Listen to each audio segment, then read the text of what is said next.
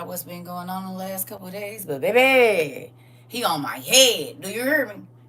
He sent for the last 2 weeks since I went to visit my daughters.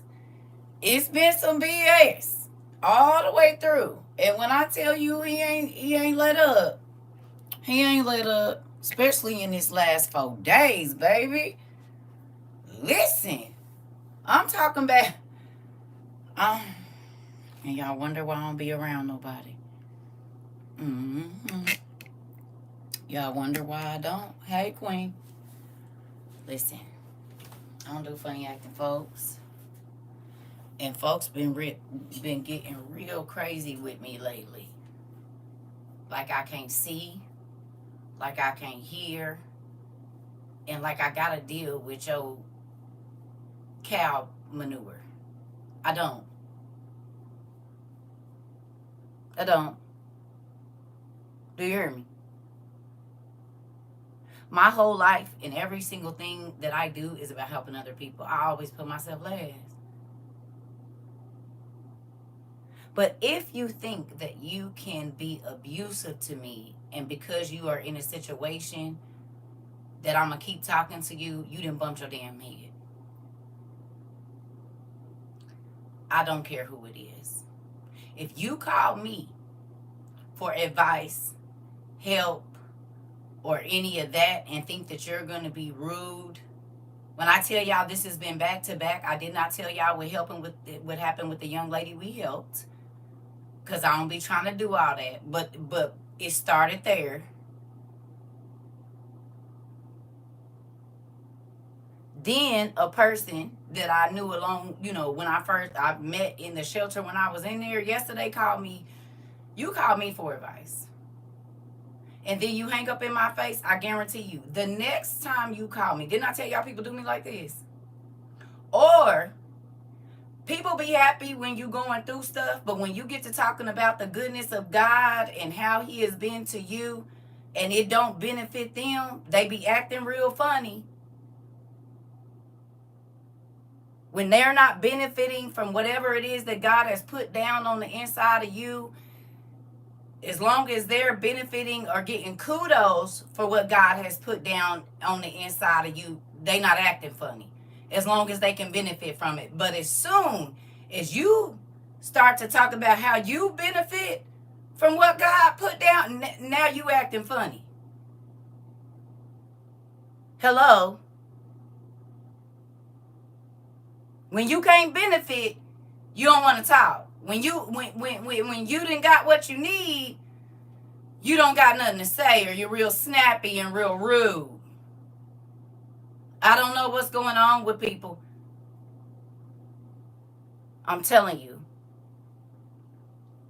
But I don't mind not answering my phone. I do not mind at all. I don't mind not being bothered with people. At all. I don't do manipulators. I don't do users. I don't do envious and jealous people. I will remove you so quick from my circle and surroundings that your head will spin. And you'll be trying to be nice, and I'll be off you, for real, for real. Don't care who you is. I ain't talked to my oldest daughter in over a year, baby. I'm not going to let nobody, I barely talk to my mama. I barely talk to my brothers. I don't. I work too hard to get to the piece that I'm at. I'm not going to make myself small because you feel small. I don't have to give you every single thing that God gave me.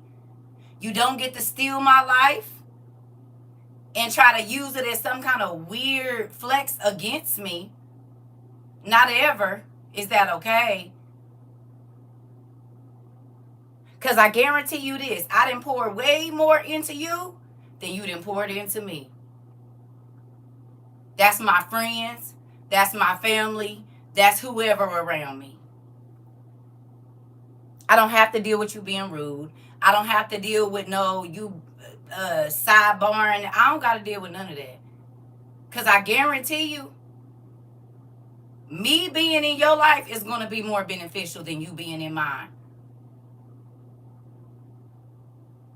Hello.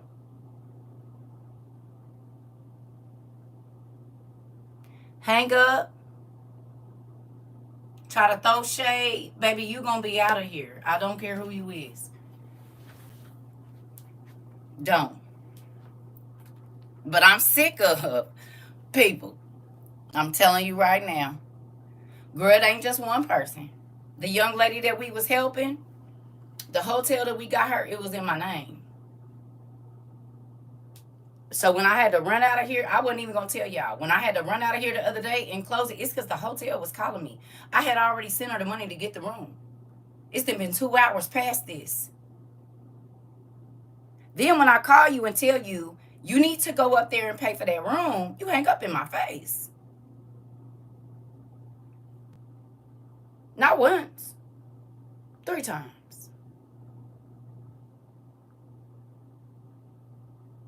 The person that called me yesterday for advice, when I got on their head, hung up in my face. Y'all call me, I don't call y'all.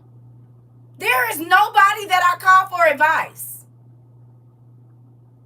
Do you hear me? There's nobody I can call for help. Anything I go through, CERCA go through it by herself, babe. Ain't no group of niggas, no group of people, no nothing. Y'all ain't seen me walking with nobody. And I guarantee you this. It ain't too many people that can call you and talk to you and say, oh, she called me and asked me for advice, because I don't. I go to God for my advice. But I'm also not going to make myself smile because you feel small. Do you hear me? If you call me for advice, be ready to get all of it. If you don't want my advice, don't ring my phone. Don't watch me secretly. This is why I be telling y'all, when I be done talking to people, I be wanting them out of my life. Because I be having too much other stuff going on. I don't got time for envious and jealous people. I don't got time for people that don't know who they are, so they always mad at you because you do. I'm telling you I don't. Those are menial things to me. Small.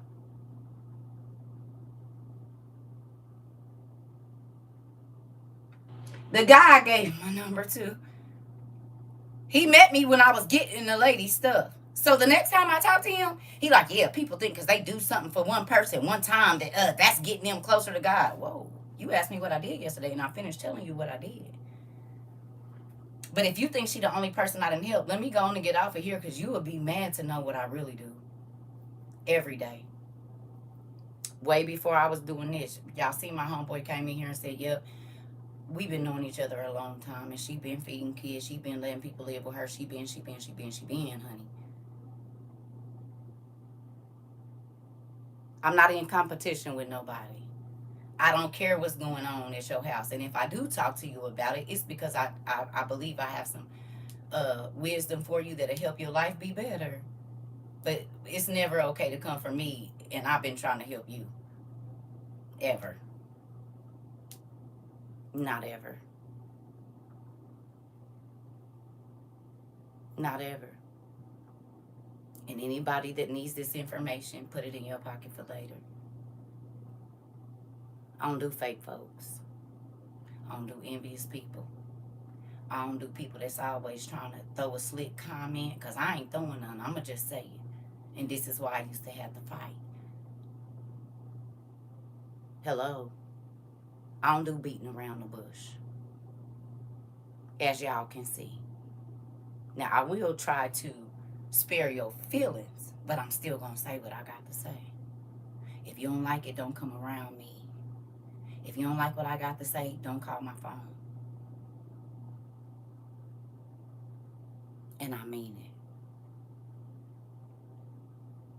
I don't do fake people. I don't do people that can talk and communicate only when they think they gonna get something. I've been out here a long time. And I done stood 10 toes down with my back against the wall, and it wasn't nobody to fight with me but Jesus. And I'm talking about fighting baby daddies, mama and brothers, You name it. I don't need nobody to walk with me.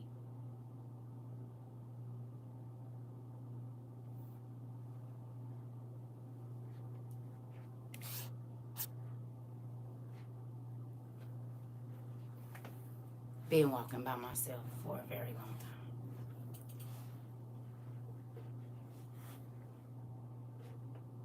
But the disrespect, I wouldn't tolerate. Especially not when I get up and the first thing that I'm thinking about is how I can make somebody else's day better. Absolutely not. I'm not letting folks ruin my mood no more. If you call me and you got BS, I'm just gonna hang up.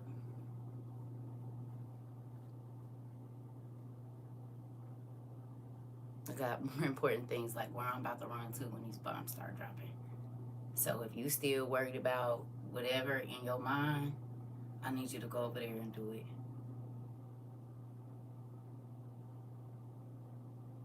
And I go for everybody in my life. You want to constantly try to pick people apart and whatever because you ain't together in your mind, that don't do with me. You're not going to shake my security because God gave it to me. And once you start to interrupt my days, you can't be around because I have to be focused because there's people counting on me. Hello.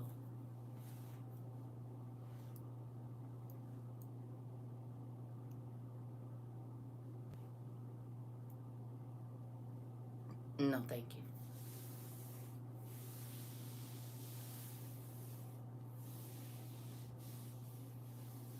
So, understand, he been on my head. Since I went to India and came back, he been on my head. And I've been trying to just keep it, whatever. But I'm at my limit. Mm-hmm. Thank you. I appreciate y'all too. I'm just telling you, folks get real comfortable and real crazy when they don't add nothing to your life. As a matter of fact, all they do is take your energy, take your everything, absorb everything they can out of you, and then when you start to benefit from it, oh no, it ruffles their feathers. I don't give it. I sow the seeds that I'm gonna eat off of, and if that offends you, look like you need to get to sowing some good seed. Because I'm not going to not talk about the blessings that God has done for me, my children, and the people around me. And if that offends you, you need to check you. Because I'm not offended by nobody's blessing story. You getting blessed don't affect my life at all. I know how to celebrate you for real, not for fake.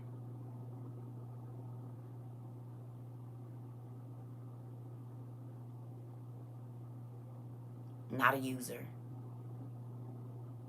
And I definitely don't try to siphon every bit of energy I can out of a person and then throw shade.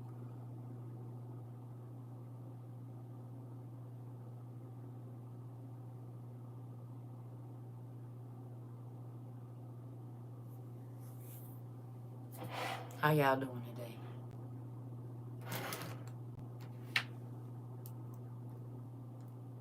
It's a lot of people that you help them put their bricks together, but they forever gonna try to tear your bricks down. Understand that. Ruin your good days, ruin your mood, all kinds of stuff. You hear me? If you did something good, it's not bragging if it worked.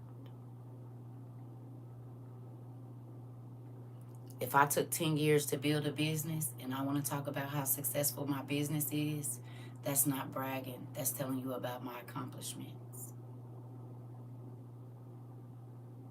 If I studied for 10 years and can talk to you about several things in the Bible, that's not bragging.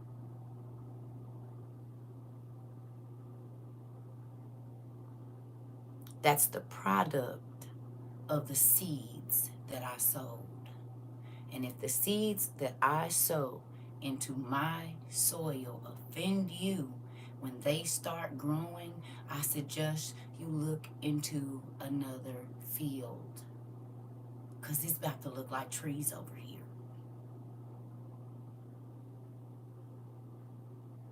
Hello.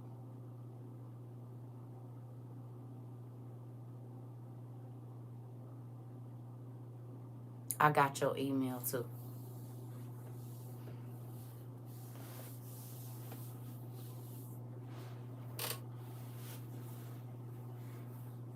People crazy. And they only want to be around and get information when it benefits them. They don't, and when you start to benefit from what it is that they have been able to benefit from, they're not happy about it.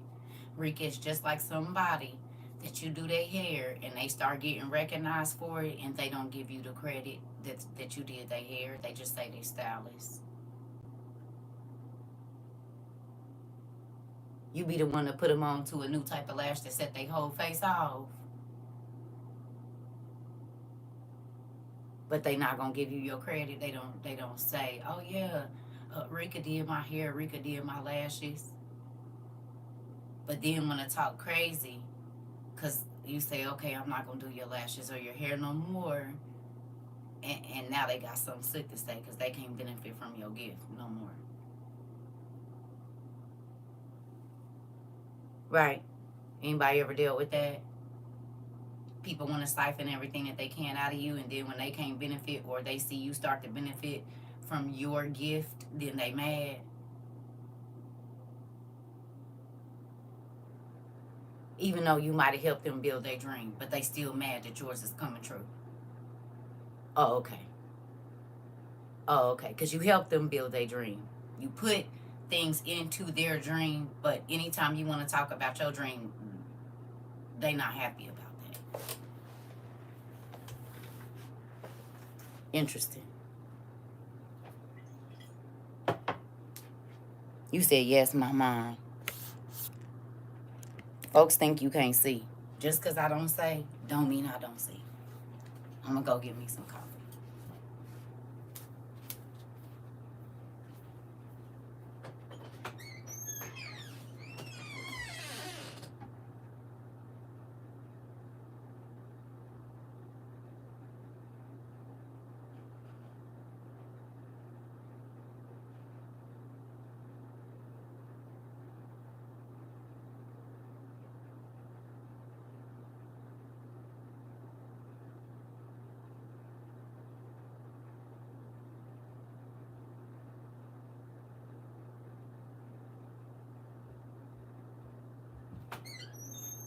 Ooh. So understand the last 2 weeks, I've been about right there. You hear me? I've been about right there. But y'all niece, great niece, me and her mama was on the phone today. And while we was talking, her mama asked a question. Why the baby just walked up and brought her the Bible? I said, oh, God answered that quick.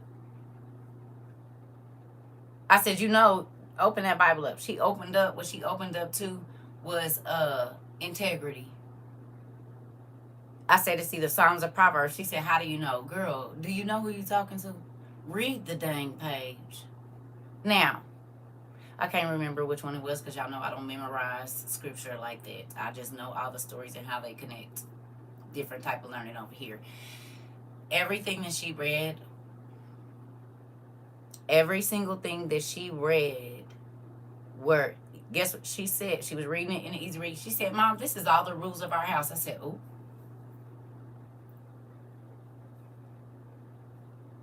Then she went back and explained the sayings that she used to hear her mama say in the house.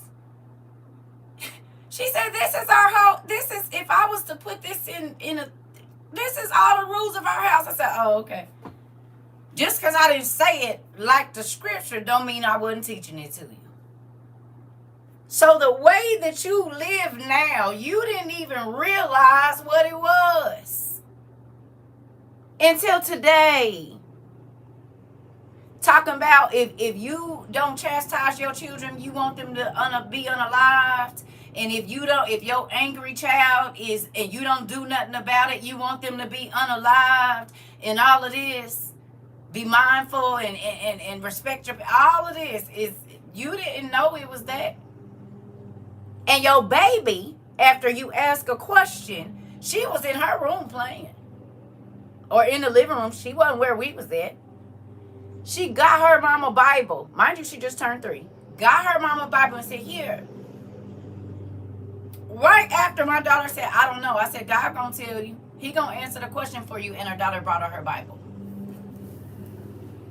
She said, and then when she opened it, she like, nah, this is insane. I said, oh, he answered questions real quick. If you want to know about the character of a person, ask God a question. He will tell you. He'll tell you if they was trying to be funny. He'll tell you if they really a snake. He'll tell you if they a weasel. He'll tell you if they a wolf in sheep clothing. He'll tell you everything you need to know. And he'll use your children a lot of times to tell you about. How many of y'all heard me say, if you want to know how you treating God, look at how your kids treating you. You want to know how you treating God, look at how your spouse treats you. You want to know how you treating God, look at how your boss treats you.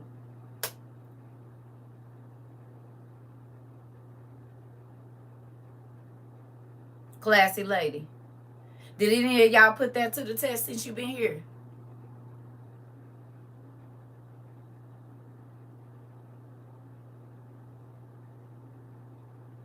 Anybody? Your kids wasn't listening to you because you wasn't listening to God. As soon as you start listening to God, your kids start listening to you.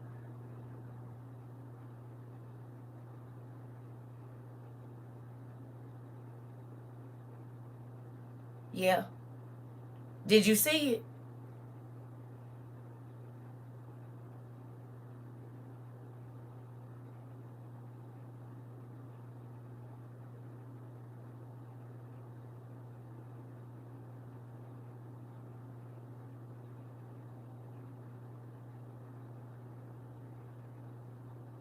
Oh, okay. Let me go get my coffee.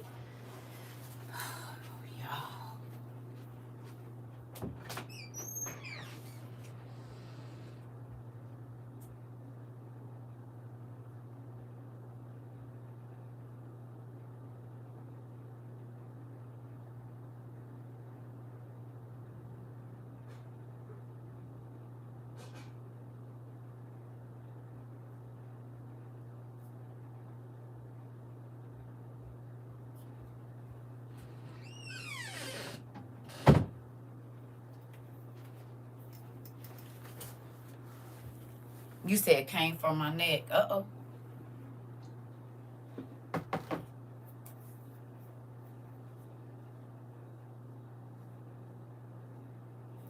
I came for your whole neck or somebody else did?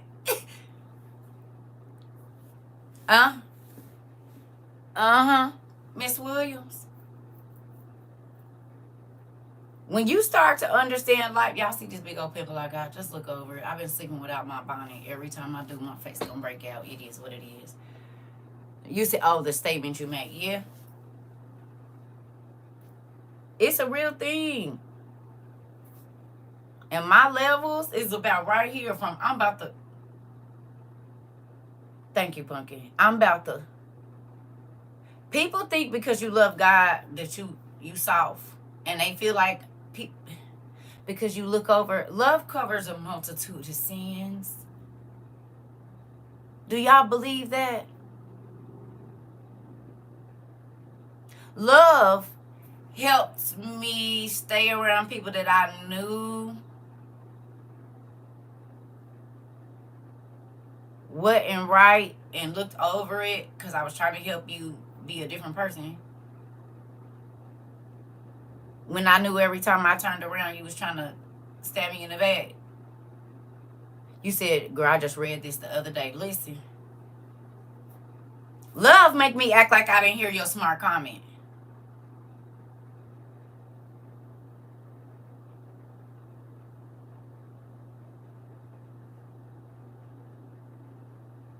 Love make me not respond to you the way I would a nigga on the street. Because I'm catching your drift. Matter of fact, I've been caught it. But I've been trying to teach you another way to be, so then I be a little bit different with you.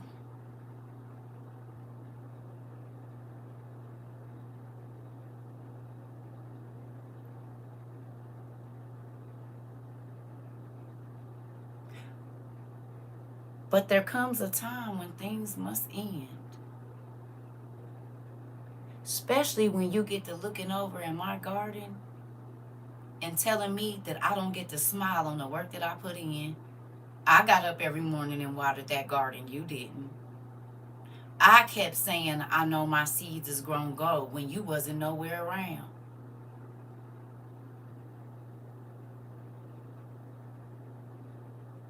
Okay? Nobody was around when I was sowing the seeds that I get to eat off of right now. As a matter of fact, some folks was trying to ruin other people's gardens, thinking it was going to help their gardens grow. We ain't even on the same side of the street.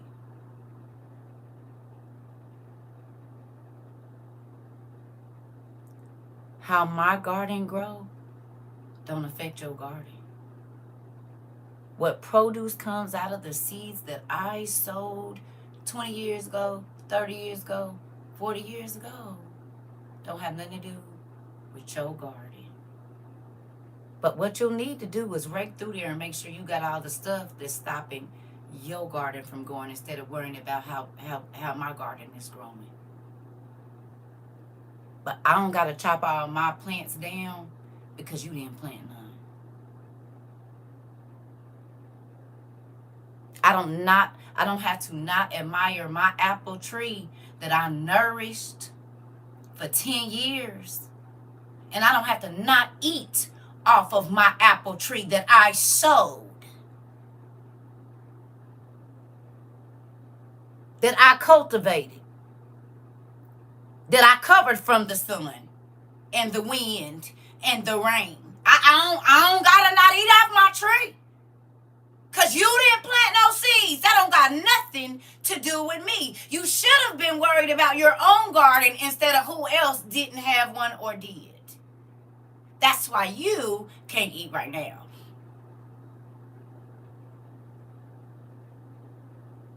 I don't got to throw no poison in your garden for my garden to not grow or grow.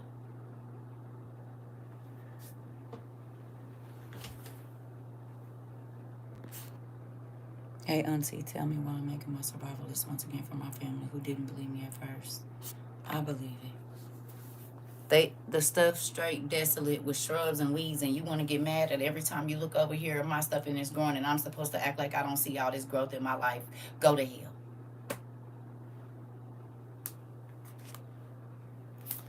And you're not going to keep dragging me back to a place where I got to feel guilty about the things that God has done in my life. I'm not going to feel that for nobody. Because nobody was there when I had to plant them seeds, rain, sleet, or snow.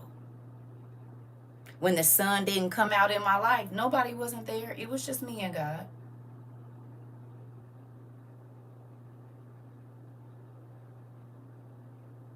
When I had to walk to the store in the cold, it was me and God. When I slept in my car, me and God. When I needed him to get me into a place that I didn't have credit for, me and God. But the seeds of faith that I sowed 20, 30, 40 years ago, if you mad because they trees now, you take your chainsaw and you go somewhere else. Because I'm not going to stop eating off of my tree that I planted because you don't have one. Now, I can share my apples with you, but I'm not going to give you all my apples so I can't eat none.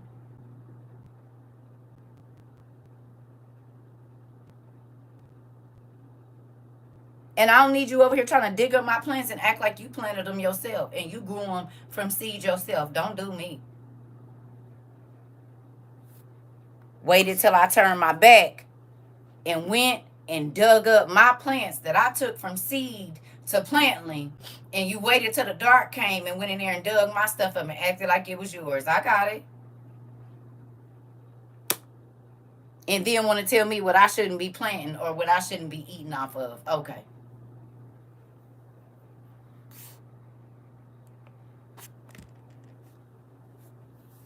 What y'all see now is seeds that was planted probably before I had my son.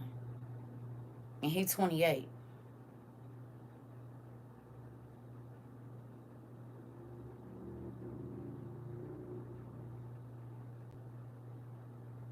I prayed over my belly at 16 years old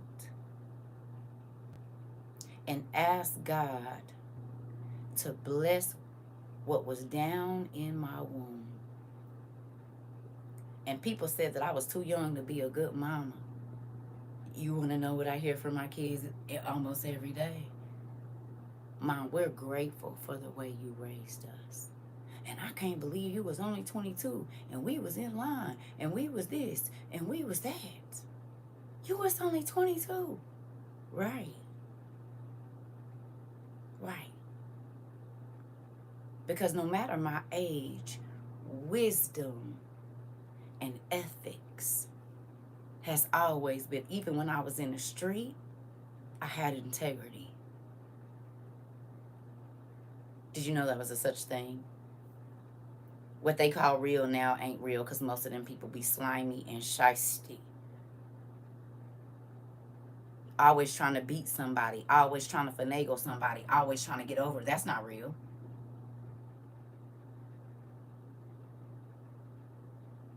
Ain't nothing real about that. Real slimy, real backdoorish, real you hate to see other people win when you ain't.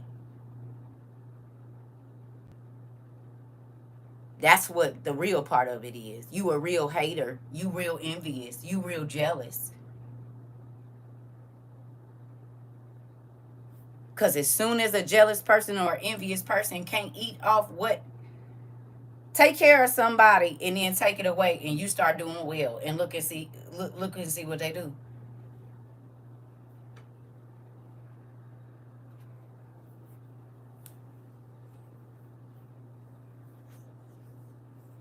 Soon as they can't eat off you, baby, you'll be everything under the sun.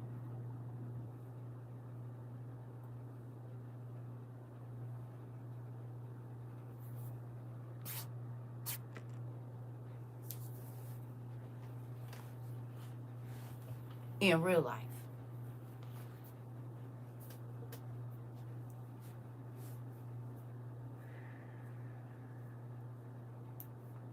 You said, or they say you only help them to say you did something. Listen.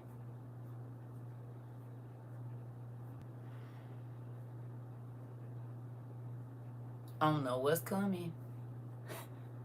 But when I tell you he been on my head, and I've been having to hold my tongue like crazy.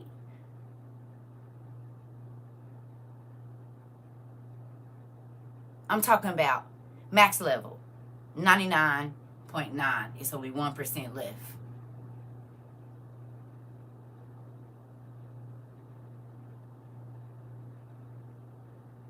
I've tried to calm myself down for the last couple of days because people have been trying me like crazy.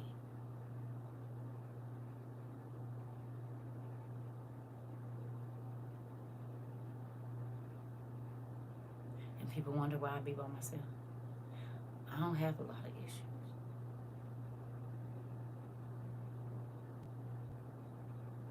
Very few people I call and say, can you tell me what to do?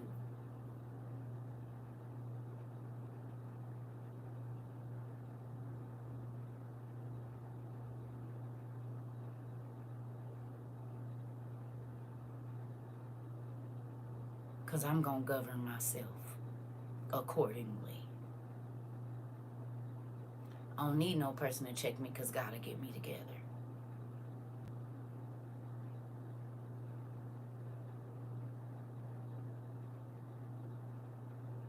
Because I work on my self-control. Have been for a long time. I ain't saying I mastered it, but I dang sure ain't where I used to be. But I do not have to rain on nobody else's parade.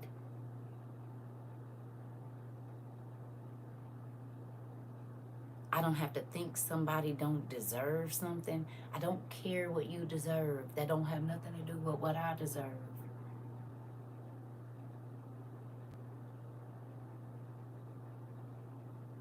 What you deserve and what I deserve are two different things because we don't sow the same seeds. So your product is going to be different from mine. What's important to you probably ain't even on my list of thinking. Because what this world say is important ain't important to me.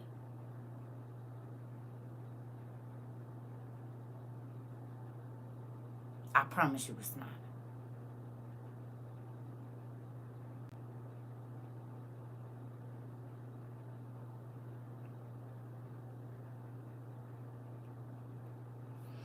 Just because you love God and just because you're a giving person, that does not mean that you have to let people abuse you. Be rude, nasty, whatever. You don't have to deal with that. And if they be irritated when you be around, stop being around them. If they be irritated when you talk about good things, stop being around them. And you can feel it. It's not a fake feeling. It's very real. Energy don't lie.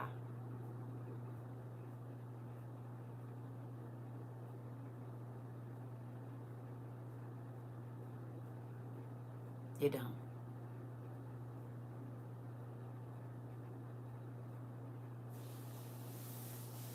So, back to our class. I don't know if that's for y'all too, but baby, I done had it up to here. I'm trying to tell you, I've been having to ask God to help me all day.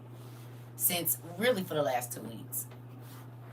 For the last 2 weeks, it's been a lot.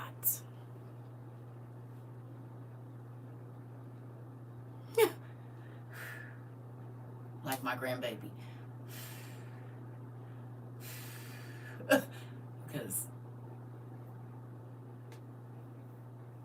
Mr. Avery. Now, I had something that I wanted us to read. Because I think woosah. I've been trying. But folks hanging up on my face. Why? You called me, I didn't call you. But guess what? You can call next time. I guarantee you this, you will not get through. I don't do liars. I don't like folks that lie. I don't. Some folks that keep dealing with that, I'm not going to do it. I'm not Penny. I'm just over here because they playing with our other stuff. I'm not. So, I don't know how long this class going to go. I might need to go take me another shower or something.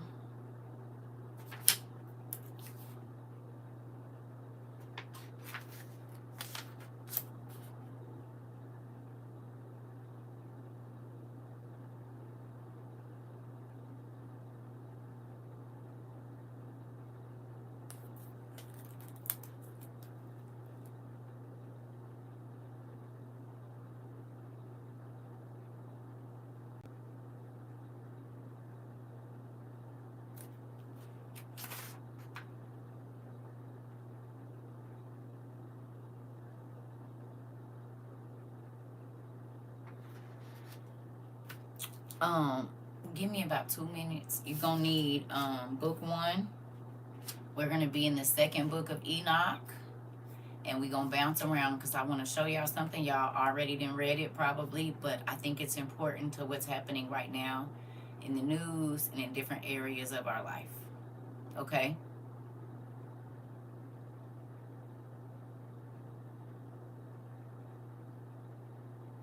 Y'all need your book 1. Okay? Hello?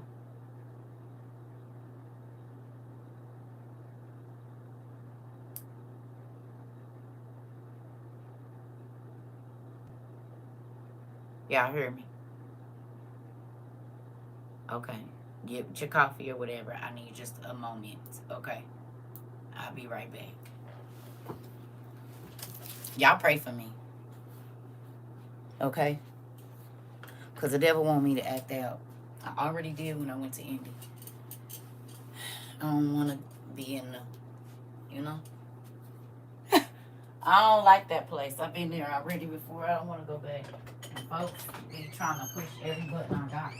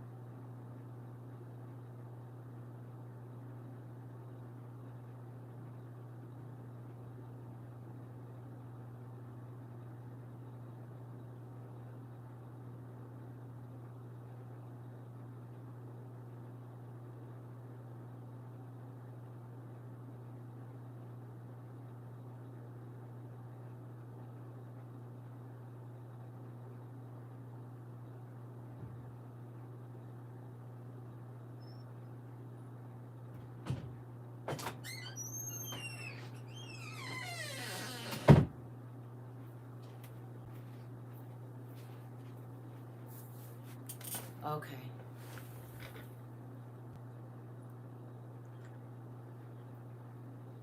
I seen a funny name in my live the other day.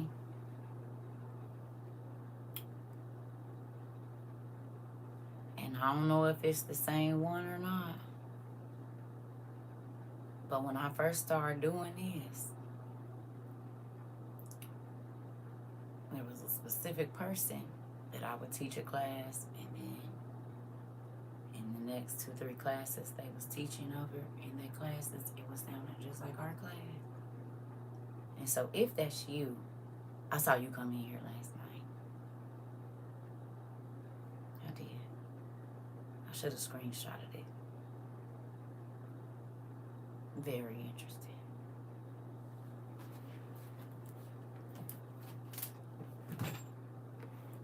It's a lot of stuff I be seeing and y'all don't be thinking, and then I say certain stuff and y'all think I'm crazy. I'm trying to tell you what I know.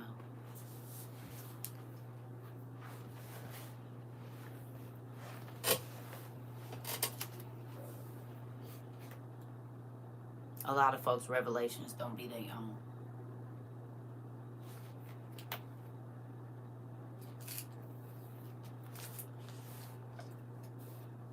I thought I blocked that person, but I think they have multiple pages because I sure saw their name in here last night.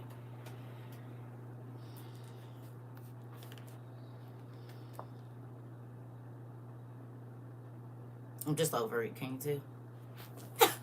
Can y'all tell I'm over it?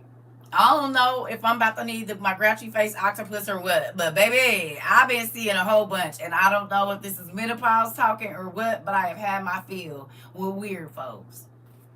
I'm trying to tell y'all. Okay, here we go. Now, anybody in menopause, you can help me out, because I feel real, have no fifth letter of the alphabets to give. That's what I have in my mind right now. So this very well could be.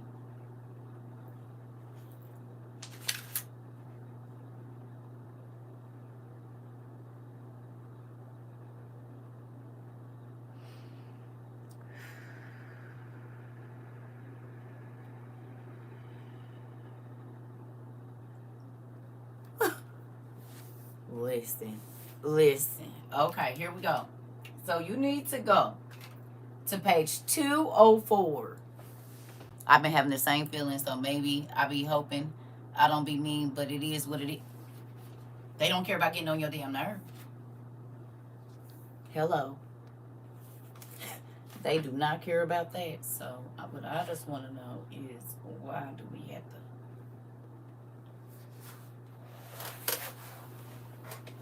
Folks do not care about how they conduct themselves, and then they expect you to continue to deal with craziness. Don't do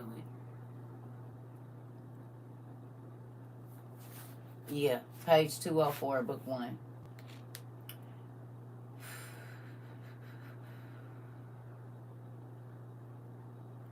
Y'all over there? Now we gonna be bouncing around.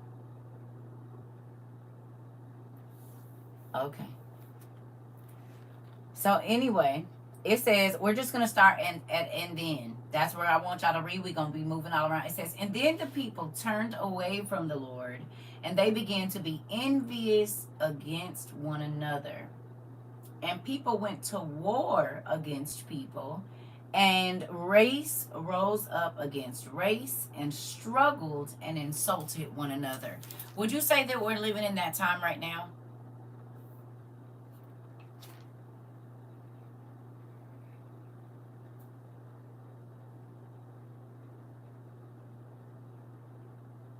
Yes, definitely yes.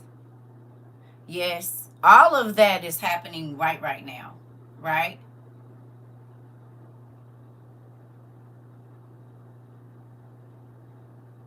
Okay.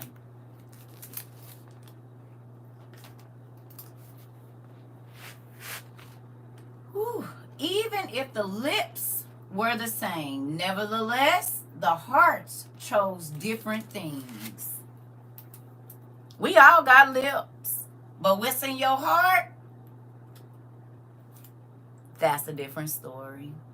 You can even say the things that I say, but what's in your heart gonna come out. Hello? How you really feel, it's gonna come out. It don't matter if you smile at me every time you talk to me. So do serial killers. So do con artists. So do hoes who just want their money. They'll tell you whatever you want to hear to get what they need out of you. Hello? The people with the clear lighters. Mm-hmm. The person that need whatever they fix is. Oh, okay. No? Yes.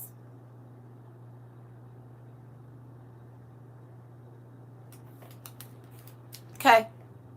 You said I've definitely experienced this in the past week. Okay, so we right on cue. Come on in here. Because I told you what's been going on over here. All right, let's go. Ooh. For the devil became ruler for the third time. This was first, I'm sorry, the first was before paradise. And the second time was in paradise. And the third time was after paradise. And continuing right up to the flood. The things that are happening in the countries, children being burned alive, people being starved, immigrants being treated badly in every country, do you think that lines up with what God said is supposed to be happening as far as those are his ways? Book 1.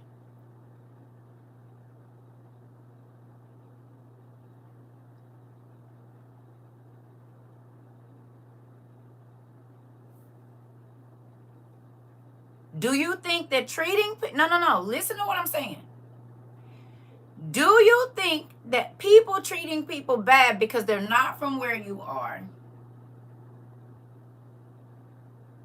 starving people and burning children alive is God's way? What he expects to happen? How are you supposed to treat a foreigner?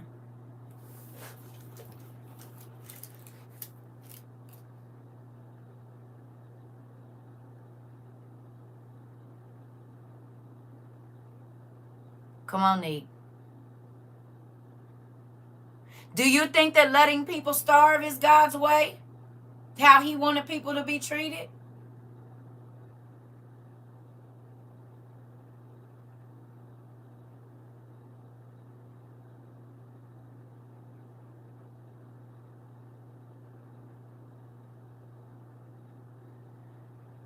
Bold servant, don't come in here talking crazy today, because if you can't tell, I'm not already in the mood. Because niggas is going to pay too.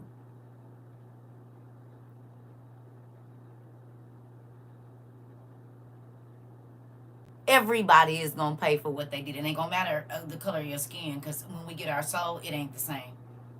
Okay? Everybody's gonna pay for what they done did. It don't matter your skin color. It don't matter your education level. God is gonna pull all your ugly thoughts, all of you tried to stop somebody from getting on or try to throw roadblocks in their way. It's the same thing as you treating a foreigner bad. It's the same thing as you not worrying about what your kid gonna eat. You will feed the homeless, but you won't feed your child. You will feed your grown friends, but you won't feed your husband. Hello? There's not one person on this planet that is not going to pay and give shelter. Come on.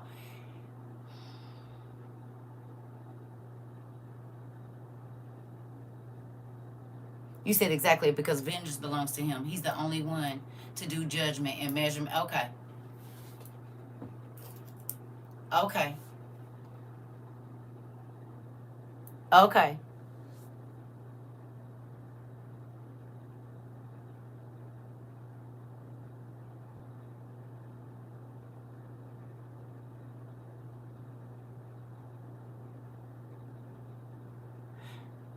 The things that are happening now are God's judgment, but he never intended for it to be this way. They were written that they were going to happen, but it was never supposed to be this way. You was never supposed to take from your neighbor. You was never supposed to covet your neighbor's wife or husband. You was never supposed to try to destroy your family so you could become the head of it. You was never supposed to do none of that. You was never supposed to plant a seed and then not take care of the plant. And you can take that anywhere you want to take that. Yep, he just know what we are gonna do before we do it, neat.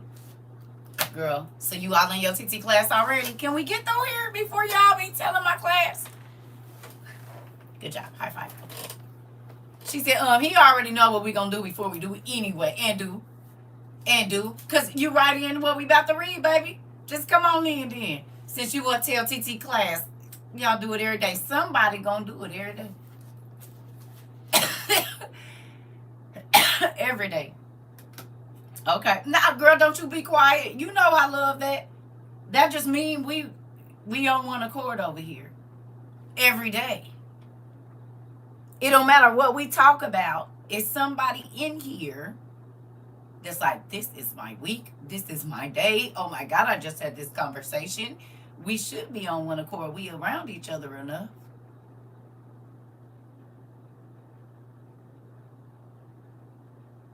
The spirit doesn't have barriers. So sometimes I feel what y'all feel, and sometimes y'all feel what I feel. We have labored in the same fields for years now. This ain't months. We done went through several seasons, several winters, several falls, several springs, and now we in another summer. Getting ready to go into another fall together. We done seen plenty of seasons, not just the ones outside. How many spiritual seasons we've been through together? When our plant wasn't growing and we was watering and waiting and watering and waiting, and then we all of our little seedlings start popping up in the same week, in the same month. Like, what? You got a blessing? You got a blessing too? Oh my God, they got the same blessing. Oh my God, y'all, I got a blessing. Guess what? We found a vacant lot, and it wasn't nothing but dirt, and we got in there together and took all the trash out. We got in there together and raked the rocks out and took the cigarette butts out and the black tips out and the bottles and the old Cheeto bags and the broke down bikes. We went through there as a community and started our community garden, and we started to sow seeds into, you said, yeah, y'all stay in my seasons. Come on. We had to clean the trash out all together, did we not? We said we're going to start a WOYU garden. And in that garden, we are going to grow things that are good that other people can come by and eat on. But we had to remove all of the trash out of us first before other people could come and pick an apple off of our tree, get some grapes, pick a few strawberries, then to take them on to their next garden, to take them on up down the road. We put a little something in the sack for them. God gave me this. I just want to put this in your mind. You know what? Here's $20. I know it's not much, but I only got 35, but God told me to give you this.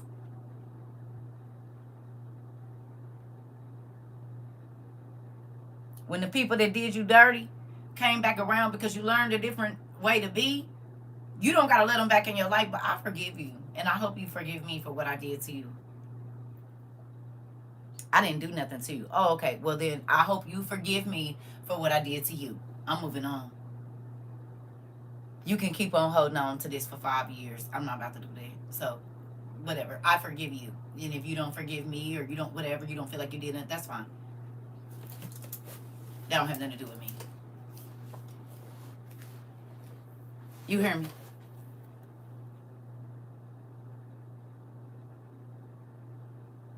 I'm not staying. I need, Jock, I need to see apples. And if I only want to see seedlings, I'll never see a tree. First of all, it won't be able to hold the weight of no apples. Have you ever seen the stalk of Brussels sprouts? It get thick like a broccoli stalk. It looked just like a broccoli stalk, actually. And like once you peel the little things off, they look the same. You wouldn't be able to tell the difference in them, really. But in order to hold 50 to 70, even 100 Brussels sprouts, guess what you got to do? You got to have strong roots. And they grow out the arm right here. So this part connected to the plant, but they grow in the little arm piece right there. Okay? In layers. Some Brussels sprouts can get this big. So what I'm going to do with a little bitty seedling? I can't, it won't be able to hold 2 of those. It'll be spilt over after one if the stalk ain't strong enough.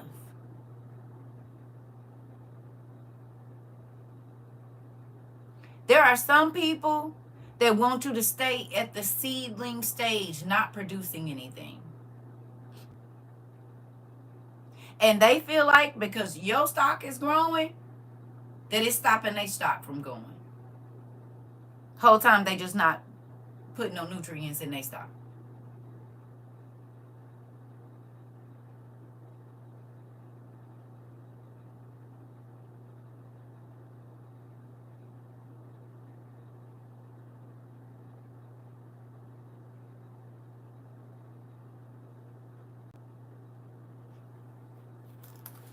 Quit letting people come by and trample your garden, the one you worked so hard to clean out.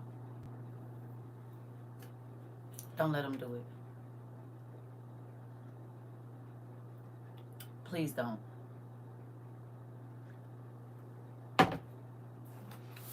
Don't let them. Here we go.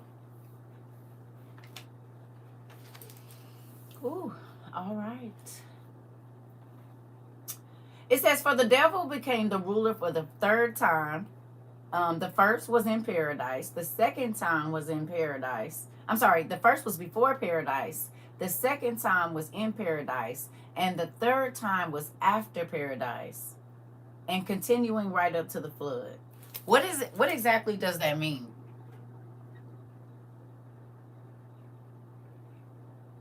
Anybody know what that means? That the devil became the ruler before paradise, in paradise, and after paradise.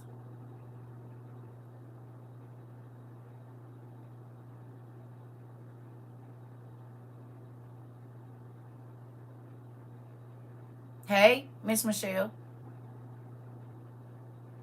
Anybody know?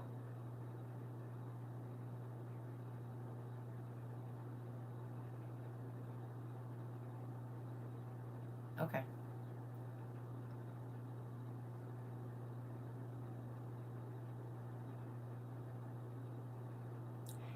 How did a third of the angels fall with him?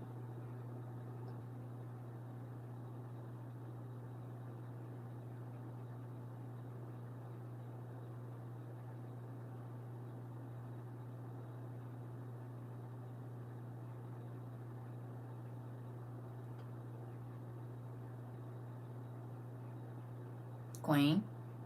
But think about it. How did he rule?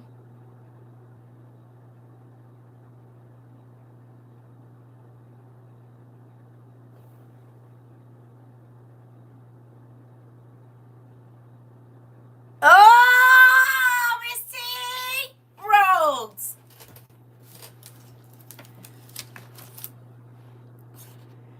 It was when he disobeyed, and then when Eve disobeyed, and then when he was given the earth. You close.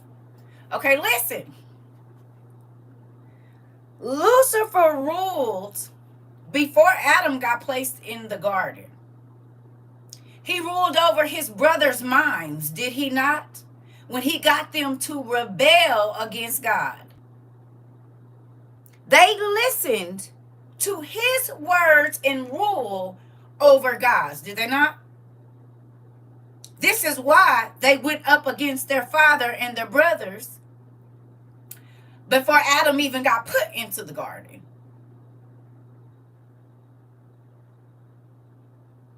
Then, because he wasn't allowed in heaven in those certain realms anymore, because originally man had dominion over earth and everything on it. No.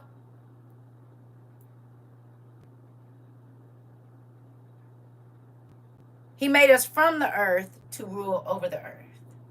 And had Lucifer not have defected, we would rule over this earth, would we not?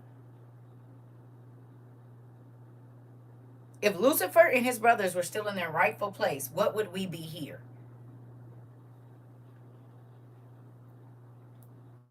He didn't want to be ruled by us. No? We would be the rulers of earth. But because he defected, he's the ruler of this earth, is he not? Him and his brothers, the spirits of darkness, that used to be angels of the light.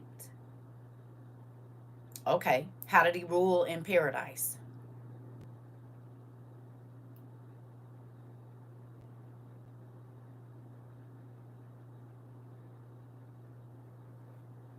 God gave us dominion over paradise, did he not? We read this in Adam and Eve. So how did he rule in paradise?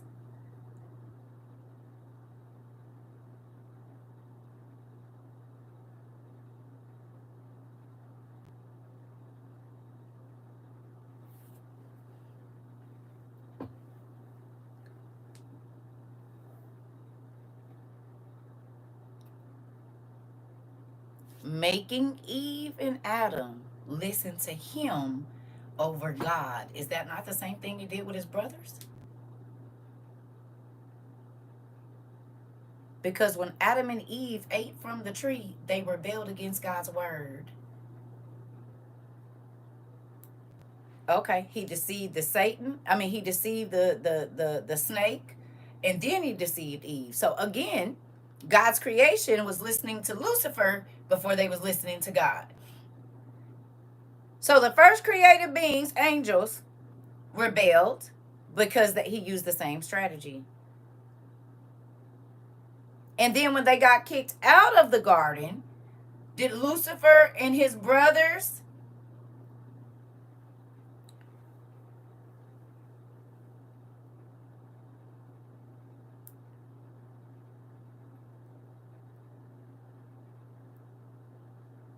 Did he say he created good and evil?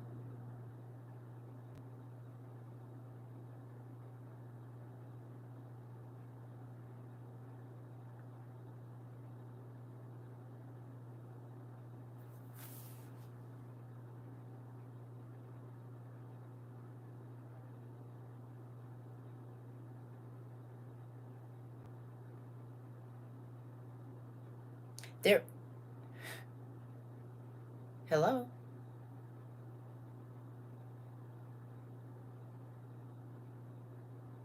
Just listen, Nonstop Productions. We gonna get to it. Okay. Just stay with me. You gonna see. Okay. So after they got kicked out of the garden, how did he rule over them?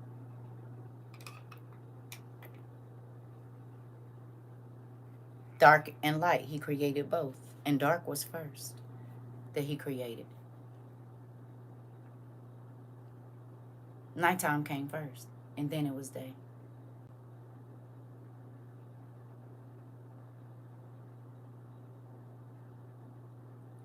Please, what? We in book 1. He deceived them. We know this through Adam and Eve. He kept tricking them here.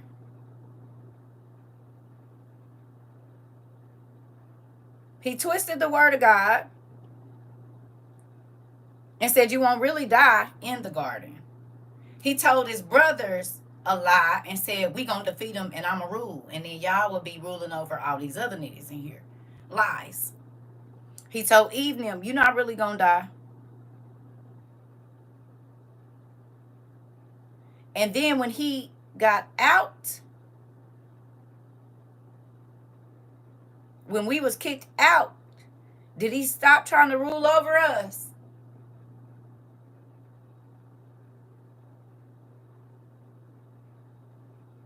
Because he got us kicked out. Is he not still, when he sent his son, the Antichrist,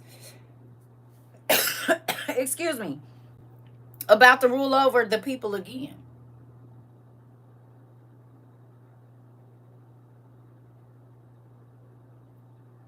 The Antichrist, which is the seed of Satan, is getting ready to rule over the world, or no? He went into full action. He showed did, Rika. Did he not? Ain't he? Ain't this what we about to see? This is how he's going to force people to take a mark to be able to eat and buy. He's coming back in a body we going to be able to see. Just like Jesus was God in the flesh, this Antichrist is going to be filled with the actual spirit of Lucifer. The one that the star cell they sold to and Crunchy Black or whatever his name said, he said he come looking like somebody you know.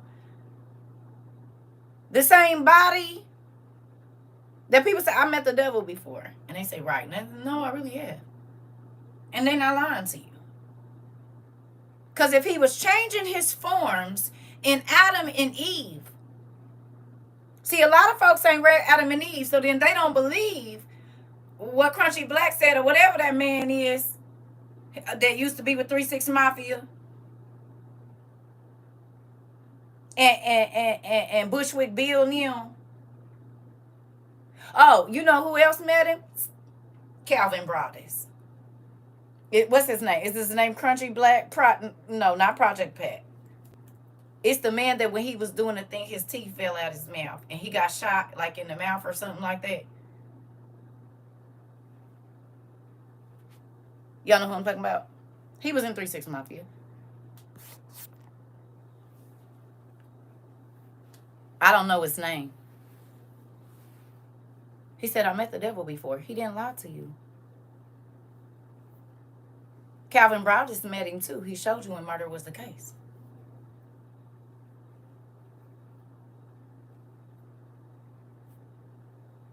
And then he became Snoop. Doggy dog. Sipping on gin and juice. Laid back. With my mind on my money and my money on my mind. Go back and watch that little video and see what you see there. And then look at all that's going on with the world today.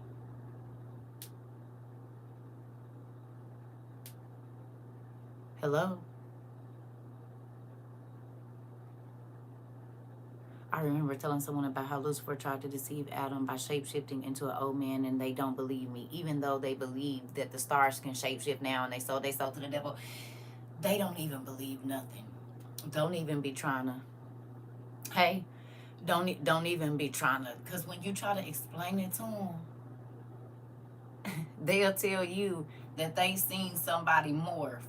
And I know they sold to the devil. Well, where they get the ability to transform into other things, and they sold to the devil. Well, you know that Lucifer did that.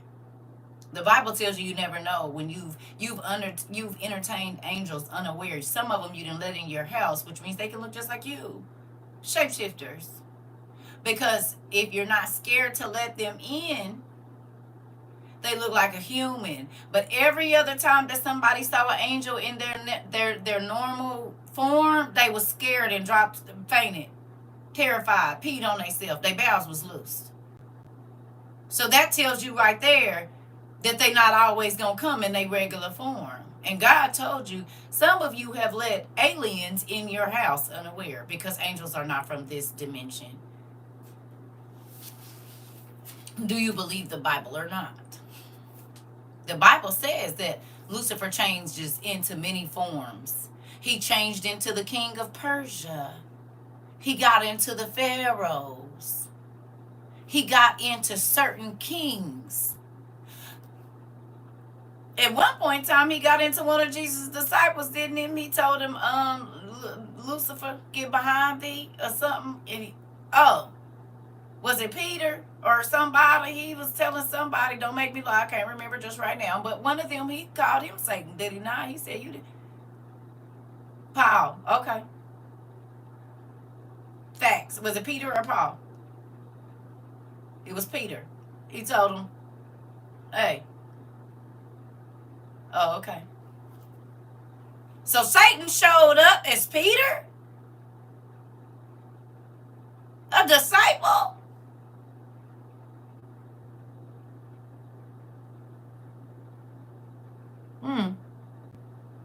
How many times have people been unalived by their friends? Or the person they love? So that means Lucifer can take the form.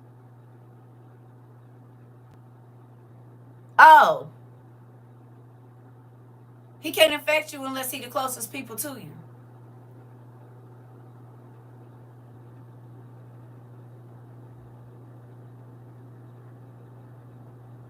How many times have we seen in the movies a person will be talking to a person and they think it's the person they know, and the whole time it's a shapeshifter? You know, like on X-Men. Mystique. Oh, you mean like the FBI be putting fake faces on and stuff like they showed us in the White House office that one time back in the 90s? And the lady wasn't even who. So if regular humans could put on suits to shapeshift, why wouldn't angels that were created before the foundations of the earth be able to make that make sense? Hello. What about the 3 angels that went to visit Abraham? He didn't know they was angels at first. The wife had to tell him. So that means they look like regular people, right or wrong?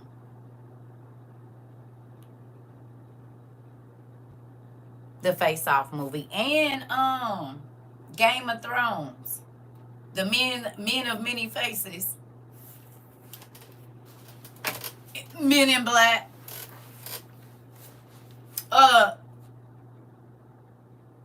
The man that ride the motorcycle on fire. What's his name? During the day, he looked like a regular person. At night, what is he?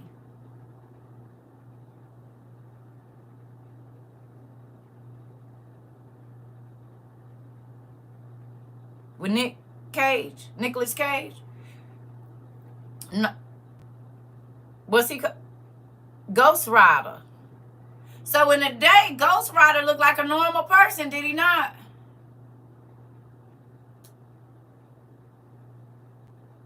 But at night, he turned into his spiritual being.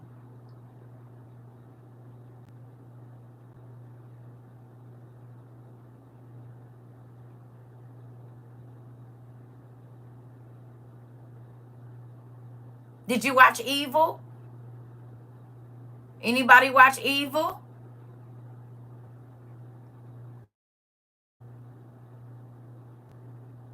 The show Evil? Did anybody watch it? Y'all remember the boss? To people that didn't have spiritual eyes, they didn't see that Baphomet standing there in front of them. The satyr. The stinky, nasty satyr. He looked like a regular person to people that didn't have spiritual eyes. But people that could see in the spirit saw that he was actually a Nephilim's kid, a demon.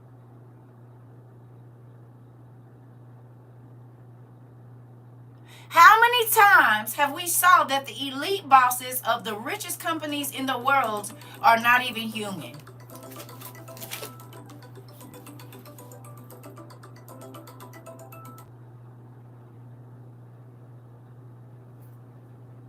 Yeah, I gotta find something for them plants. Hold on.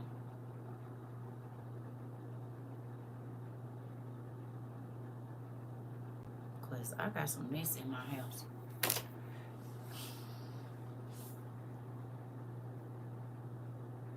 You said I just watched it and he was big and ugly and stinky and was. And to the people that had spiritual discernment, they knew exactly who he was. Remember the girl went in there, she said, "You don't see him?" And she just saw the man. My daughter was calling. She just saw the man. She didn't see the spirit behind the man. Devil's advocate. Supernatural. Y'all. Woo! I hate nets. And let me make sure my coffee closed. Them dang plants, man. What can I spray in there? I think y'all told me. I'm going to look it up. Never mind. Because I asked y'all. But I was gone for a week. Yeah. And it's not real bad. But I only used to see nets close to the plants. And I would get rid of them. Well, it's not a ton of them, but it's too many for me. And I don't want to put my plants outside. But it's looking like they better be outside plants. Hydrogen Grim. All of them. Yeah. You said hydrogen peroxide? Okay, we're going to try. I had spray. Maybe I need some more. I don't know. Because y'all know I don't like bugs. And I'm trying to keep these plants in the house. But it don't look like it's going to spray peppermint. The plants or the dirt? Because they not on the plants. They in the dirt. So neem oil. So I just mix it with water and spray it on the dirt. It ain't that many. They just mainly, but I left this door open last night, so it's the one that didn't got in here, and I don't like that. Y'all know how I feel about bugs. Okay, so I'm gonna have to give me some new one. You said, so the angels of light. So there are angels of light and angels of darkness, aka demons. Okay. Technically, yes, and technically, no. Because there are angels of darkness that are not evil. The COs of hell are just COs. They're not evil, but they have a specific job description. So when people tell you that they went to hell or whatever and they saw demons there, that's not true. Torturing people, because demons are going to be tortured with the sinners. So that doesn't work.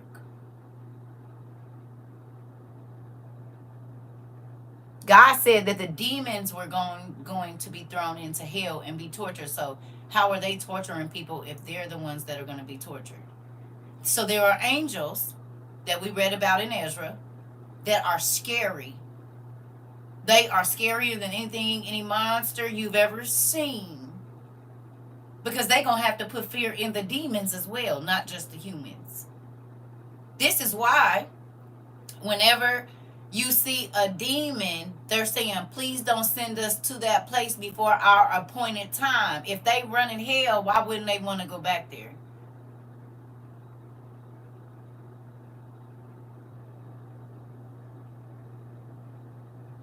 Why did he say, instead of sending us to our destination, send us into the pigs if they run in hell? They don't want to go either, because they know when they go there, he said, have you come to send us before our time? Because they going to be tortured too. So that means that the angels or the COs there can't be their buddies, because they wouldn't care about going. You mean to tell me you going to go to a club and be mad because all your friends is in there? You wouldn't. Oh, I'm about to go get my little tennis racket thing in a minute. You see what I'm saying? Right. So then demons don't run hell because they are going to be tormented. It says that the sinners is going to be thrown in hell with the demons and tormented as well, because the Bible says that hell was originally created for who? Hell wasn't originally created for us. Who was it created for?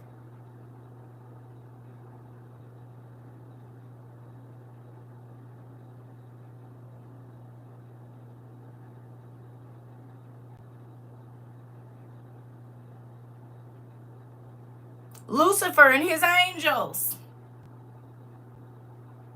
So then Lucifer said, oh, we not going to be the only people there. Which means if it was created for them as a punishment, they not running it.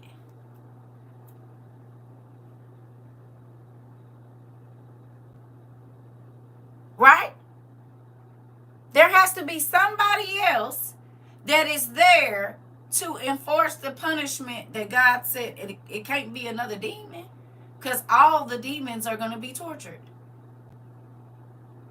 So then God has angels that he specifically created for the torture of evil spirits and evil people that are not bad. They are just doing their job description. It's like, just because you're a CO, that don't mean you're a horrible person. Now, there are some COs that are horrible, but you got to follow the rules of protocol when you're a CO, right or wrong. You get hired to do a specific job. Right? Hello? Now, can the CO be corrupted? Yes, but these won't. What you putting your finger on your chin for?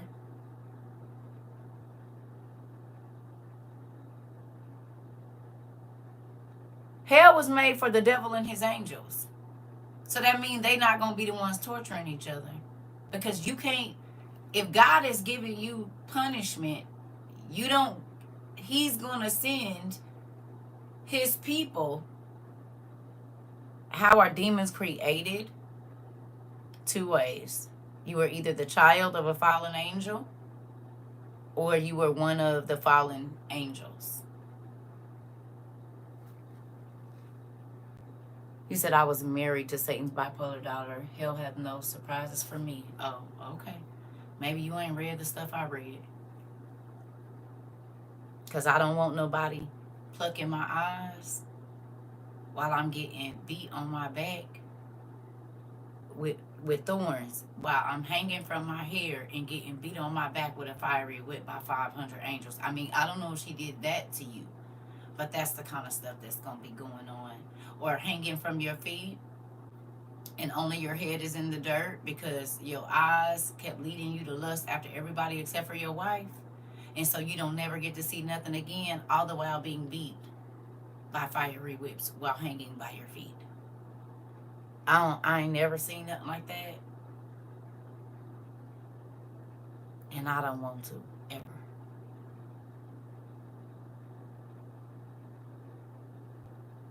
You said some people get the misconception of thinking Lucifer is the prince of hell.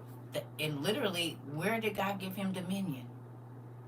We did the study, didn't we, niece? God gave Lucifer dominion over what? The earth. That's why I say, folks, just be talking about it. Where can you read about the punishments? In Ezra, in this book, in Enoch, in this book. There's a lot of places. A lot of the apocalypses of different people show you what God showed them, and the angels came and showed them. It's scarier than people think. I have a question, sis. When people say the Grim Reaper is coming for you, death is not a demon. Death is under. Y'all, you read Abraham. You don't remember? I just read this yesterday with my daughter, which is so crazy. Y'all, in the testament of Abraham, y'all don't remember Michael went to God, get Abraham. He wouldn't come. And so Michael was like, look, he ain't coming. He said, all right, Michael, go sit down. Tell Death to come here. And Death was shaking in his boots. He was nervous. He like, what do you want? He don't never call me. I already got my list of the people I need to go visit. What do we want? What did he say? Was he mad? Okay, he want me. Okay, I'm coming. Okay, I'll be in there. He said right now. Okay, what I do? Okay. And then God told Death, take off your scary, ferocious look and put on the skin suit, shapeshifter, of a soldier. And don't scare my friend when you go down there. Do not scare him. I don't want him to die scared. I want him to die in peace. And that's when Abraham started telling him, no, nigga, I'm not going with you. Okay, well, if you Death, show me then. And 7,000 of Abraham's servants died that day. And then they prayed, and he was like, okay, I believe you, Death. And now I need to go lay down again. Just wait a minute. Just wait. Just wait one moment. So I believe he put his good clothes on. He did. Where's what from? It's from the Testament of Abraham. It's a very interesting book. It'll have your toes wiggling real good. Because, see, your Bible just say, and they rested with their fathers. It was so much more to that. How you just claim, like, 700 years up into, and then he rested with his fathers. He fought in one war. He sacrificed one cow. He had a whole bunch of kids. And he was so favored by God. There's nothing else in his story. Right. You said that's one of my favorite stories. Mine too, girl. And I read it with your cousin yesterday. She was cackling. Do you hear me? She said, I said, right. He was talking all that mess to Michael. But when Death showed up, first he thought he was going to be able to talk crazy to Death like he did Michael. Death said, don't play with me. He said, kiss my hand. And it was a wrap after that. If you've not seen Meet Joe Black is a version of the Testament of Abraham. You said the way you tell it make it so funny. Girl. But look.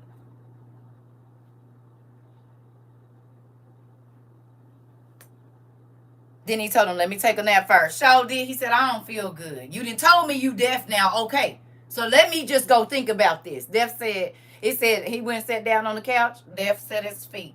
He went outside. Deaf went outside. He went to lay down. Deaf said, I ain't going on. He said, leave me alone. Leave me alone. Leave me alone. Just, I need some time. He said, yeah, no, you ain't going to get no time until I take your soul. Oh, okay. So I'll be right here. I ain't going nowhere. You said you sleepy? Okay, I'll be here when you wake up. I'm trying to be nice to you. He said, well, then if you deaf, whatever. He said, I don't want to. He said, you're not going to be able to withstand. I can withstand all your faces. I ain't scared of you. That nigga got to showing Abraham said, my knees is weak. Wait a minute. Let me go lay down. Oh, hell. Oh, wait. Okay, hold on. Wait. Okay, that's enough. Wait a minute. You heard me? Was scared then. He said, I don't think I'm overwhelmed. Listen, I believe you, Death. I do. Okay? I just need to go lay down for a minute and just take this all in. Death said, okay, we can go take a nap. He said, no, I didn't say you. Me. Death said, we. I'm not going anywhere. I'll be right here when you go boo-boo. I'll be standing right here. And if you look at Meet Joe Black, that's exactly how it happened. That movie, Meet Joe Black, Testament of Abraham all day. Listen. That's why I said people don't be wanting to read the rest of the story. Like, I want to know. And it made my daughter ask a question. Why do because, she works in healthcare. and she's seen deceased bodies. And she said that explains why some people, it said you could tell they died in their sleep or they went in peace. And some people look like they were frightened to death. Now, they say, oh, they were trying to gasp for the last breath or whatever. Death got some scary faces. It said he got 7,000 scary faces.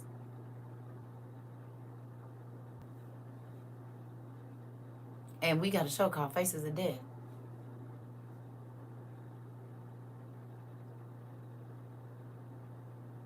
Oh, you can feel it too. Right. You said that's facts. I was a CNA and seen a few. It gets real. Come on, officially see it. Thank you for telling the truth. A lot of people don't believe it. And Death said at his feet first. What you want to tell me about that? All of y'all that worked in the medical field, how do you know a person about to die in the hospital?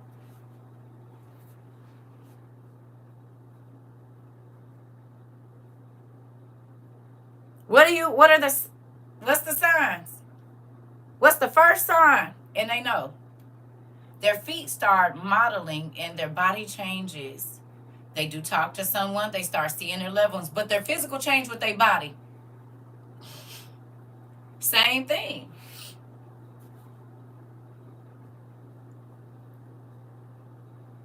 They feet, the circulation. Before the death rattle, before all of that, the doctor starts looking at their toes. Because I said, come on, extremities turn blue because of the lack of God's spirit rotating in their body. God is drawing his breath back so it's not making the full loop no more. Interesting. He said, we gonna give this breath back to the one that gave it.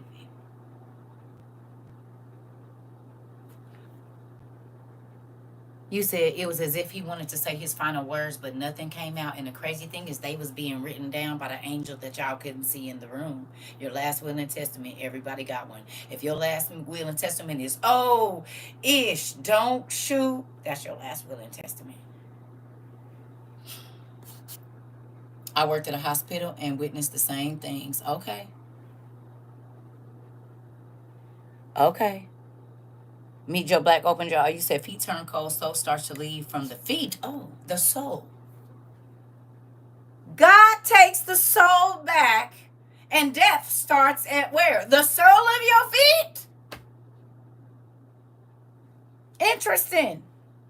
And if you don't have feet because they've been, what do you call it? I can't think of, what's the name? Then it's going to start at the lowest of your extremities, the ends.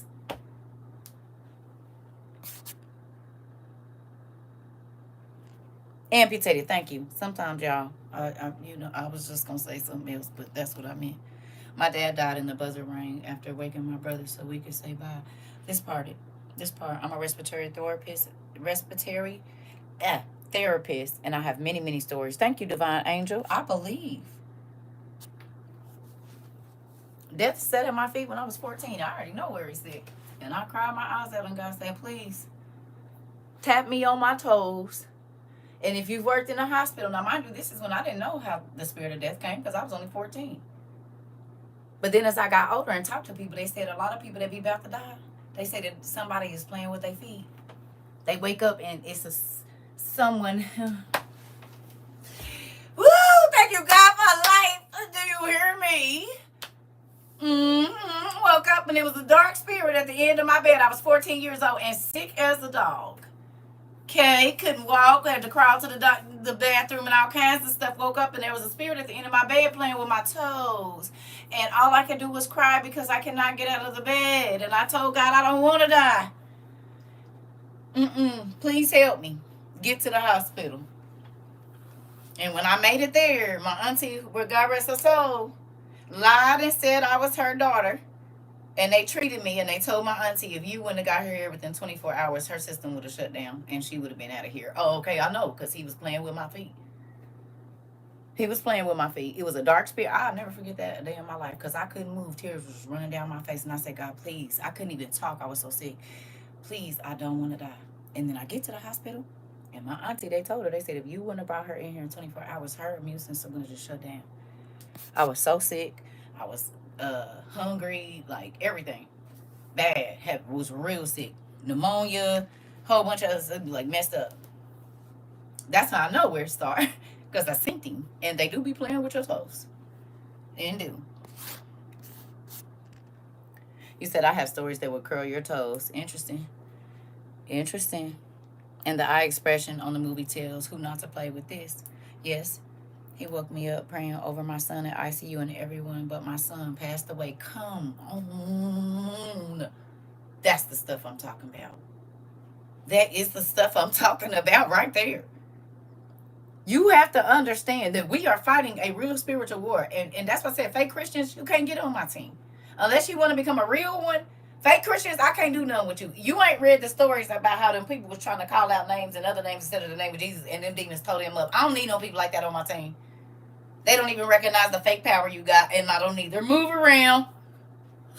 Deuces, nigga, go over there with the rest of the fake Christians. I don't want no parts of it. Because when a real demon run up on me, and they voice change, and they eyes change, and they get to talking and telling me stuff that I know they shouldn't know, I don't need no fake jellyback Christian next to me that don't know what to do. I need a real spiritual warfare person around me that ain't going to be talking about, demon, get out of here. No, no, no.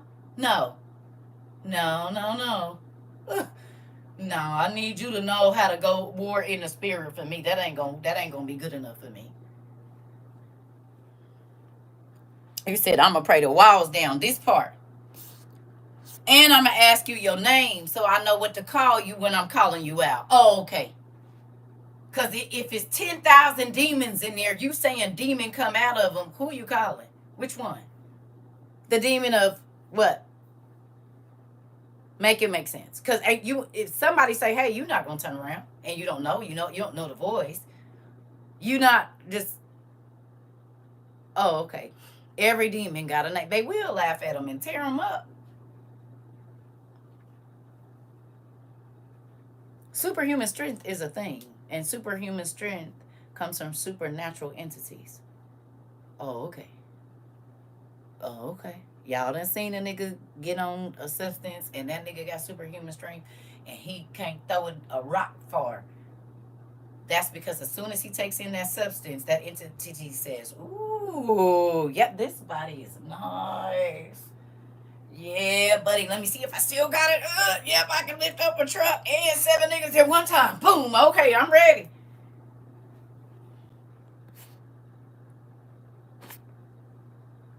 You hear me?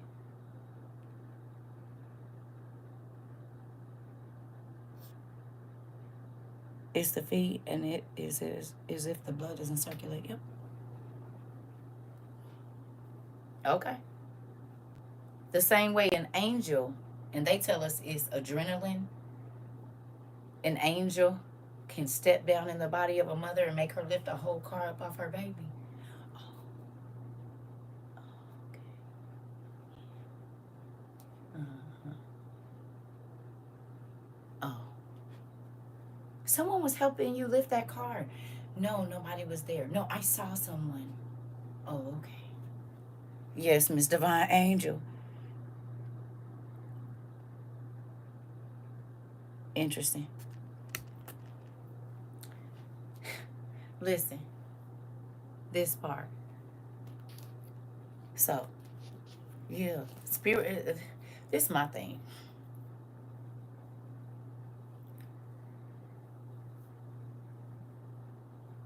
When you really start to study the word for yourself, you will see things differently. When you're not just listening to what they're telling you to pay attention to, and you actually open the Bible up or get on Bible Gateway. Me and my daughter was reading earlier, and I said, you're not reading the easy read version. She said, how do you know? I said, I know, because it ain't hitting. Not for me, it ain't hitting for you. Now, I understood exactly what, not saying she don't understand, but she started reading it. She was like, I said, oh, okay, that's the one, got it. I said, oh, you got all of that, didn't you? She was highlighting like a mug. Oh, my God, this mean this. It hit. Now, no. It hit home. What good is it you reading a Bible that you don't understand? because everybody else do it, that ain't helping you get into heaven. It ain't. People say, oh, you're not supposed to. God gave parables so people could understand, which is an easier way to understand what he has to say. So you cannot tell me if I'm just not reading in the King James or if I'm just not reading in this, because originally that wasn't even the original Bible, one. Two, God would rather you read it and get it than you fake it and keep reading something that you can't apply to your life. You said, since watching you, I researched all the word, reading and preaching. Listen. Good job, pumpkin. High five. You said you be seeking and finding. Every time you say CERCA TROVA, you just spoke seeking and finding in your life. Every time. You either wrote CERCA, seek, TROVA, find. And I know you've been seeking and I know you've been finding. Where did you find this information, CERCA TROVA? Oh, you just spoke some more seeking and finding in your life. Answers. See, a lot of people just be searching. They just be seeking. But they don't never find. And that 22, that spiritual light, seeking you shall find spiritual light. So when you tell people, where you get this information from? Well, I started following this lady named Seeking You Shall Find Spiritual Light. How many of you found spiritual light over here? Not saying you didn't know it before, but how many of you, if you did, if this is where your spiritual light bulb clicked on when you read the Bible and how it applied to your life and you wasn't just a fake Christian anymore, can you raise your hand?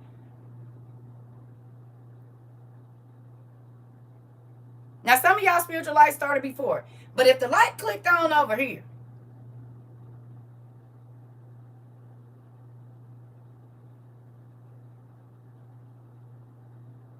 you said the light so bright. Yes, it is.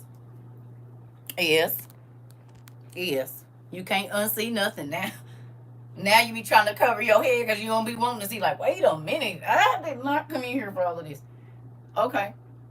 See how words have power?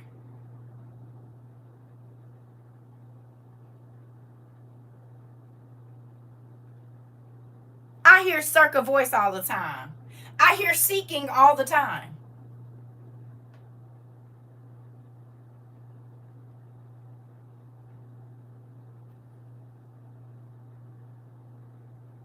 Because that ain't my real name.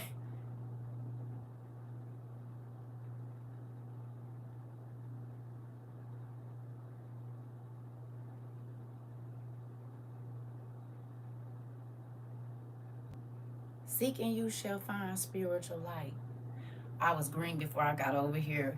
You said can't nothing get past me now. Come on, Niecy Pooh. Tell them. And can't. And can't. And can't. Words have power. Y'all was saying CERCA TROVA, CERCA TROVA, CERCA TROVA, CERCA TROVA. Now you can't stop looking for stuff. No. And it don't have anything to do with me. God told me the name to choose. And the number. Seek and you shall find spiritual light. Interesting. And that's what y'all found here. We go looking. We dive deep. We dig up stuff. We looking. That's all you've been doing for the whole time you've been here is seeking. Right or wrong. Because I ain't giving you no answers. You ain't going to read a word without looking up the definition. That's seeking. When you ask God what he want you to do, that's seeking for an answer. Have y'all found answers to your questions that you had before you came here? Maybe not all of them, but a lot of them. Questions about Adam and Eve, questions about the daughters of Adam and Eve, questions about different people in your life, and you read a scripture like, oh, that show is you. Okay, so I don't never need to mess with you again. Got it. You said facts, toes be curling. Okay. So words have power. What if I would have named myself Everything is Hidden? Or something that had to do with secrets?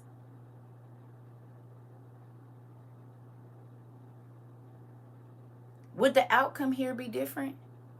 Because words have power?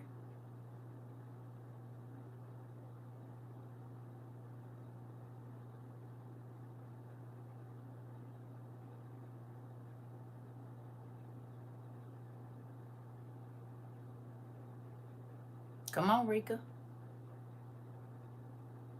The name you choose. The Bible says a good name is better. You said you give good directions and ask questions. A good name is better than what?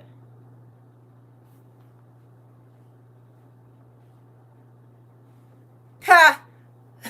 A good name is better than what?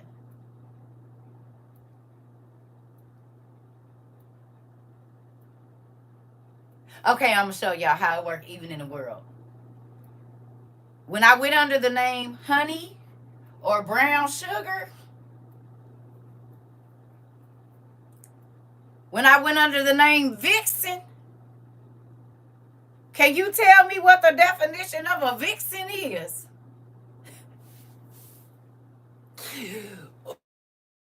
What is the name? What is the definition of a vixen?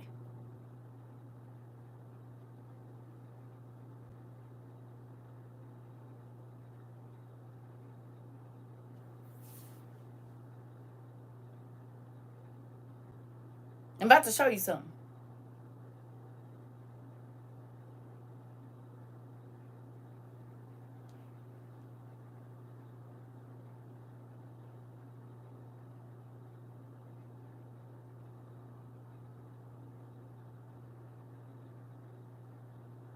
Did y'all go look up the definition? Like the Webster's definition of a vixen? Or y'all just saying stuff?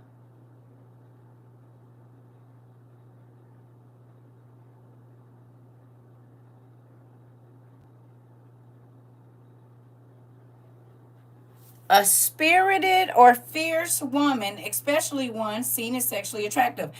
Go. Did y'all go to Webster's?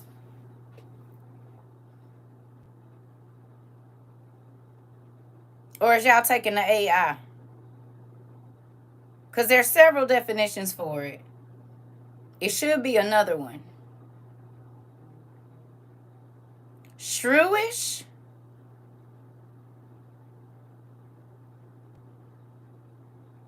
Like shrewd? Like bitter? A scolding woman? A mad woman?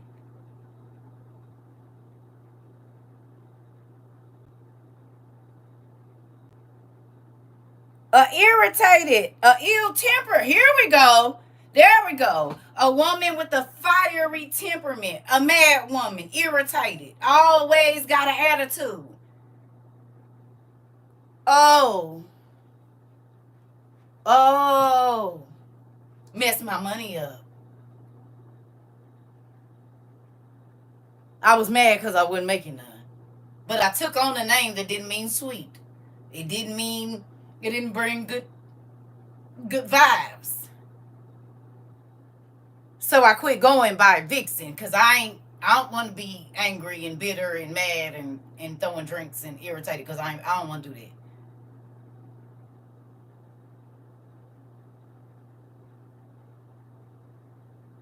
So even, okay. Slim Shady.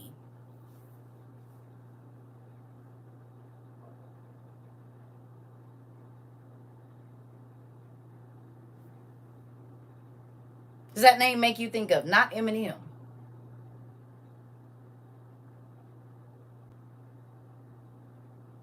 Shady means what?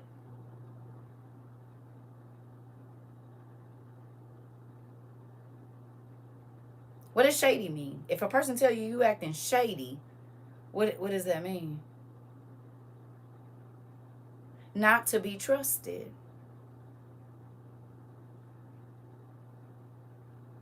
Uncertain and unreliable. Can't nobody count on you. You flaky. Do you know what your name means? I'm gonna run to the restroom. Go look up what your, even if your mama gave you a name like Darquavius, break all the syllables down and see what they mean. All of the little sections. I can't think of what it's called. Not prefixes, but y'all know. Go break it down. Like Tavius is continuous or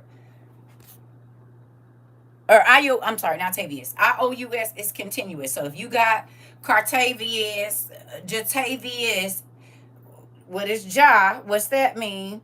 The T, what does that stand for? And then continually happening.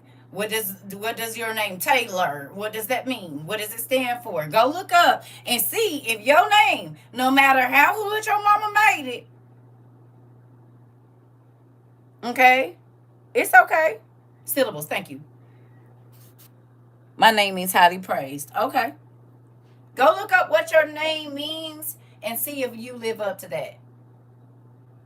Remember I told y'all, like Cecilia mean blind? And a lot of the people that I know that are named Cecilia have really bad eyesight. And I know like 3 of them. I'm not saying all, but the 3 that I know, like Coke bottle glasses. And they just be kind of green in a lot of areas. I'm not saying all, but I'm saying the 3 that I know. In real life. Your name means strong ruler. Good job. You said, wow, that's especially crazy, especially because their nickname is CC. My given name, and it's often used associated with follower of Christ. Miles, Latin for soldier of God. Yours mean divine. Cynthia. Okay.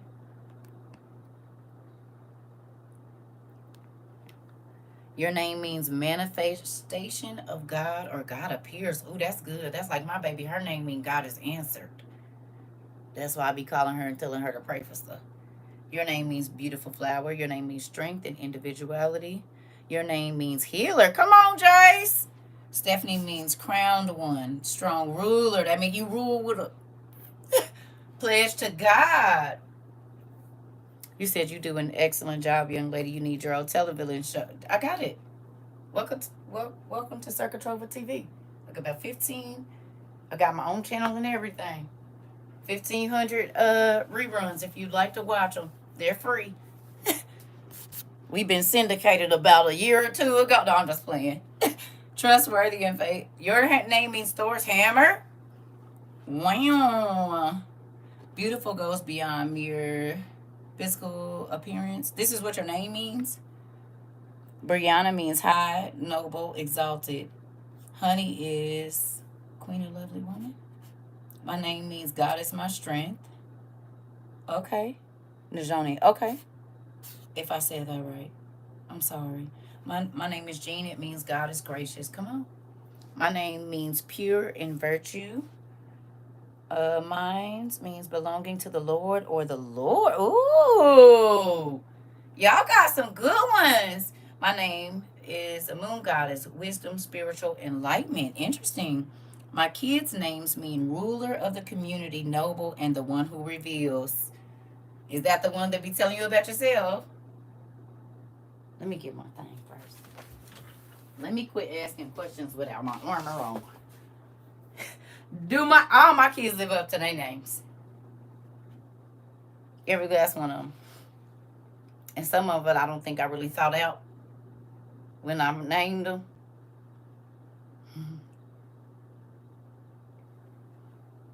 Mm-hmm. Friend to all. Devoted to God. I don't know. Helper and king. Okay. My son is friend to all, he who is liked by many. My first daughter is devoted to God. My second daughter, I really didn't think her name out. Yes, the middle kid. Ooh, okay. Her name means she who is hated by many women, she who is most beautiful, my angel of wisdom. That's what her name means. And then my youngest baby means God is answered. Yeah. Or palm tree. It's her middle name. Your name means poet or soothsayer. Interesting. Mm-hmm. My name means God is gracious or gift from God. Ooh. Look at some people in here like,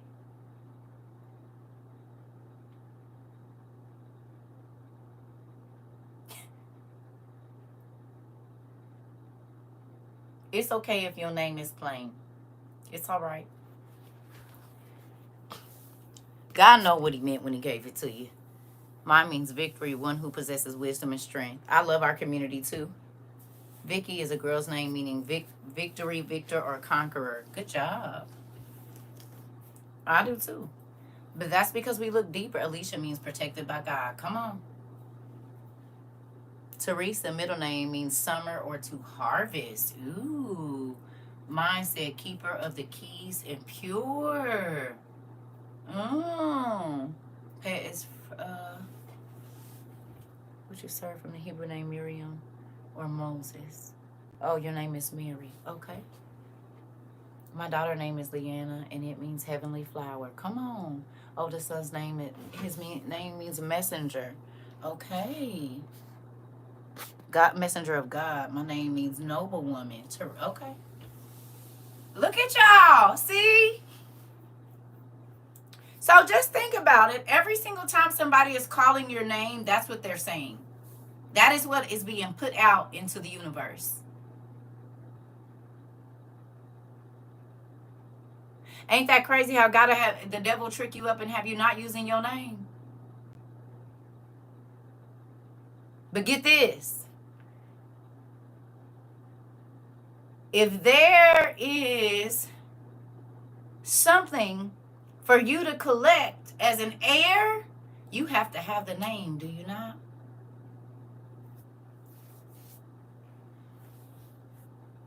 Huh? In order to get whatever was left in the will, you got to be able to prove what your name is. There's some stuff that as long as you going by a name that God didn't give you, you won't get your inheritance.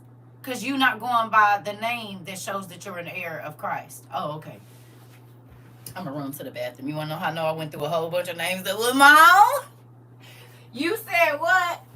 And the nigga was struggling when I started going by my name. He said, oh, okay, because I got blessings for her. I don't know who them other people is. I have no idea of who those other people are. My name since childhood, the name Joni primarily is a feminine name. Generally means God is gracious or gift from God.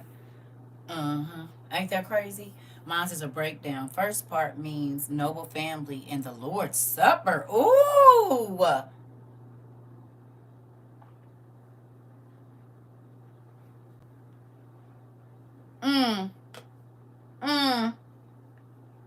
Your name means advisor. Good job. A lot of people come to you for advice. First is manifestation of God. Middle, limitless, expansive, and elevative. So people are always trying to knock you off your square. Interesting. You said my name is Johnny. So keep looking. No, mine is one who brings grace. Enrica real name is beautiful. I think I saw her for the first time yesterday. And seat at the table. Oh, your mama did your big one. You said ain't nobody gonna be able to knock you out your seat either because it already got your name on it. At the table with the Lord? Oh, yeah. Listen. You said I can sit down any place in any room and strangers will come up to me and tell me their life story. It's a real thing. Dang. Strong and valiant. Okay, I'm proud of y'all. So, when you think about your name, every time somebody say your name, that is what they're saying.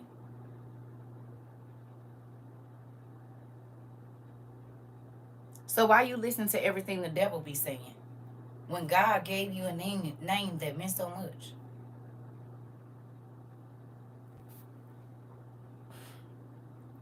Huh? Why you believe the other names that people call you over the name that you were given at birth, and look at how valuable it is? Do you realize that whatever it is that you possess in your name, you bring that into other people's lives as well? I told y'all my name means life in midnight. Midnight is the start of a new day. And well, I told y'all I be going to people. Sometimes they be in spiritual ICU and sometimes they be in a physical ICU, a real one. But if you can make it through the midnight, you got a new chance in life. You said, come on with it. Come on with it. Listen. My name means twin in English, heavenly spring in paradise in Arabic, and in Persia, precious stone. Ooh. Mine is adornment, noble, and in the Old Testament. Interesting. My name means life in midnight. Interesting. Ain't that crazy? And the devil been trying to take my life, and it was dark for a long time. Mm-hmm. Anybody found a new life since you've been over here? And was anybody in the midnight when you came through here?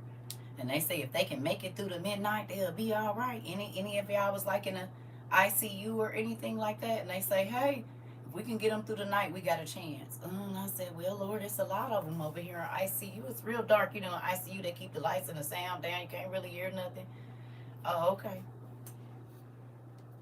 You got a new life since you've been here? Anybody? You live differently now than you did in 22 and 23 and 24 and 25 with beginning. Okay, look like my name working too. Start living up to your damn name. Yeah, I'm talking to you.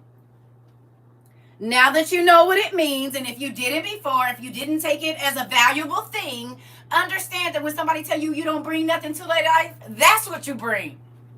That, nephew, and nieces, and sisters, and brothers. Don't let them tell you that no more. Live up to your name, dang it. Shoulders back, head out, arms to your side, and march.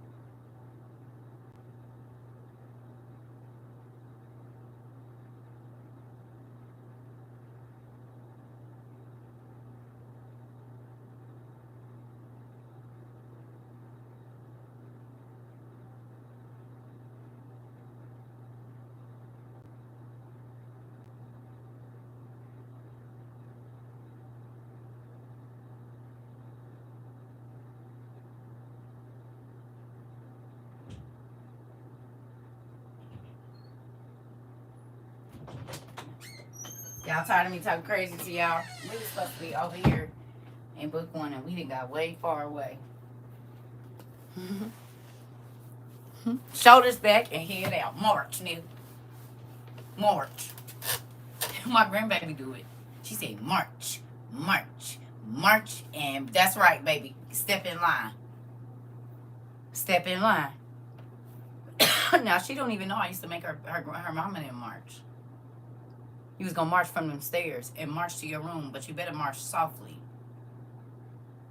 She is just it's in the genes. I'm telling y'all. I was too tickled. My daughter said she be watching the ants be marching. I said, no, that's DNA, babe. Because y'all definitely had to march. Like, yeah. It's in the DNA. Is. Well, my name means soldier of God, and I was born in March. Come on. I don't know how to live up to my name. I don't want to be praised. Okay. Hold on. You do realize that God picked your name, right? Your mama didn't.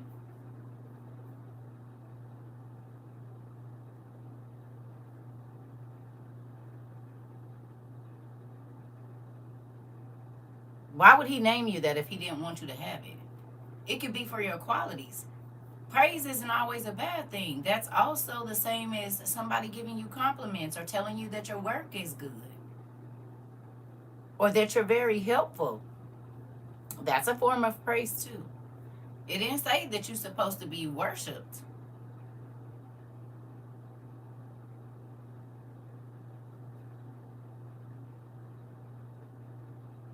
You already know it's emo. You hear me? You do a good job. You're a great mom, great wife. Those things deserve praise. You help people with pain. Those are qualities that are worth giving a good shout out to.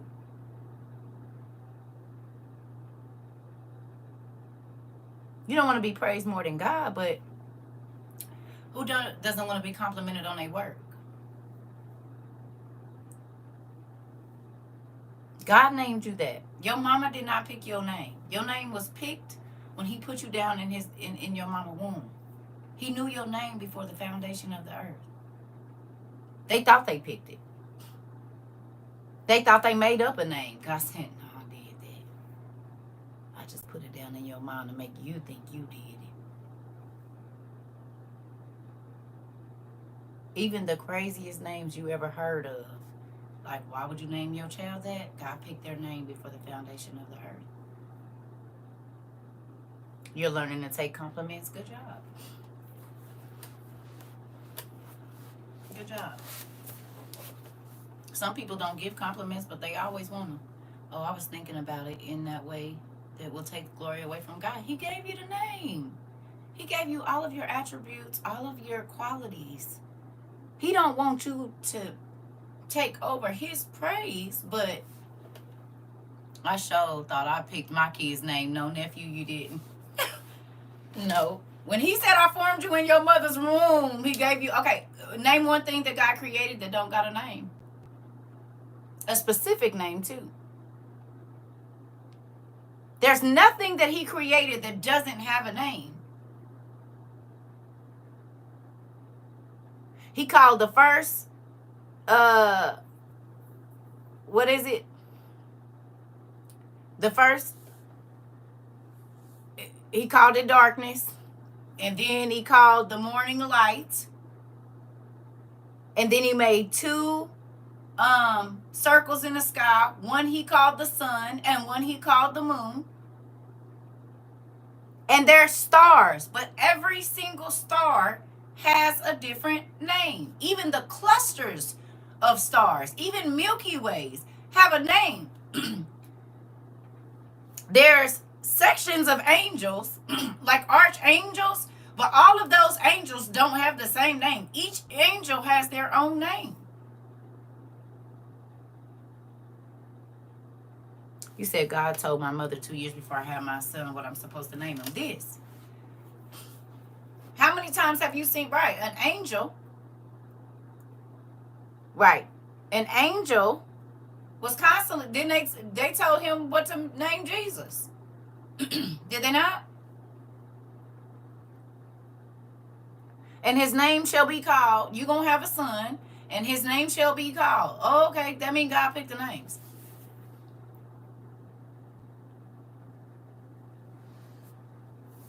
Right? True, because when you think about it, nothing is really nothing. So everything is a thing of some sort. This part, nephew. There's different type of bushes. We can say that's a bush, but what kind? Is it a rose bush? Is it this kind of bush? There's a different kind of everything. There's dogs, but all dogs don't have, everybody name, all y'all dogs ain't named Dog. Or as my auntie says, DOG. She knew a lady that named her dog DOG, which is DOG, dog, but she pronounced it DOG. What's the dog's name? DOG? How do you spell that? DOG? No joke. That lady's dog's name was DOG, which is DOG, dog. I can see myself doing something like that. You said we did it too, but we spelled it DIOGI. See? So y'all ain't the only ones there. I thought that I said she named that dog. What she said? DOG, dog, DOG. But y'all, there go another one. Look at God. I'm trying to tell, baby. I still get tickled about that. You named your dog, DOG. Mm-hmm. DOG. God gave the names for all my children. You said my dad's best friend's name is DOG. Named his dog DOG too. You said with flair. That part. So it's more people that have done that, which is crazy. You said like on Word World. Exactly. Pig is spelled pig. Tree is tree. House is house. Yes. Same thing. Ain't that crazy? But there's nothing, right, that doesn't have a name. Even the babies that are not named and they pass away, they even have a name.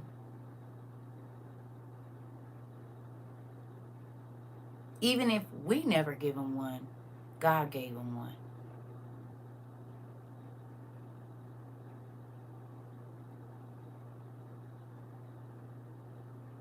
The babies that are born into witchcraft and they sacrifice them and they never give them a name, God gave them one. You lost 3 and God gave them a name. Even if you didn't, God gave them one.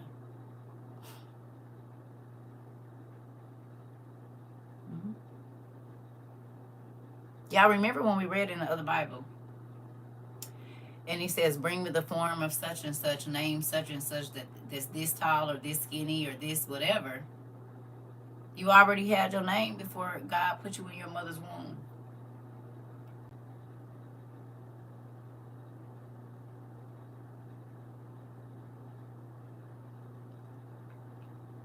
The aborted babies, they have a name. They have one. And on Judgment Day, God will call them by the name that the mother or father never gave them. He gave them one, though.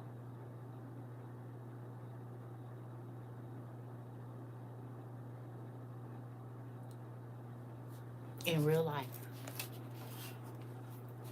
Yeah.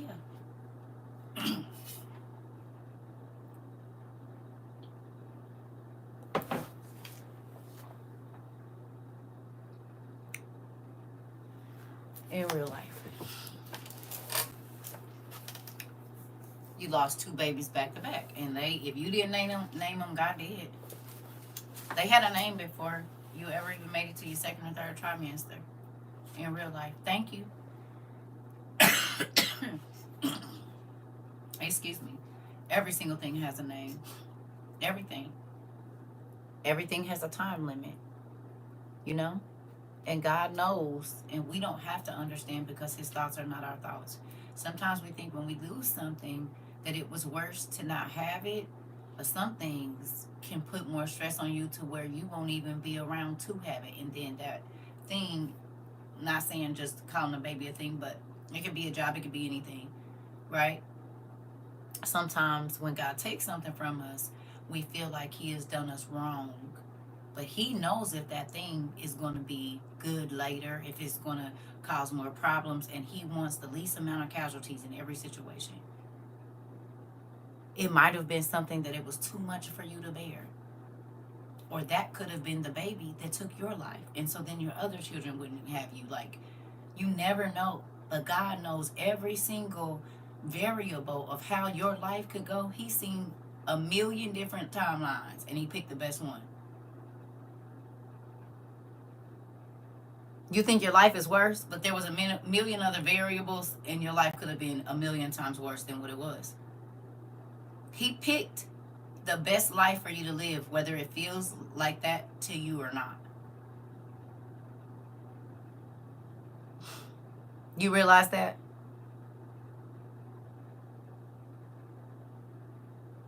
Do you?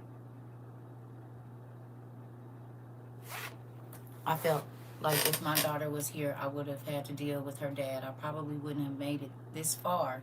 So I understand why she is not here, and that made the process easier to deal with in real life. Because it might have tethered you to somebody that could have ruined you and your other children or the rest of your family, or mama would have went to jail. Like, we don't know why God cuts things off, but I have learned if he takes something away, no matter what it is for a specific reason that we won't understand. God does know best, even though it don't seem like it. He do. And that's why I'm grateful. Everything has a reason in real life. My daughter had a twin, and now I understand. I'm trying to tell you. You said exactly. He tried to unalive me a couple times. Exactly. And then your baby would have just been out. We just seen that happen with a young lady on the line. Her baby was only, what, 2 months or something? The Mr. Frenchman lady, man, and the whatever doll, Galaxy doll or Glamorous doll. I don't know her name. But they had 2 kids, a son and a daughter, and those babies are without both of their parents. When it probably would have been better if they would have just went their own way. But it ended up being a murder-suicide. But I'm sure in that process, God kept trying to break them up so that it didn't have to be that. I just saw a lady today. Her husband set her on fire, and she said she didn't pay attention. Look, y'all better quit playing with these folks. You lost twin sons 47 years ago. Wow. And she said she didn't pay no attention to none of the signs, and she should have, and left. And that's why I told y'all I don't have no problem getting out. You ain't about to, I know what happens in these kind of situations. You get to acting like you can't stand me, you'll unalive me. You want to keep manipulating me, you'll take my life. I don't play about that kind of stuff. Because I done looked into a person's eyes, male and female, and they want to take your life.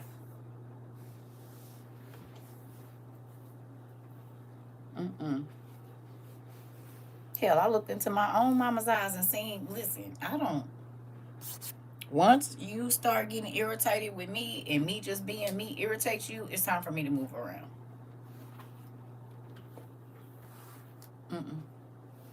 You ain't about to know, because that's when people start trying to tear down your self-esteem. They start trying to make you feel like everything about you is wrong, and really it's something that they feeling internally. And because they know you don't feel it, they want to make you feel it. Be a happy person around miserable people.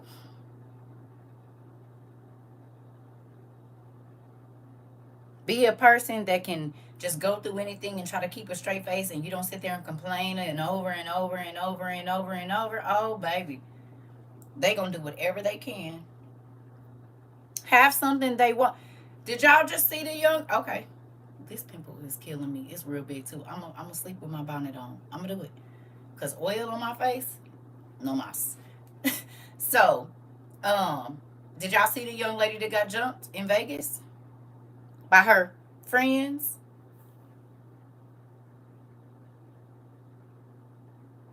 One of them could have kicked her in the head and she could have died. Oh, yeah.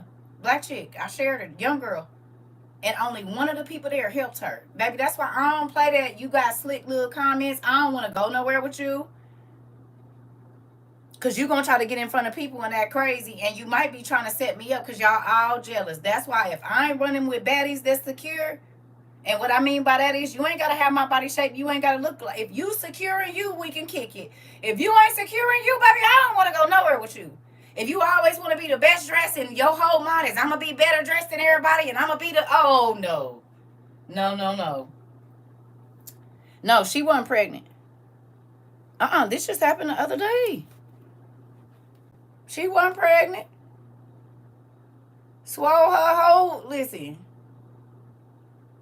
I reposted it. Let me see if I can find it.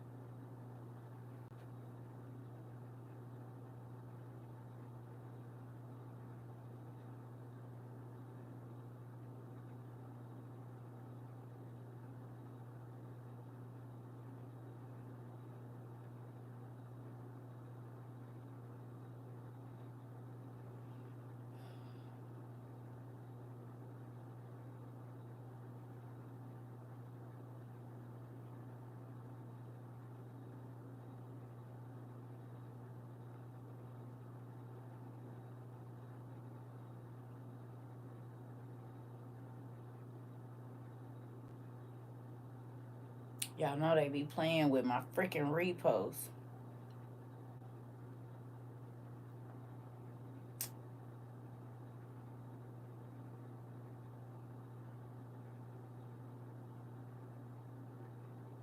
Oh, hold on, let me see.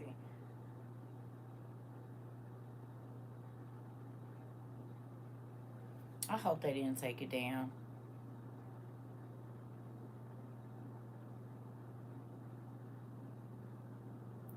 She had to end up going to the hospital and everything. She might have took it down. I thought I saved it. Dang. She might have took it down, y'all. Because she was walking and she was with a girl and her eyes were swollen up and everything. And she was like, y'all was jealous. And they jumped that girl.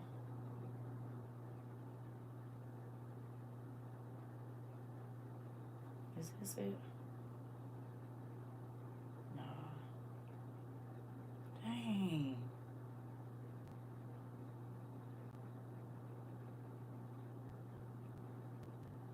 I think she might have took it down. It was her. They snatched her wig off, everything. Dang. Okay, y'all. She might have took it down.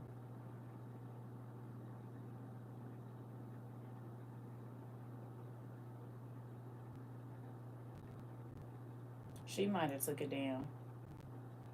Because her eyes were swollen up and everything. I think she took it down.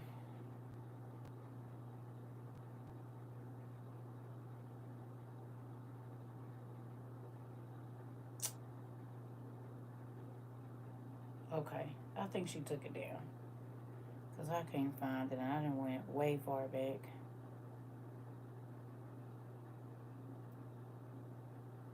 Anyway. You saw it, the Book of Wisdom? You heard about it? Yeah. I saw one with a friend who had a B-day and she was mad at her best friend who looked better. I don't play them kind of games. I'm trying to listen.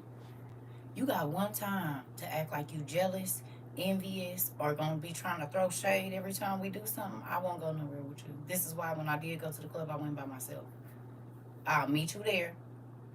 Because the moment you start acting weird, I'm either leaving or I'm about to move around. I don't play that. My thing is, why wait till they go out of town and be doing that trifling stuff? Girl, that's why, listen.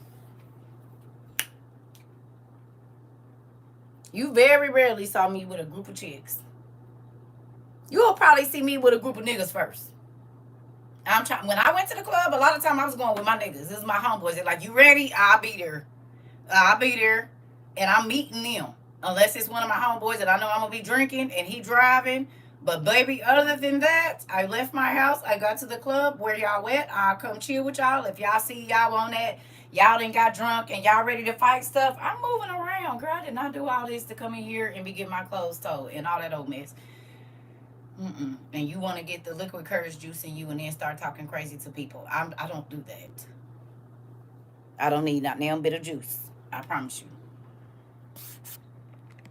You said your bestie is the man too. Yeah. But you gotta watch them too. They be haters as well. You said you just checked her page. She did take it down. Okay. Cause I'm trying to look for it and it shouldn't have been that far down. I don't play that. I don't do shiesty people. You got one time to let me see envy or jealousy coming out of your pores, or you try to get around people and say some slick stuff, I will not hang out. I'm not even giving you another chance because you ain't about to paint me as crazy. Because if I go on and tell this truth, you're going to be real, real mad. So let me just move around. And I don't know if I'm like that because I grew up in a house and it was just me and my three brothers. But they wasn't doing all that talking. If they had a problem with you, you could let them all believe you better be able to throw hands because they not about to come and be all up in your face talking crazy, nigga. They taking flight on your tail. So I don't play that. If I get the feeling like every time I say something, you in competition with me, not gonna be around you. I bought one pair of shoes. Oh, I'm about to buy two. I'm gonna buy a house. I'm gonna buy a bigger house. I'm gonna start a business. I'm gonna start a better business.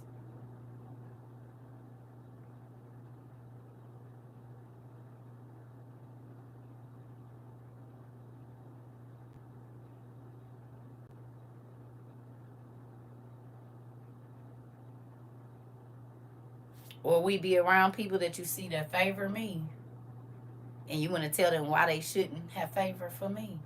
I didn't have that happen too. And that was from my own family members. Why do you do things for her? I wouldn't do nothing for her. I wouldn't. You just mad because ain't nobody ever did it for you. Clock that, T. Clock that. Clock that. I don't have a hating bone in my body. Thank you, Dad. This. I'm just worried about what's for me. Listen, y'all wouldn't. I just told y'all one of my ex friends just told me we was friends for 20 years. She said, I didn't ever think you deserved nothing.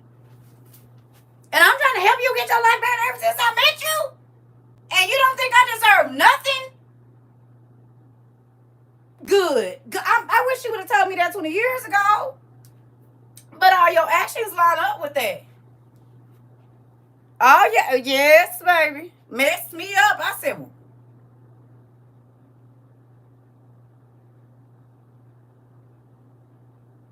is that why you be telling my life like it's yours? You be trying to recreate my life through your life? It all makes sense now. How the people that I don't deal with no more, you always running into them trying to talk about how they looking at you and all of that. Right.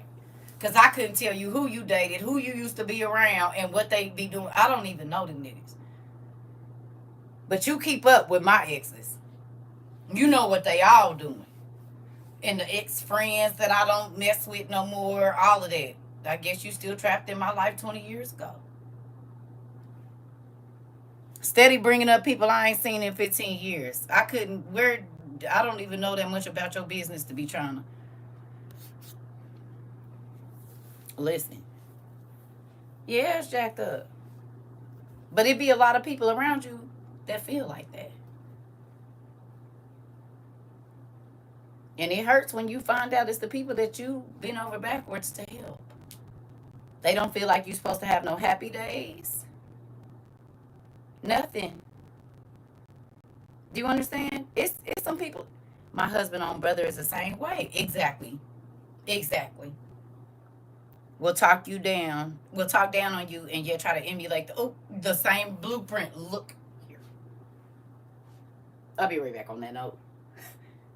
You talk crazy to me to other people while trying to live my life in my face. Oh, okay. I didn't experience that too many times to freaking count.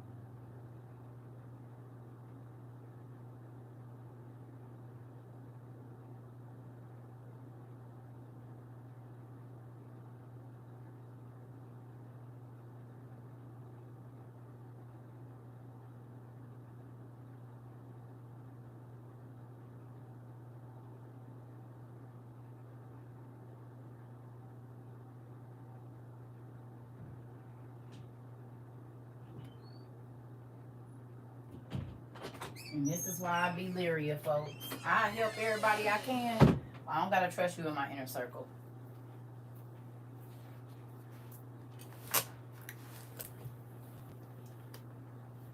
Yeah. You hear me?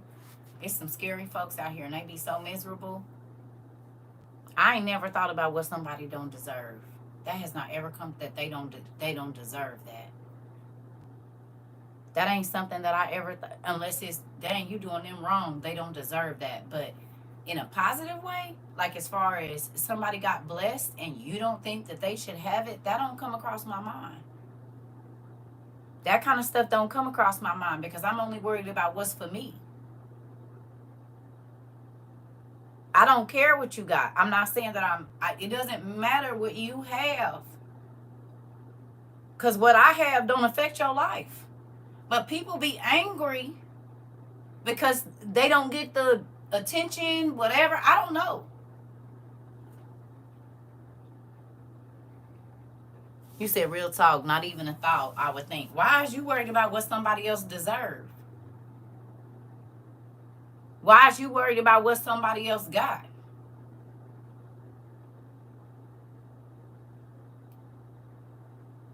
It's wild that you can fix your mouth to say what somebody else don't deserve. You don't know what they had to go through. Her page is Molly Mile. Okay.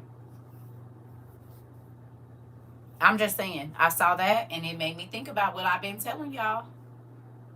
Everybody wonder why I run by myself? That's why.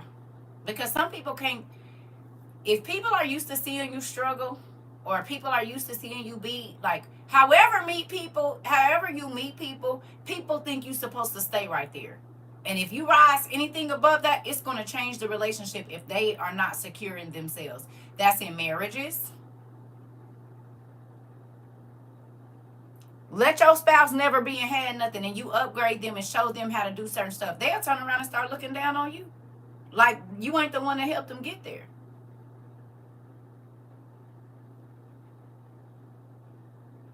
I experienced it.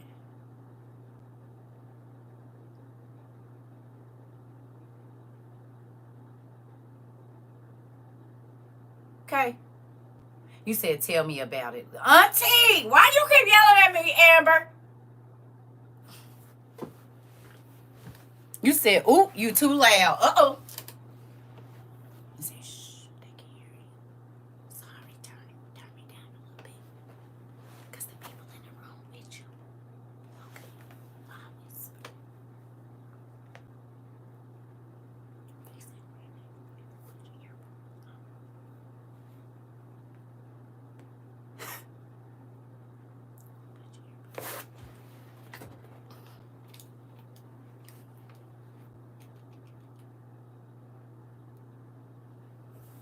Because my voice carried.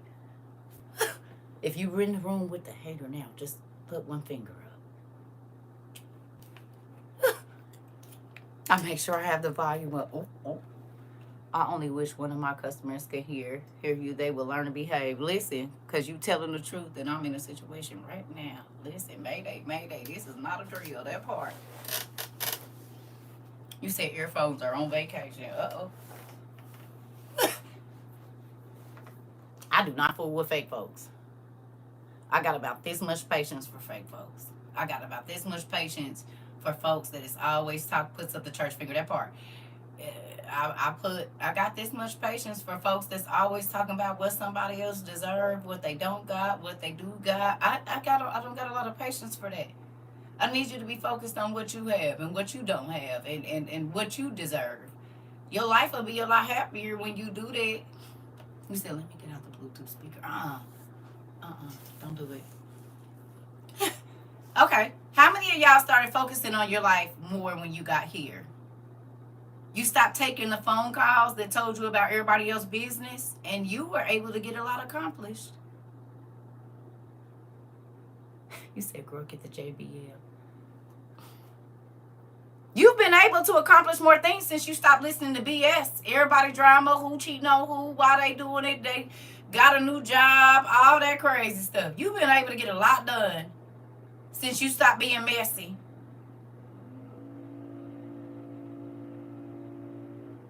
You got more peace?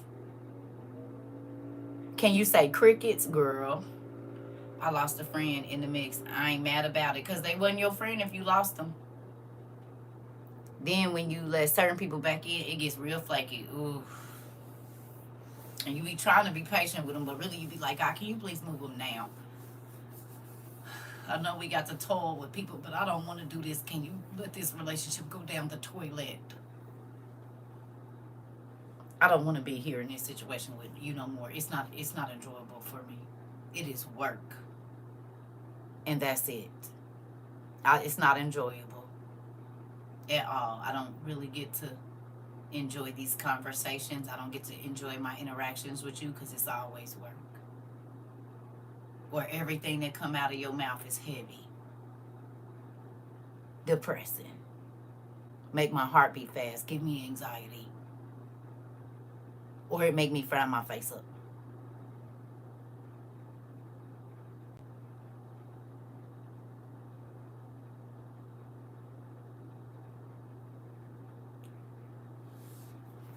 Definitely got all the spring and summer cleaning done. Stay to myself for sure. No drama. That part. New large speaker coming tomorrow. I will have this blasting on rewatch. Girl, you are so petty. I love it. Once you get the peace of God, you don't want nobody to ruin it. And if you pay attention to character, you can see people a mile away. You don't got to tell them you see them. Just see them. Make a little note. I just had this conversation with my daughter today. I said, because they're dating and stuff. I said, when you meet somebody, 9 times out of 10, whatever God tell you about them in like the first 2 to 3 weeks is going to be what it is. We just don't listen to that.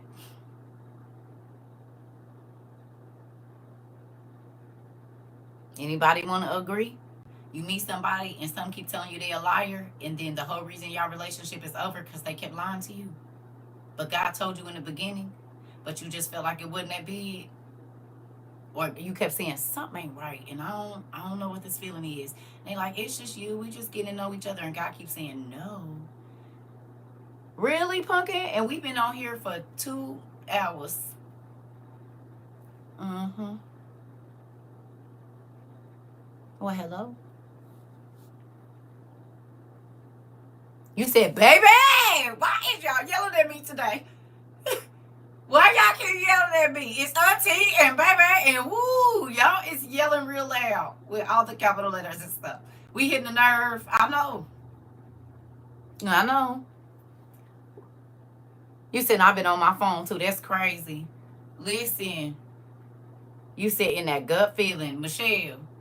And this is why people used to be like, she act funny. I don't. I just peeped you from a long mile away. And I don't have to keep hitting my head up against the wall to realize that you ain't supposed to be around me. Now, young CERCA, probably. Because I just be like, okay, they just don't know. But, baby, you only got a few times. Sometimes you only get one. Where I'm at right now, yeah, experience is the best teacher. If a person don't like theyself, they always gonna be mad around you. They always gonna be trying to outdo you. You ain't gonna be able to share none of your plans with them because they will try to get to them before you do. Because they don't like their own life, so they try to live yours. Guys, now if you married and your wife be tripping, don't answer this. Women, if you before you were married, did you ever have a friend that you showed I'm interested in them, and all of a sudden they got this person's mouth name in their mouth, or oh, I ran into them, or and you might have said, oh, he ain't got a such and such. All of a sudden you go into the club, or she hang out at such and such, or she knows such and such. Okay,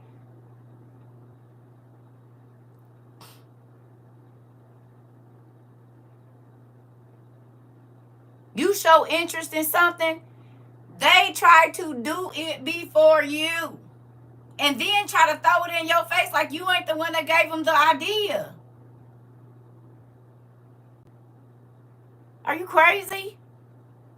You said, yep, happened to my sister-in-law with a close family member. You said, sure will. Listen, you be trying to share thinking I can trust you with my thoughts, with my ideas, with who I like, and because you don't even know that that person is envy, I mean, it'll show in their comments and how they conduct themselves when they're around you.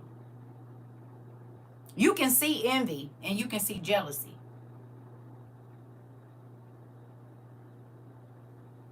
You said all day, men and women. Listen, I told y'all the young man that I gave my number to. I met him when I was trying to help the lady out. So you know what I'm doing. He asked me, what are you doing? You running through the store? I said, well, it's a lady. We trying to help out. I have an organization. I help people, blah, blah, blah, blah, blah. So, this is what we do, with my community. Oh, that's a good thing. Then the next day I talk to you, first time on the phone for real, and you talking about, oh, people think because they did something for somebody that make them close to God and all of this. Just you didn't help just one person. I picked up on the spirit immediately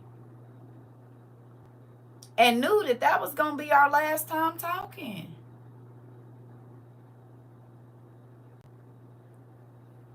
Hey, Mari. I done seen niggas like you. Sure have. Then he gonna say something talking about seeds. I said, that's crazy. I just taught a class about word seeds today. Oh, so what you trying to say? Everything you just saying is what I just said to you. Yeah, but you don't know I taught that same class. What you trying to run to me, I taught that class at 5 o'clock this morning, sir. You want to see? Ain't nobody copying you. You're literally just giving a rundown of what I taught today. You think you teaching me, but I taught a class on word seeds at 5 o'clock this morning. It's 2 o'clock. Very insecure. Very gonna be out of my life. Cindy said, hey, Mari. Listen. I said, ooh. Been around a person that every time I do something, they gonna try to make it like it ain't nothing. Because they not doing nothing with their life. Or you just don't want nobody to get more recognition than you. And I don't care about that because of the things that I do, I don't do it for recognition. Do y'all know the only reason I show the gifts that y'all bought me because y'all bought them? Because I don't even like people to know what I got. Hello? I am not a person that has to tell everybody everything I buy. I told y'all, when people think that you got something, they want to come get it. I ain't never been, look at this and look at that, and I got this and I got that, and this person, If you tell a homegirl that a nigga is looking out for you, she gonna be in his face. What I'm telling you for? If I tell you I get a discount every time I go to this store, you gonna try to go without me and mess up my discount. I ain't telling you nothing.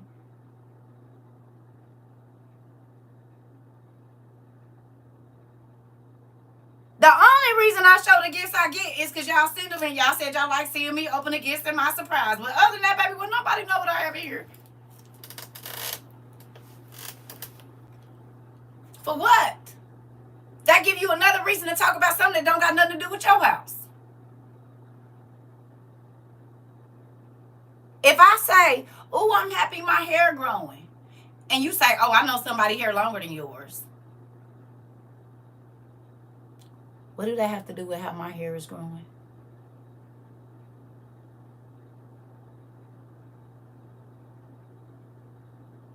Nothing. If I say, oh, my hair getting thick, I know somebody, they dreads way thicker than yours.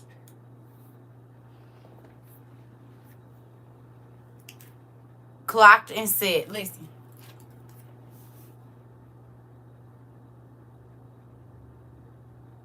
Crazy. But it's people out here that really think like this and they really talk like this and they don't even really see that you can see them. Now, I might not say nothing to you, but I picked up on what you put down.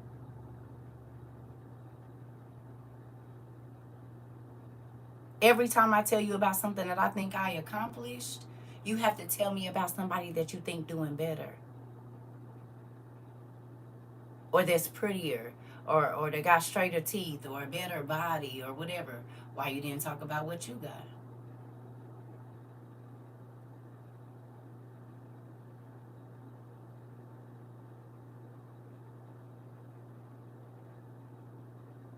Why you have to compare me to somebody else?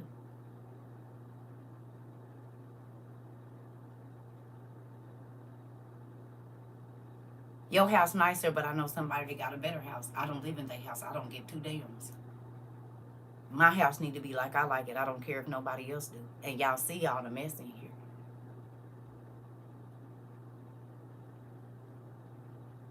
What I got don't affect what you got. And what you got don't affect what I got. Me losing anything, that don't affect your life. And you losing anything, it don't affect mine. What my husband do to me, which I don't have one, but when I had a husband, it didn't matter what your husband did to you because that don't affect what my husband do to me. How my husband love on me shouldn't offend you. How people love on me shouldn't offend you. And my blessings definitely shouldn't.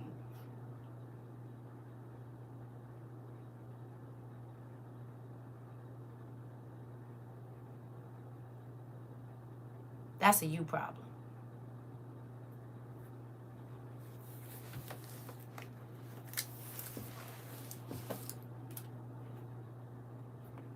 I used to tell my daughters, your friends are jealous of the relationship that we have. That's why they keep trying to get you to do all this stuff that you told them your mama don't go for. Look at their relationship with their mama. Look at how I used to catch my daughter's friends frowning their face up and everything. And I wait till they leave and say, that's not your friend. Because every time you turn around, she got the Cat Williams stomach virus face. My son, I said, pay attention to your friends, that every time you tell them you about to set out on a project, they start telling you, come help me with my project. Don't do yours, come help me with mine. I said, you don't even realize they don't ask you to do nothing until you tell them you're about to do something that's going to benefit your life. And now all of a sudden they need your help. It's a distraction so that you don't ever get to your goal. And guess what? When he stopped telling them and just started working on his stuff, everything fell into place.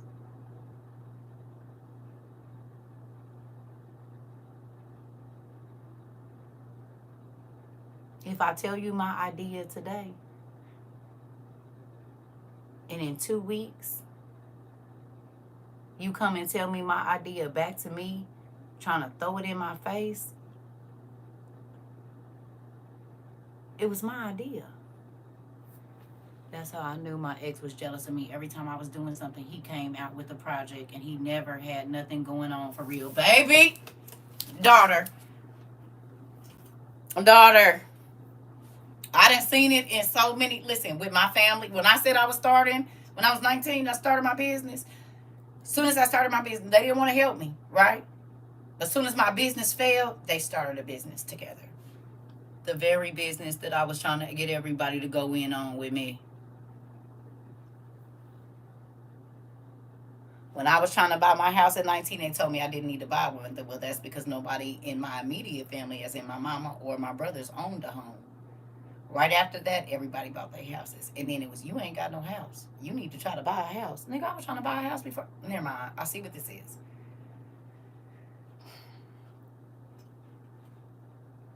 I was 19 trying to buy a 2-bedroom or 3-bedroom duplex for me and my babies. But I realized my mama told me I didn't need to buy one because she hadn't bought one yet in real life.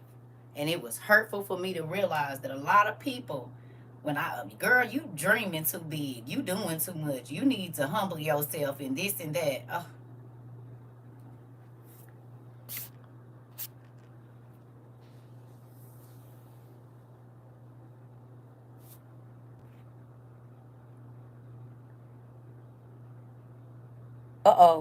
You came up with a hair grease and then somebody started making their own, baby. How about one of the chicks that I blocked from here? I told y'all I made a solution for my daughter's hair. And she came over one day and was like, Sissy, can I get some of that? And why I look up and she was selling it online like it was hers in real life. I came up with the mobile beauty salon right after she had a mobile beauty salon. Baby, listen, I done been there too many times.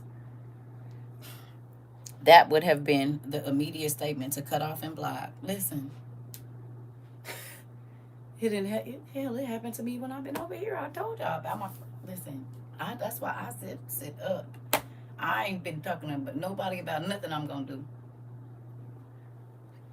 You said, baby, don't get me started. Listen, I already know, and that's why I don't. Whatever I'm doing now, the only people I pretty much talk to about it, like my plans, my kids. Me and my kids been thinking about doing some stuff. I've been talking to and guess what? They said, Mom, you the only person we can talk to right now. I said, I see. But I'm not gonna hate on your plans. I want you to succeed. I want you to go far. You can't even get your business out for they telling it. Mm-mm.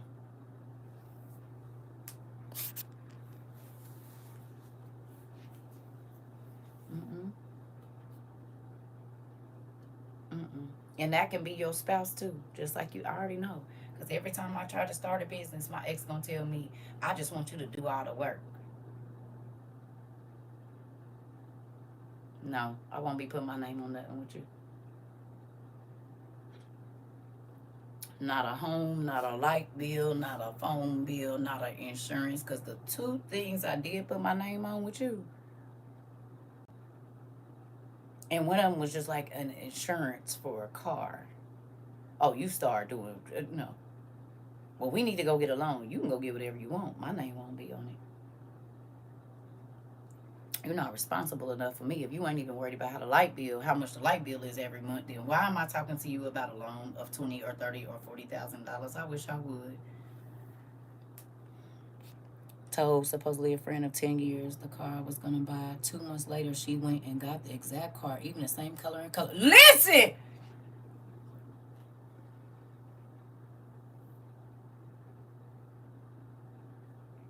You don't gotta tell me.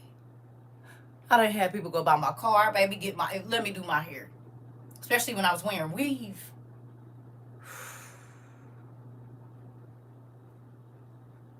You said, oh my God, be careful who you lay your hair down with. Listen. It made me sick to my stomach.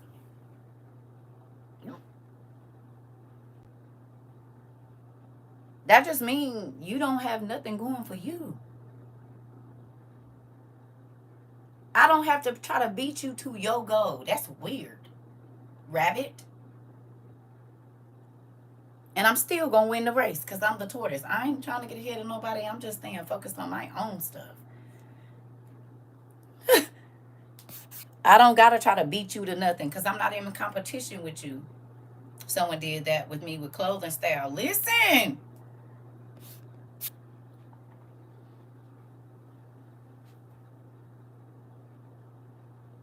I saw it in friends. I might start dating a guy, and just because I'm dating you don't mean I'm bumping uglies with you. Dating is just that. We gonna go eat, we gonna go to the movies, we get to know each other.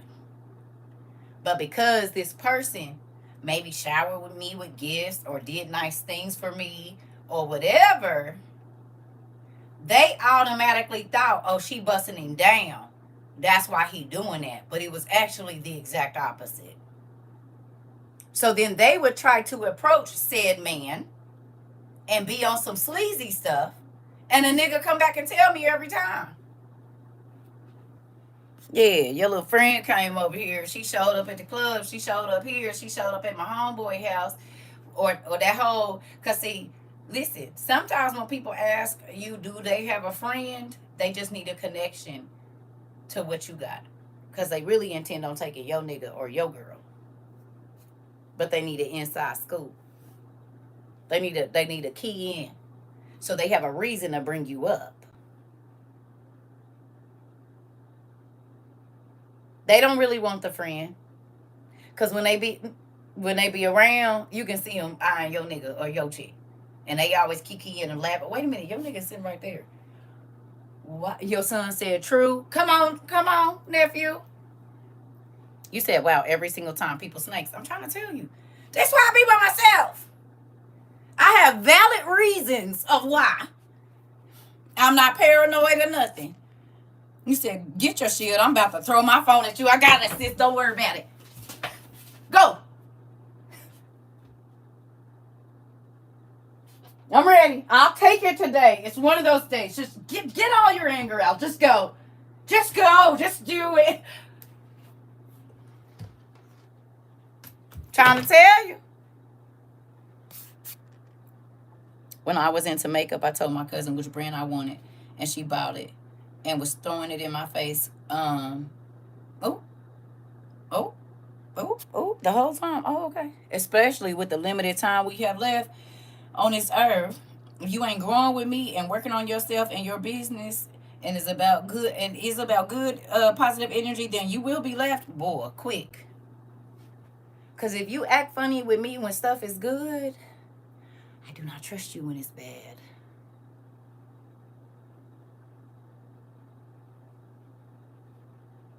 If you would throw slick comments and shade right now, what you gonna do when the people looking for us?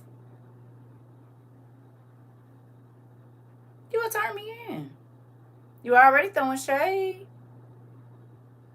You already done suck me dry of everything I own or whatever else it is, all of my characteristics and whatever else, and try to take them for your own. If you can't grow with me, you can't go with me.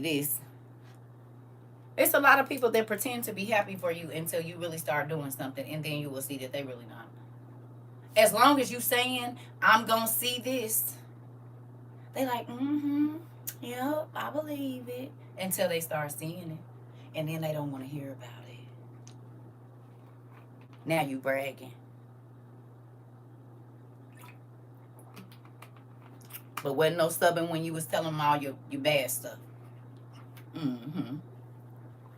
A supposed friend of mine had an excuse with every one of my husband's friends I tried to connect her with because she wanted mine and tried to talk to him behind my back. That's what they do, Sparkles.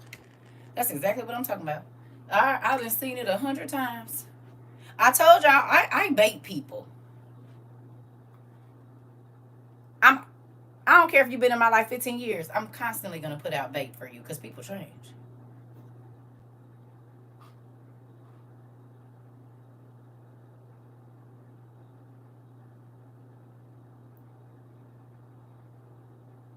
I'm constantly gonna be putting bait out. Because sometimes I can only tell you my experience.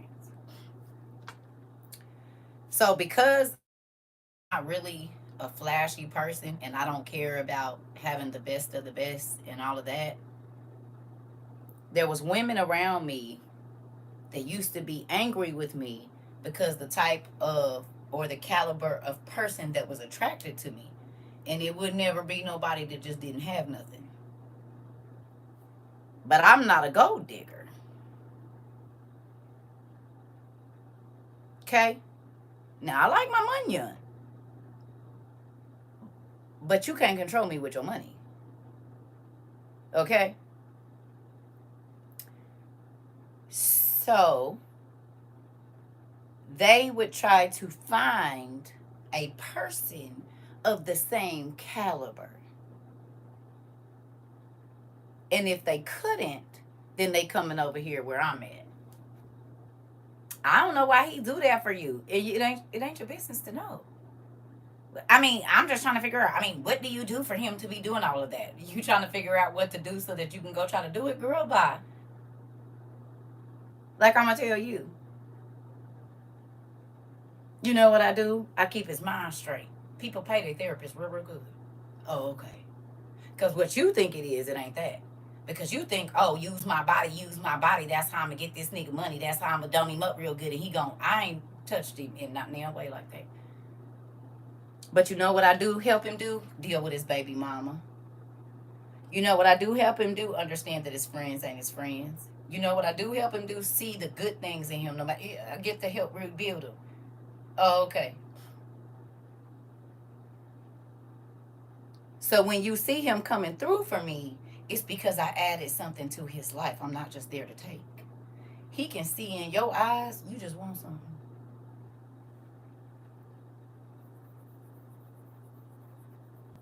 He can see the neediness in your eyes. Now, I ain't saying I wasn't needy at the time. Do I need it? Do. But I see deeper than surface. I understand that God didn't allow you to come here to just do this certain thing. He want me to help you. Interesting. I don't gotta take nothing from you. I don't gotta try to finagle you out no money and try to hustle. I don't gotta do none of that. I'm gonna tell you the truth. The pick me girl.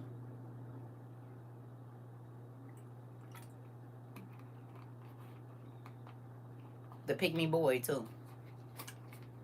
I'm not a pick me. I don't give. If you even look at me, go away. I want to pick me with my mama. Hell, because she definitely was trying to make us pick me, like me better than my brother, like me better than my brother, like me better than my sister. I just said, oh, I bow out at 11. You can like them niggas all you want to. I'm gonna go on over here. I'm not fighting for no spot that somebody else can grab. It ain't mine.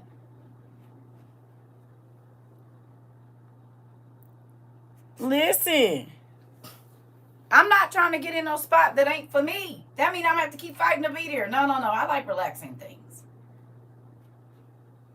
If I'm third, I'm third. And I mean, in whatever situation, I don't gotta be the best of nothing. Because when you try to be the best, people looking for you to fall always. Oh, okay. I need you to not even pay no attention to me so I could just keep doing what I'm supposed to do.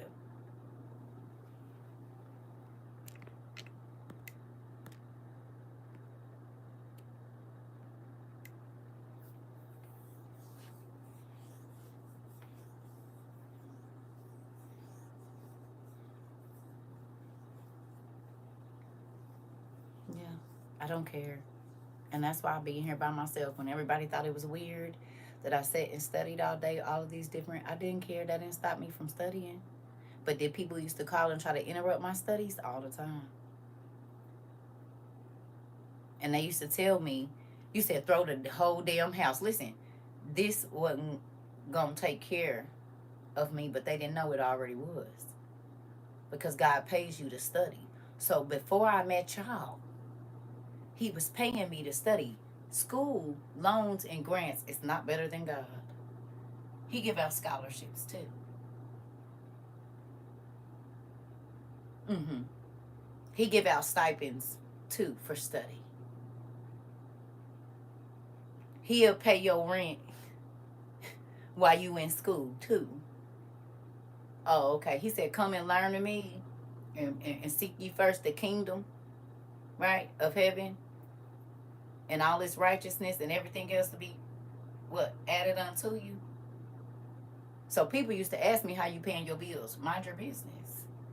Well, I know you don't work. You don't see me clock in nowhere. That don't mean I don't work. Just because I don't have on a uniform and I give you a specific, I work out of my house. Not flat backing either. Oh, okay. Mm-hmm. It's a counselor's couch in there. You said you're the elder I've needed. Speak. Listen, baby. Auntie done lived a lot of lives. But my question is, um, you said my question is would be, oh, my question would be, are you paying? Right. Are you gonna pay it? I told y'all my auntie used to tell me that my shoe angel was not doing all that he was doing for me for nothing. I said, he don't even have a key to my house. So then she talked to him, and he was like, I do what I do for her because she's always taking care of somebody else, and she needs somebody to take care of her. So you don't sleep in her bed? He said, no.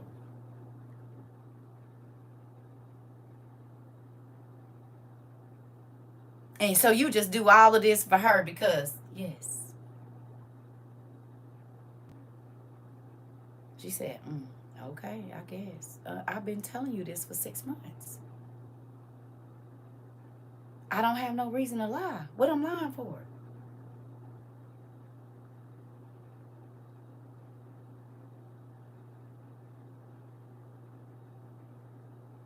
I don't. Just because you have to deceive a person into doing something for you don't mean I have to.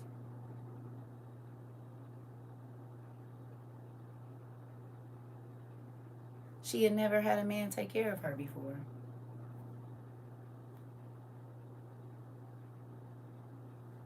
You said, well, she just thought the words like you had no respect for yourself all the time. But baby, when I tell you my family used to run all kind of lies. The man that paid for me to go to school, they searched out and found his number to tell him, you shouldn't pay for school for her. You shouldn't help her get her business started. You shouldn't do none of this. What is what he doing for me? Why is y'all so angry about a person helping me? Because y'all wanted me to be destitute. Got it. The prophet is not received in the most. Ooh, in his own home and land and territory. This. Kid you not. That didn't stop the blessings. That did not stop the blessings. And this is the thing. They didn't just do it once. They didn't just do it once.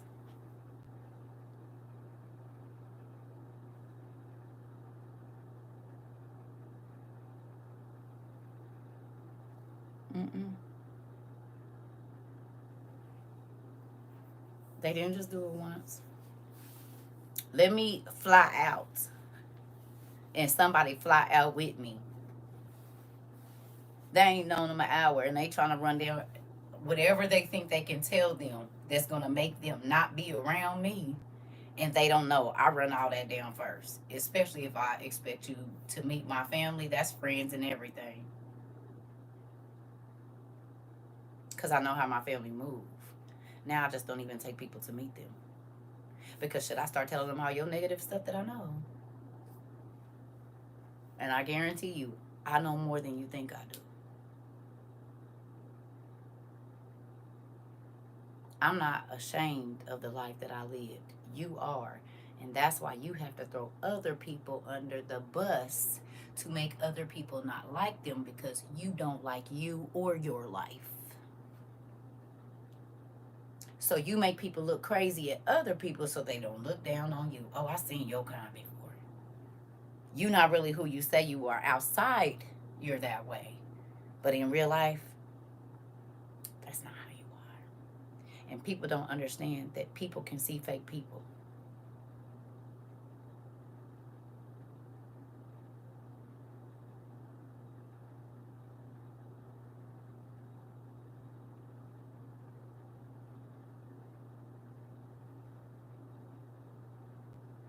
So if you keep running into a certain situation, maybe it's because you're not genuine. If genuine people offend you, that means you're not genuine. You said maybe they could enjoy their life a little if they stop hating. I'm trying to tell you. Some people will tell you they're a hater. They'll tell you what they mad. Most people tell you what their issues is when you first meet them. You just don't be paying it. You think they be joking, but they be dead serious. People, I don't want nobody doing better than me. Noted. Oh, if I see somebody get something, I'm about to top that. Don't worry about it. Oh, so you always in competition with somebody. That means you always got to be watching somebody else to know what they got and don't got so that you could try to go and get better. Oh, yeah, your life miserable. Because I couldn't tell you what nobody got. I don't know.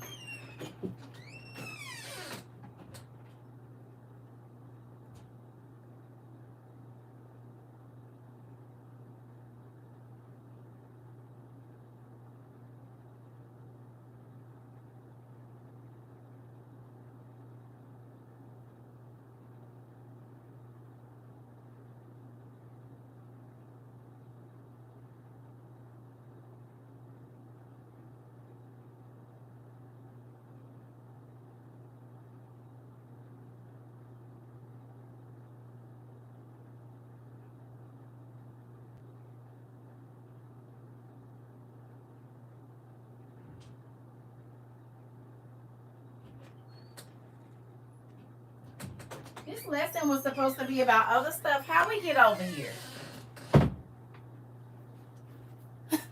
We was not supposed to be talking about this all day. I don't know. Maybe somebody needed to hear it. Y'all going through some of this too.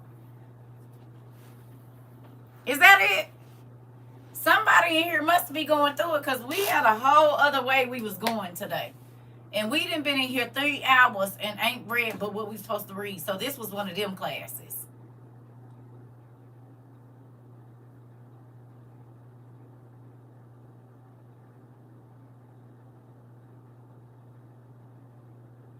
You said learning life differently. Come on. Yes, I just got off the phone with the very person. Ooh.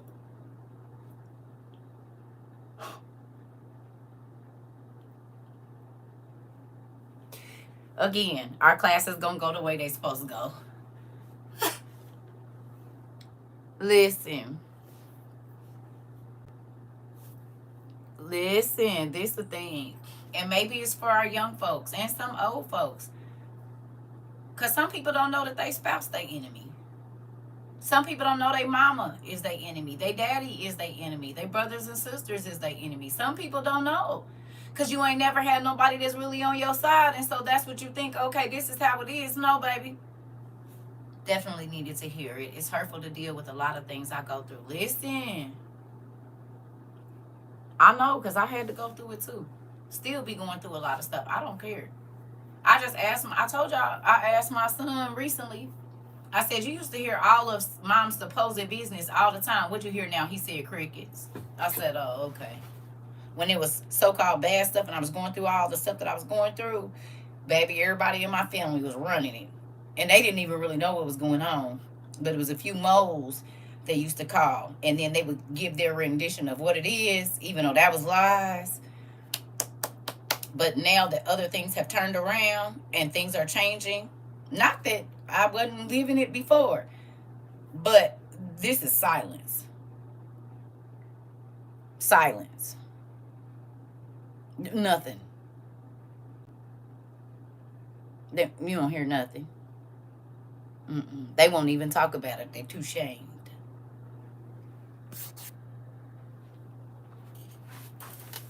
Too shamed. You said you were naming characteristics, and she said, what you watching? Oh, okay, call me later. Don't even know she was clocking in my background. Ooh, they be listening, I told you. Oh, wait a minute. We was on the phone with her while you was talking to her. You was talking about her. That's what I'll be trying to tell y'all. Some of the information you get ain't for you. So she just got a rude away. That's why she got off the phone. It was slapping her in the forehead. I had you on the TV. Hilarious. Oh. Oh. Well, that's why that was going through. I couldn't figure out how we got back over here. It do happen every time.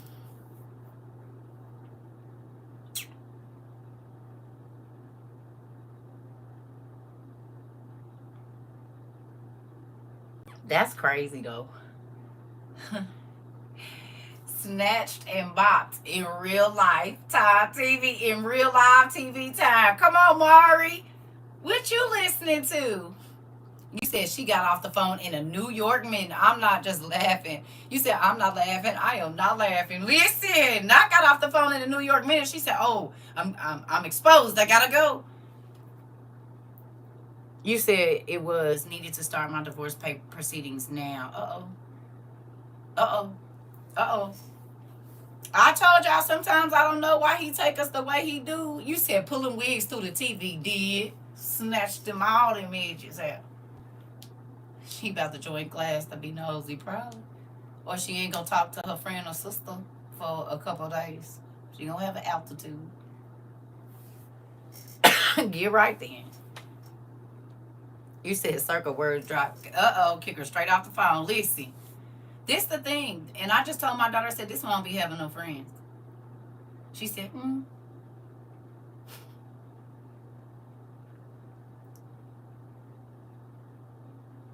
I told you I know it be for a reason. I don't always know what.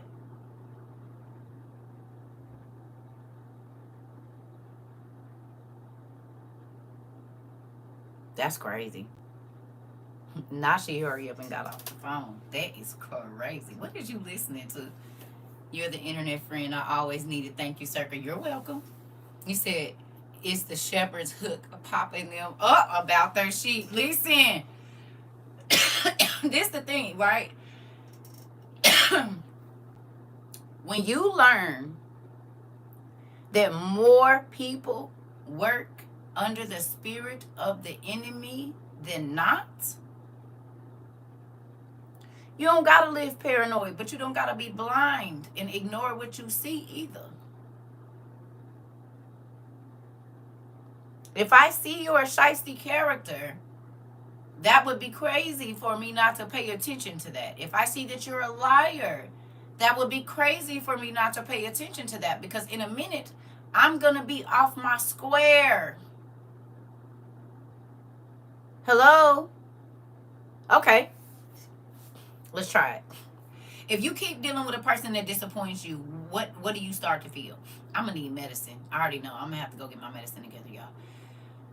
Because we've been on here 3 hours and I ain't had none. They take about every 3 hours. One of my pharmacists got me together. Thank you. Thank you. I really appreciate it. You start to feel disappointed, but do you start to not trust?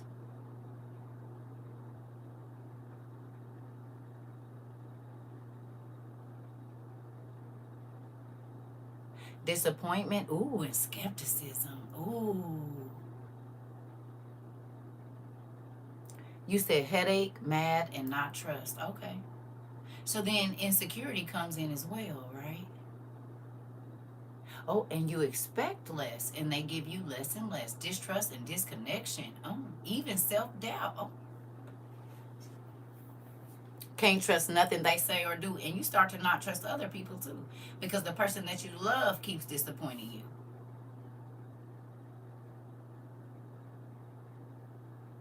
What does disappointment lead to? Do you start to feel like you're not worthy of the truth? That you're not worthy of better because the person that you love continually lets you down? You do feel anger. What about depression? Because you have to carry a load that someone else will not pick up, but they keep putting more bricks on your back. You try to forgive.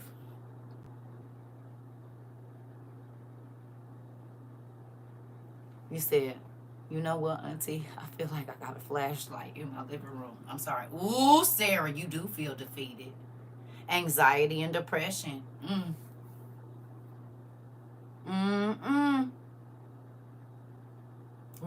Ooh, baby, and rage. Don't forget that. Rage comes too. Because now you're going to keep on playing in my face like I'm an idiot. You insulting my intelligence. Worthlessness, side-eyeing everybody, do. And you know who else it makes you not trust?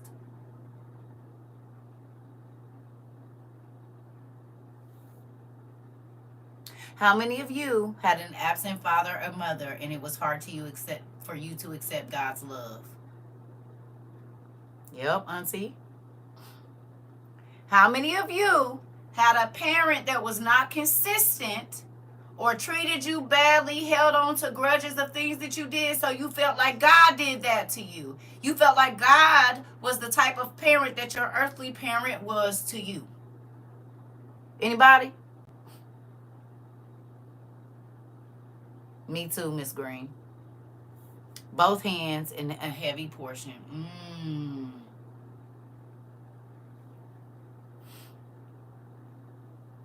You said both of my parents weren't in my life. Okay, so it made you hard to trust people that said they loved you? Why is you pointing a finger at me? What I do? I disappointed you?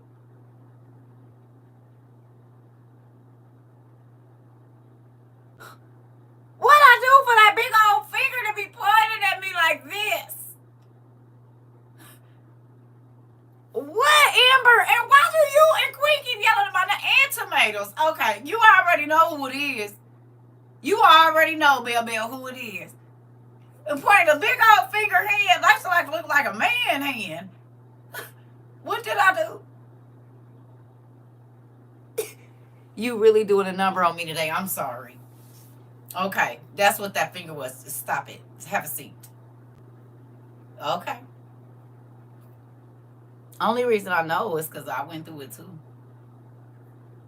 I felt like God loved me like my mom loved me and will. So it made me not want to trust people that want to call themselves my spiritual parents. You said hence the tomatoes. This part. And my dad was never there for me, and my mom was more worried about her man. Oh, Jesus. Yep. So let me go on and get my medicine. I guess we doing a therapy session today. Is that what we doing? The world is in it, so maybe we need to get it all out. Is that what's going on today? I thought we was going to get to this, but I guess that'll be for tomorrow. It's the man hands for me, Mari. So that's what we doing. We doing a therapy session. We need to release today. Okay, let me go get go get what you need. Give me a few minutes. I see what's going on here. What time tomorrow? We about to do this right now. No. In the moment. Girl, listen. Don't worry about it. Okay. I'm working through that now. I try to make friends, but I'm so skeptical of people. God, right. Y'all want to get on the couch? Well, come on in. Go on and get on the love seat then. Get your blanket. If you need something to calm you down, go get your lemon tea or whatever you need. Because we be over here. Listen. I mean, this will be the time to get it out. In real life. Because we don't know when our last day going to be.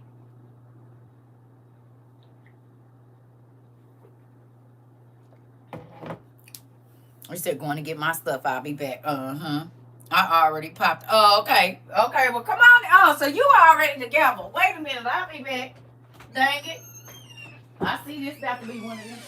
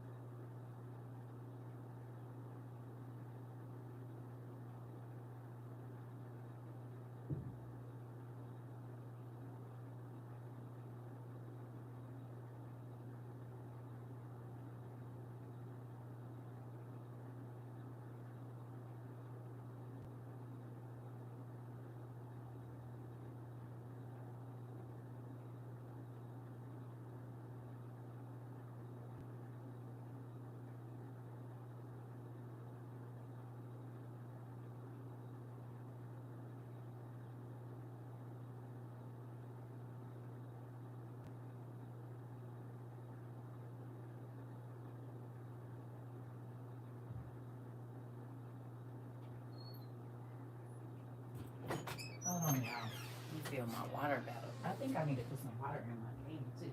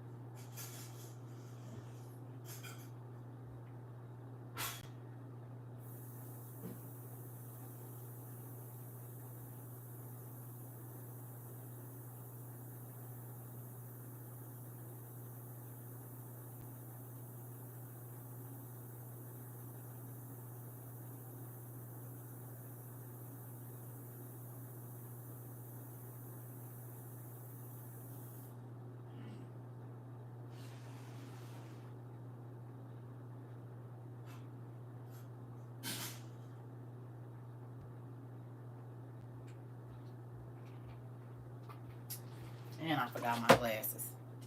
Oh.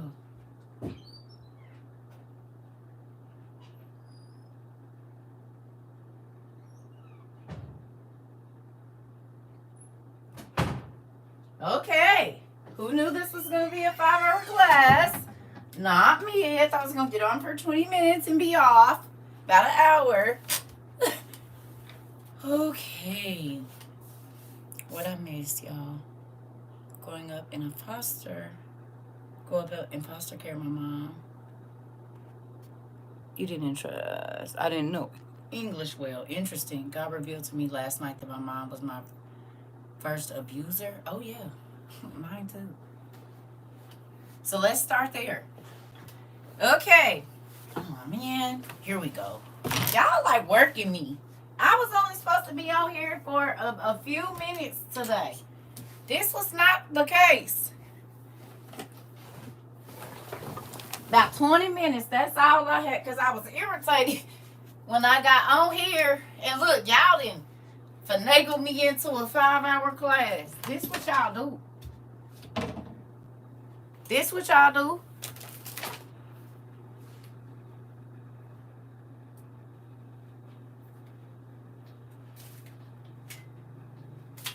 I see it. I see the plans. I know the plans y'all have for me. Not to give me 20 minutes, but 4 hours worth of work. I see it. Oh, come on. Do your job. Is it the wrong way? Oh, you got to break it again, girl. Every time. I know the plans y'all have for me.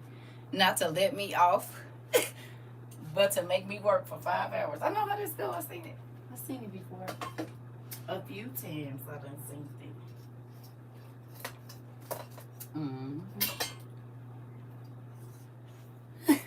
I know the plans y'all have for me. You said, and do it with a smile. This part, we bringing you into a deeper pool of purpose, Mari. Because guess what? I agree.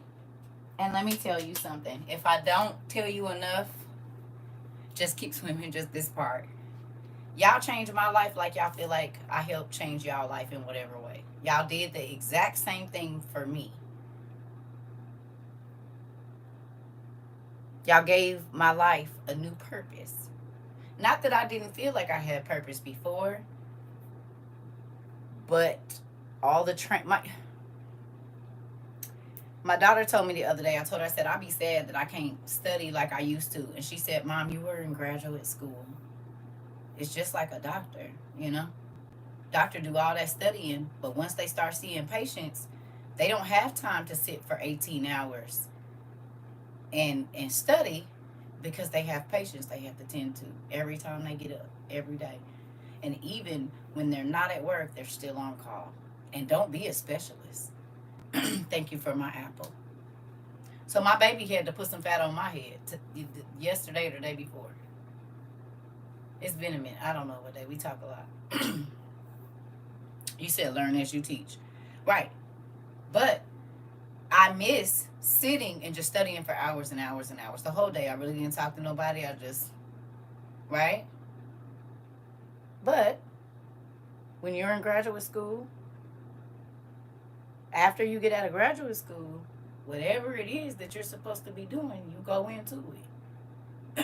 Right? My clinicals was all the people in my house and all the people that I talked to over the phone before I ever met y'all.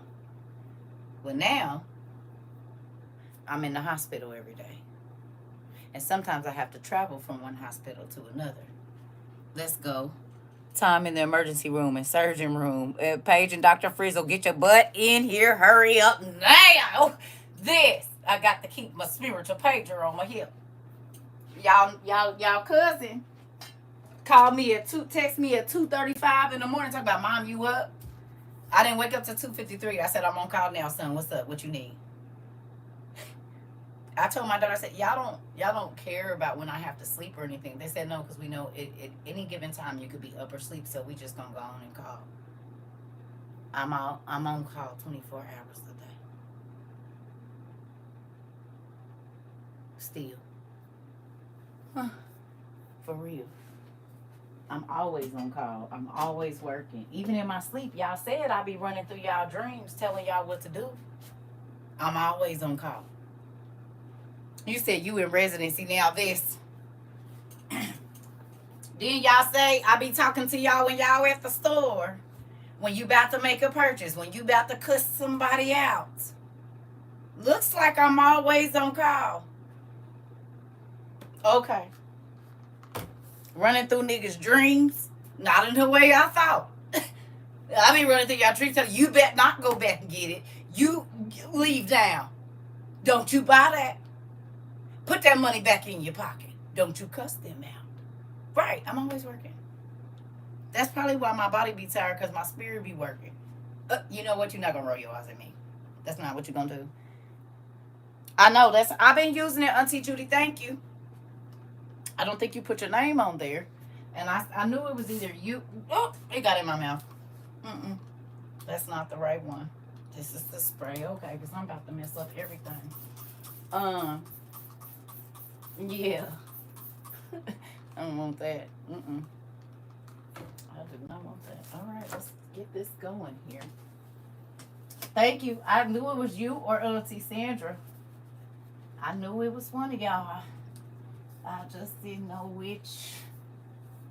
But I'm grateful for it, and it takes the board back to so clean and nice. It does. Thank you.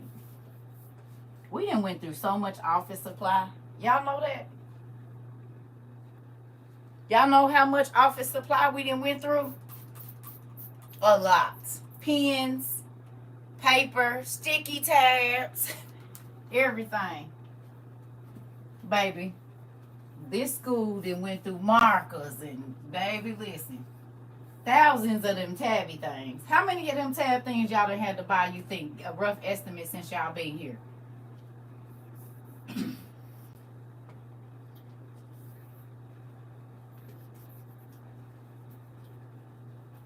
I'm probably not pushing hard enough, but I don't want to break the stand, so we're just going to leave it. You can't count.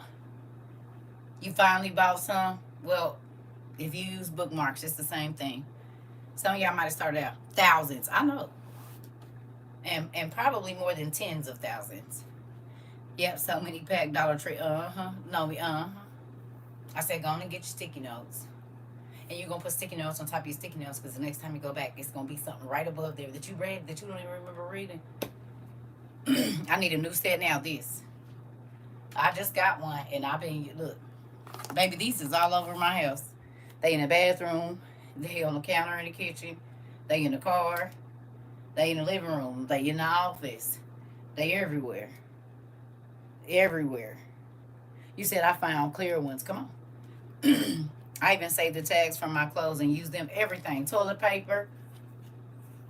The part to my top stain, that's 3 pieces. If I take the blue out, it's a piece and a piece and a piece. That piece might be stuck in here too. Oh, hello. Whatever I got right here right now. A bobby pin. Napkins. This thread off of my shirt.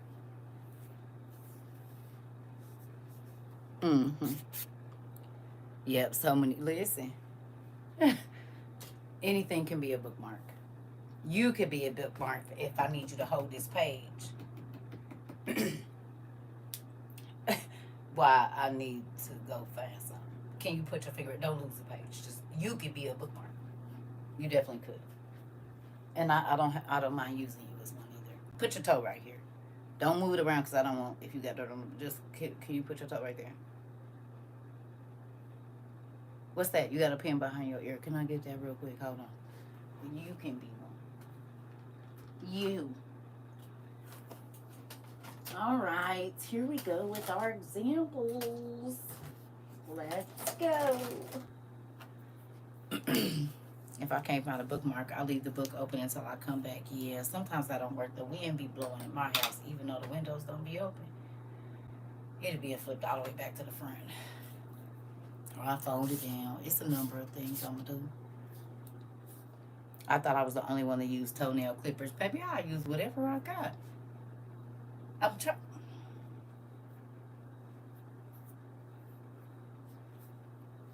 The straw paper. Listen, whatever I got. Especially if it's a, oh my God, I need to go get a pen and paper moment and it ain't right there. I got to save this space. And then I'm going to try to put it right where, because I might forget I'm getting old. So,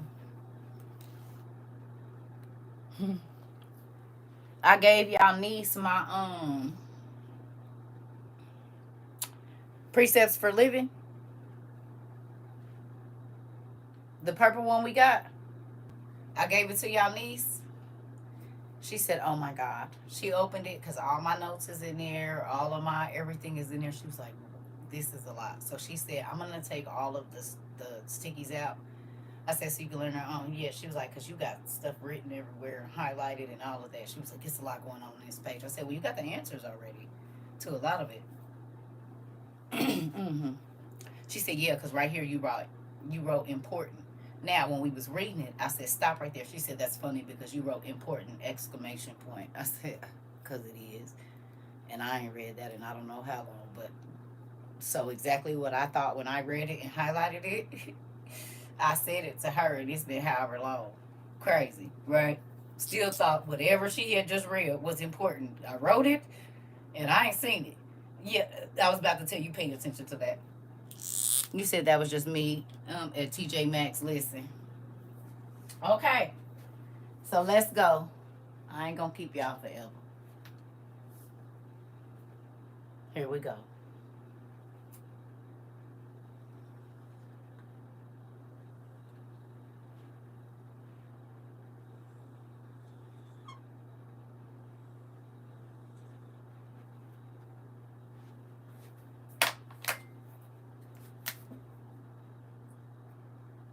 We just keep coming back to this lesson in several different ways.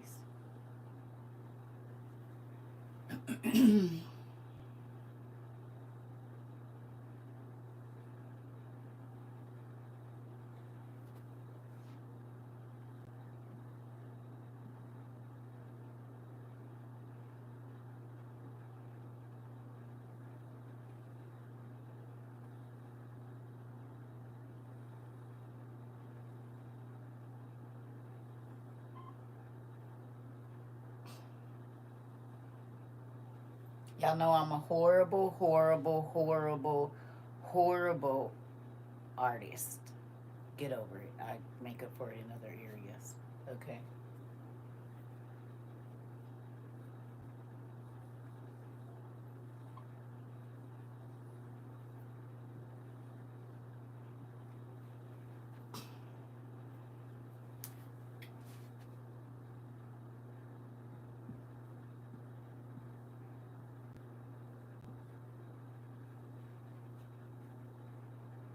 Y'all see it?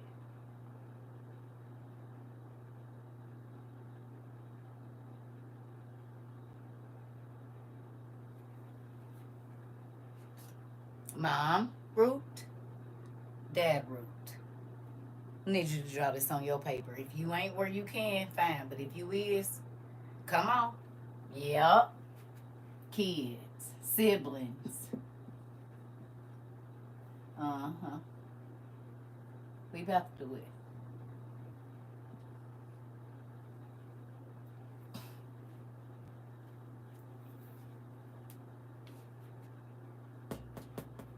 Get your stuff.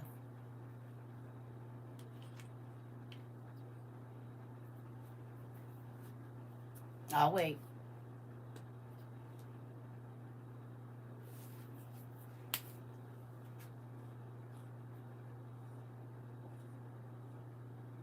Really, girl.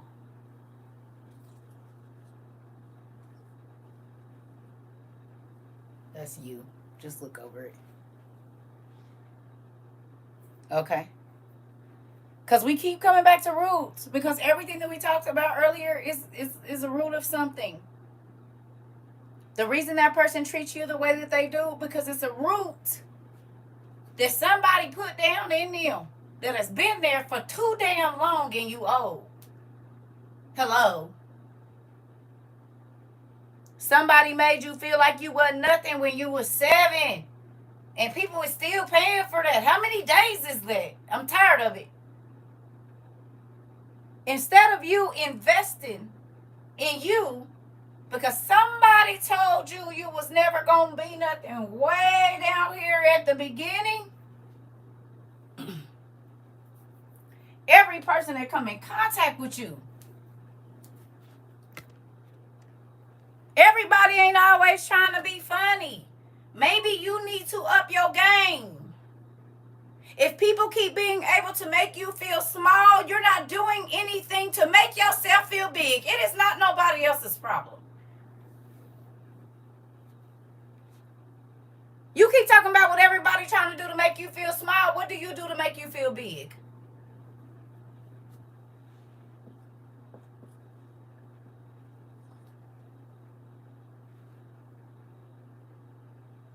Hello.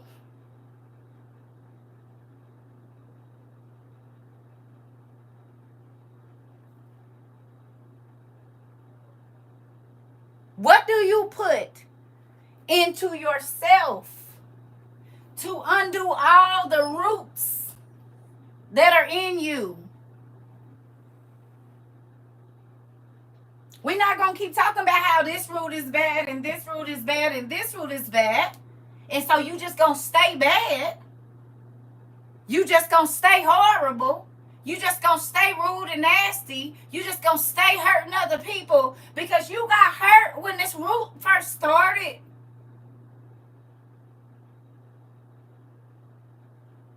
For how long? And then you wonder why there ain't no fruit up here. You can't get out of the dark. Your thoughts is evil. Your actions are evil.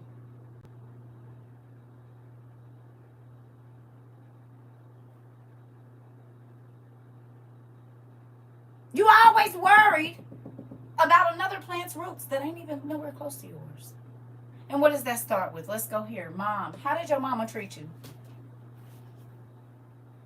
If your mom or dad wasn't in your life, then whatever parent group you had, it could be grandpa, auntie, uncle, your parents, we're not just saying mom and daddy, whoever raised you, how did they, the woman, she was controlling, okay, I'm not going to write all of them down, y'all can, but we just going to put them up. So controlling, okay, that's good.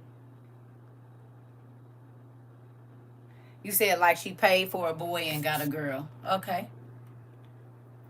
Okay. What else?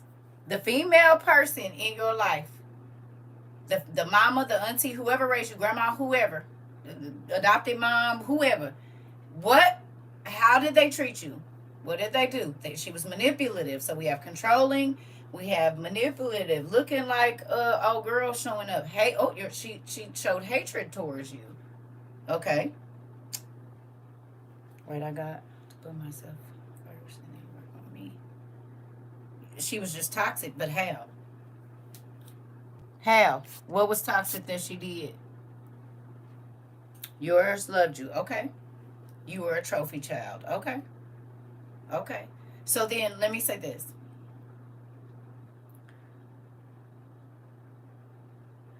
You were her emotional being. Interesting. So she poured everything crazy in her life into you. Got it. manipulation and greed, passive aggressive, a narcissist, unawareness, um, very attentive on stuff. Okay, okay. So we talking right now. I need y'all to understand what this class is for. This is people that want to acknowledge that certain things in their life that are not working are because of the relationship with their female parent. So if it was good for you, you don't have to respond. Because we trying to get down to the root of why it's wrong. Okay? This is for the people that their roots have affected their productivity in their adult life. Okay? All classes don't apply. Okay? Y'all got me? We do the ugly work over here. Okay? Hello? Okay.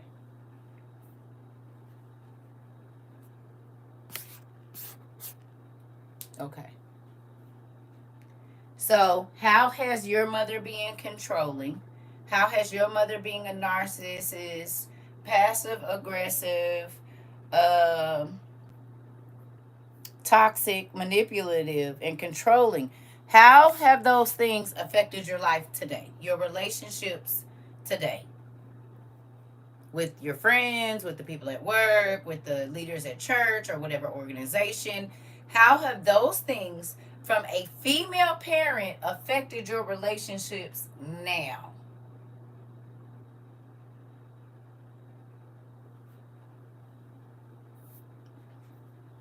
Lack of emotion, especially if you got a narcissistic. Oh, maybe you cannot show not one tear. Oh, I know.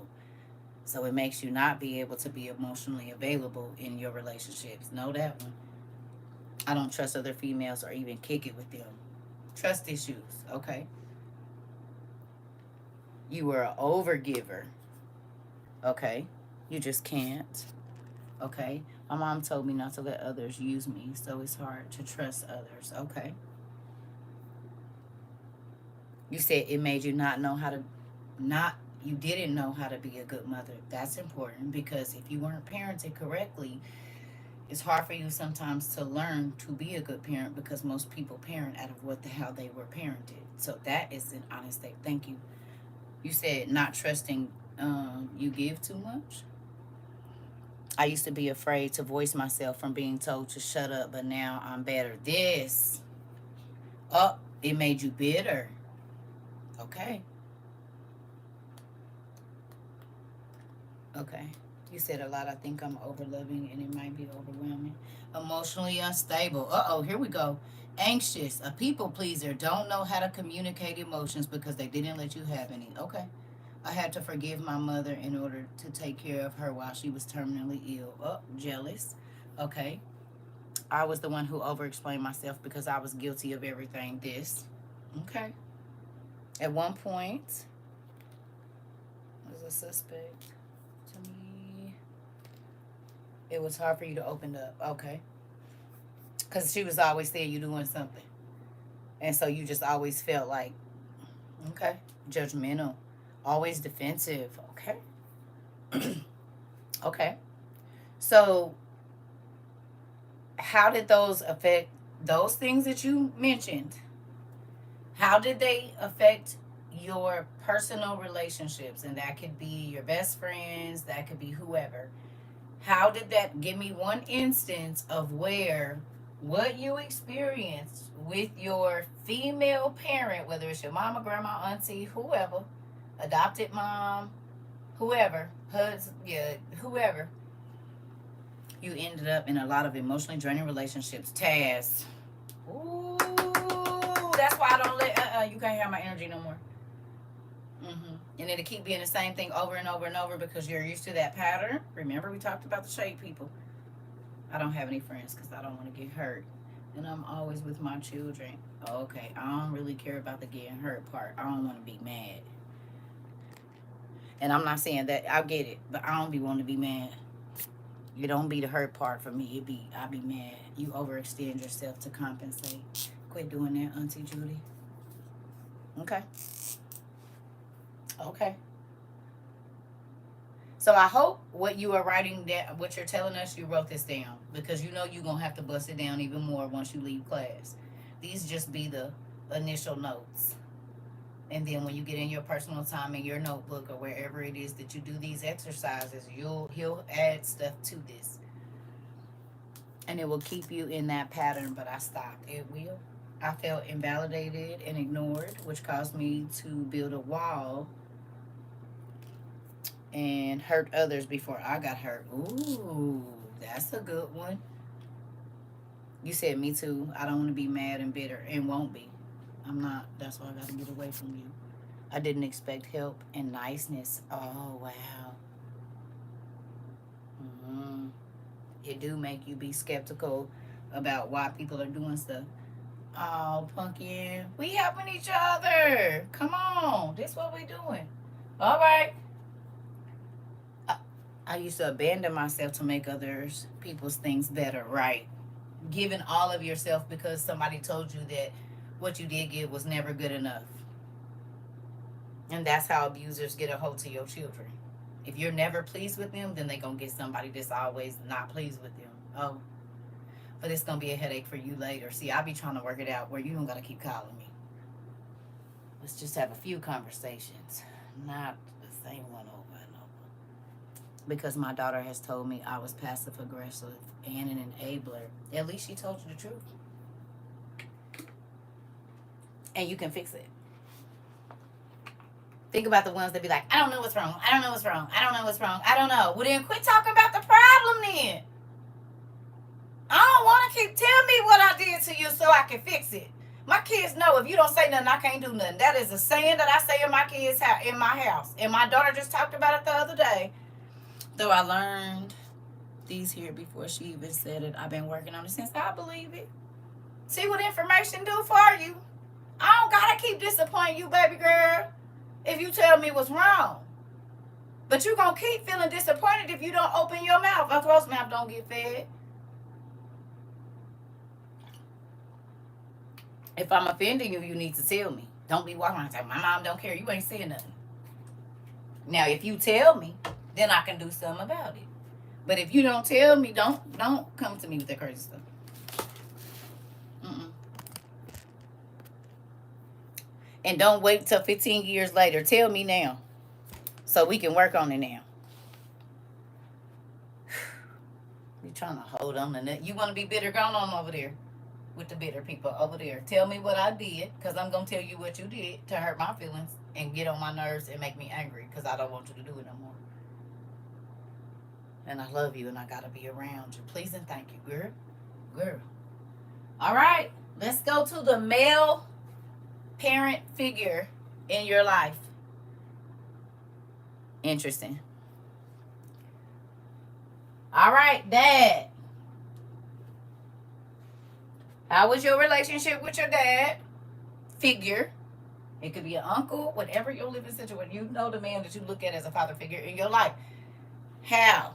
Now, if it was a good relationship, this is not for you. And there are good ones. This is okay. So you didn't have one. Okay, so there was never like your mom didn't date nobody. He did, she didn't. I'm saying whoever you were scared. He abused you. Unfortunately, you didn't have one. Your dad was a cheater, so it taught you a little bit not to trust men. Don't believe what they say. Okay, you said, here we go. I mean, because we gotta see, y'all. My dad was silent. He lacked emotion. So then you probably got with an emotionless man, maybe, or had those relationships. It was like vacation when he showed up. Okay.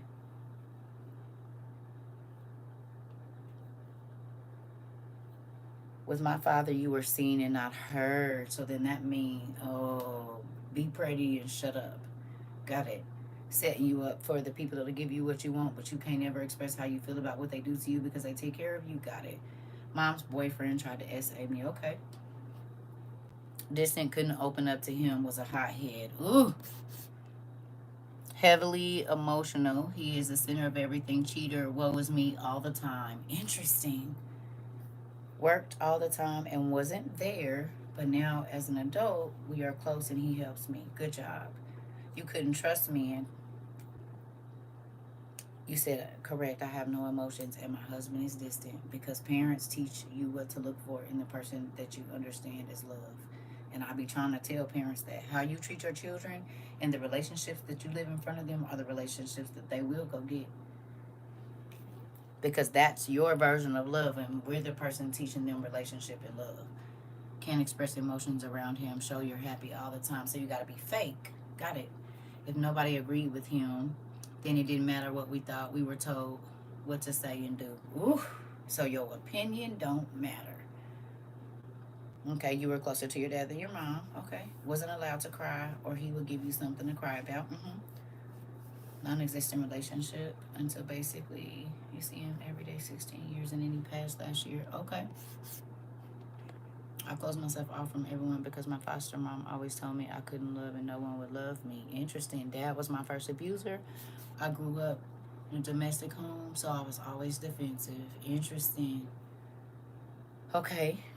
It's never too late to take out your essay if they're still living. Okay.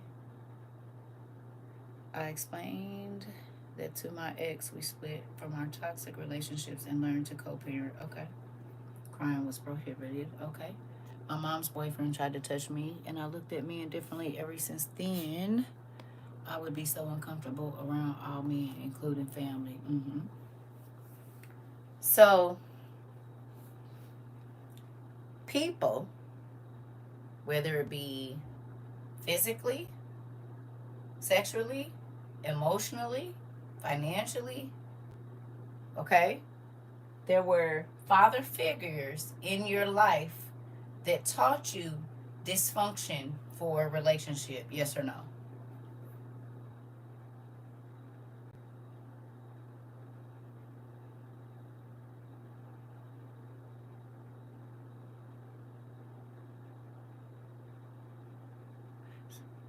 So the root for relationship that was sown into your female relationships and your male relationships was dysfunction.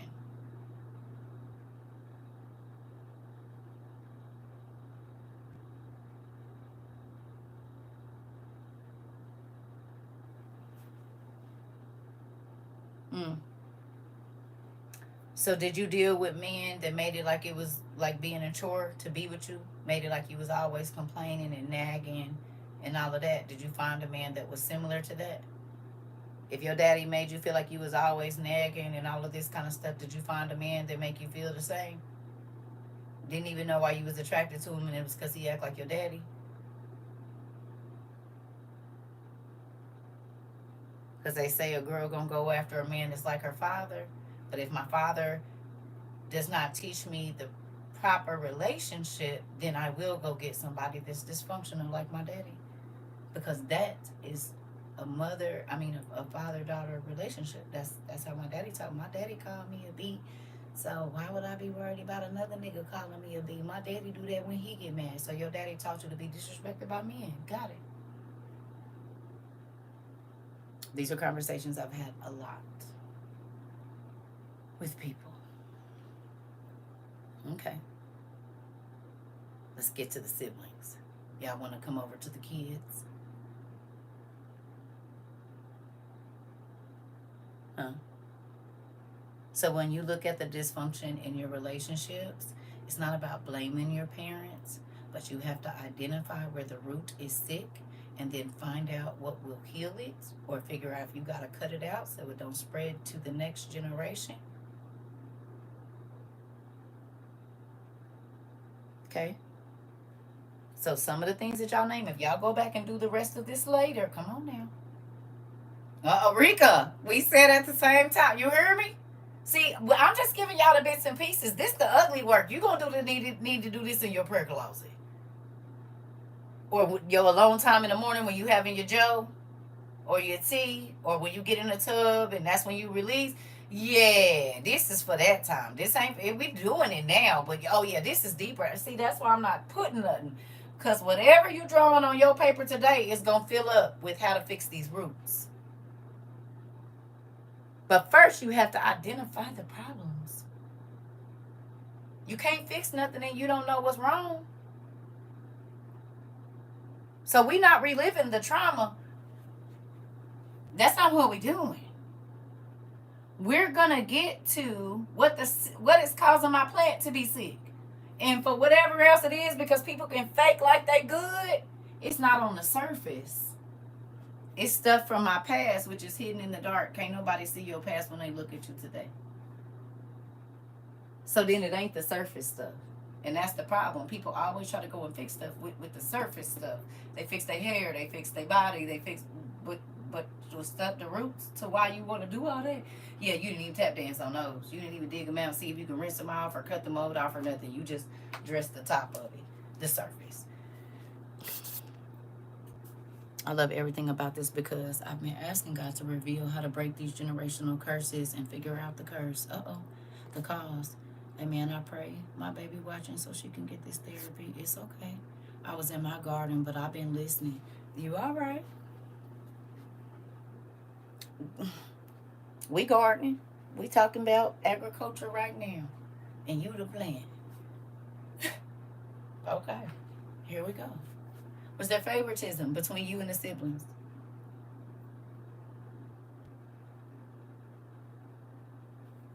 Whether it be with family, in or outside the house? Yeah. So then they taught you that you have to fight for someone else's love. You got to do more than the other person. Is that what you learned from that? I'm saying if you were the mistreated one. Yeah, we not talking about the princesses and stuff, okay? Well, maybe even because if you were treated better, did it make your brothers and sisters be mean to you when your parents wasn't around? So we can use both of those. Getting the weeds and parasites and infections out so you can grow and produce healthy fruit. Yes. This.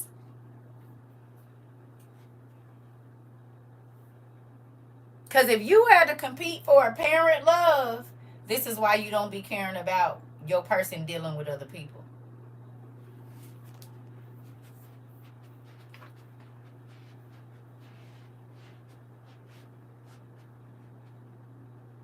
You were I had him first and just not let him go. You a nigga, I bet, hey, she my baby mama, nigga, instead of letting her go. Because you have been taught that the more you do, that person will love you instead of allowing them to choose you. You said, run, Dean. I will. I'm going to let y'all sit right there with that one. So if you was okay with being in a relationship with somebody, and it ain't even got to be marriage, we was all young, right? But you would share and then feel like you got to compete with the...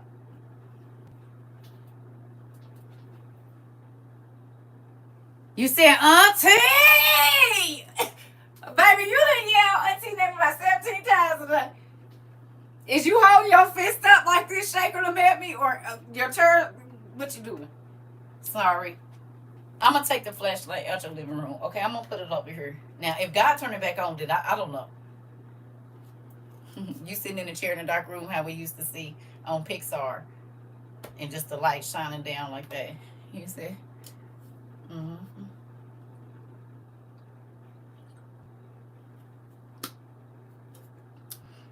You said, yep, used to give away all my snacks and all my snack money. Interesting.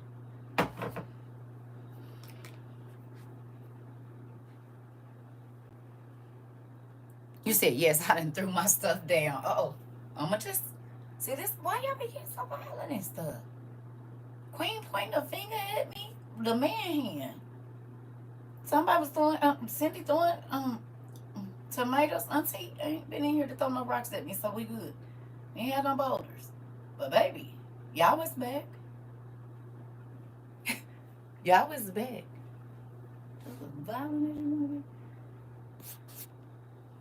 You said laugh out loud. Take the limb too. Uh oh. Uh oh. Uh oh. Okay. All right. Here we go. So, mom was controlling, passive aggressive, blase skip, Dad showed you how to be disrespected by women, and that women, and some people, mama was the same way. They didn't show you how to be a lady. She's not a lady. Okay, and so then while mom and dad were going through their stuff,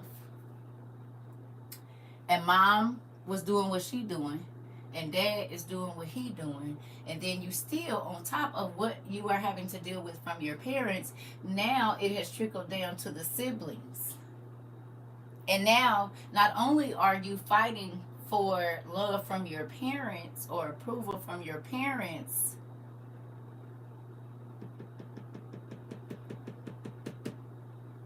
now you also fighting for a space or a tier with your parents between your siblings. So it's teaching rivalry in relationship. And there shouldn't be. There should not be rivalry in relationship. Can you tell me what a rival is? What's the definition of rival? Because your mama, your daddy, and your brothers and sisters is not supposed to be a rival. Your opponent, which means you're going against me, an enemy, the ops. Interesting. In disagreement with each other.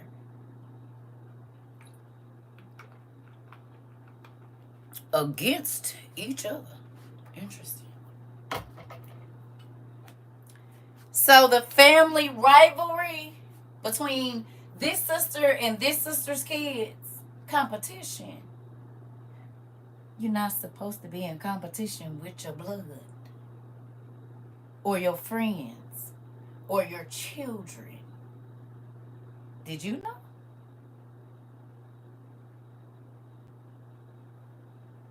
Mamas, you shouldn't be trying to catch the same niggas your daughters eat. You shouldn't be in the same club with your daughters. It's okay every once in a while, but not every week. Dads, you can talk to him about the young ladies you used to date that look like the girl he dating now when she's not around. Quit trying to drop sugar daddy vibes. You're not supposed to be your son up.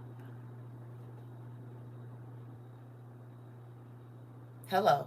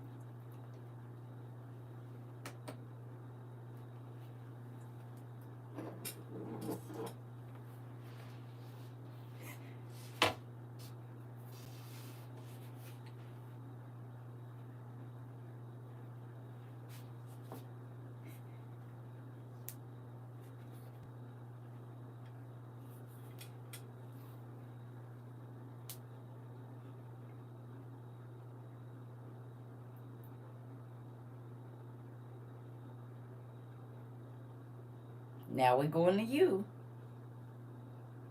as a parent. An abuse of your power can make you feel like an enemy to your child.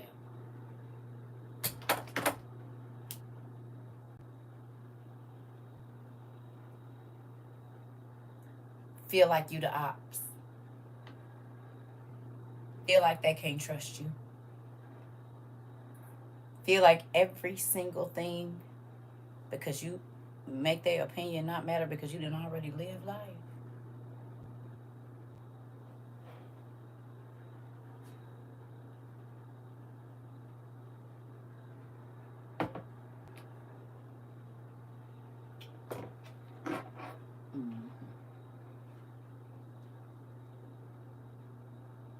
Your abuse of power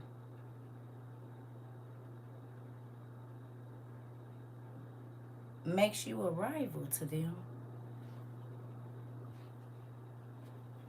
because now it's a power struggle. Sometimes you don't gotta bow down, but you can come to an equal space. You don't always have to be the authority. You don't always have to what's the word I'm looking for? You don't have to push your power. It's a specific word and I can't think of it. It's fine. Y'all know what I mean. It's a real thing that I ask people in my family all the time. You say you hate when this happened. Why you keep doing it to other people? My mother said she was mistreated by her grandmother, and I know this to be a fact because of who my grandmother was. She was the oldest kid, and she had a substance abuse problem. And so my mom and them got treated real crazy by the rest of the family. Okay? My mama and her sisters and brothers. But the other kids, the other sisters, my grandmothers, my mama's sisters, my mama's aunties, my mom and them had to sit on the floor. They got to sit on the couch. The grandma got them real nice clothes. She didn't really buy my mom and them nothing. They kept my grandmother drunk and taking her money, all the while talking about how she was never going to get herself together. But they had her making $1,000 quilts and then not paying her. Oh, okay. Sewing whole comforter sets and everything from scratch, hand by hand. Okay. You know how long it takes to make a quilt that weighs about 40, 50 pounds, or at least 40 pounds, 30 pounds? I'm talking about layers thick. And she cutting out every flower, every triangle, everything. Okay? So that created a rivalry with my mama and her cousins. And then that rivalry trickled down to my mama, sisters and brothers, and me and my cousins. And I ain't even gonna hold you. It's then trickled down 2 more generations because it's great now for my granddaddy and my grandma.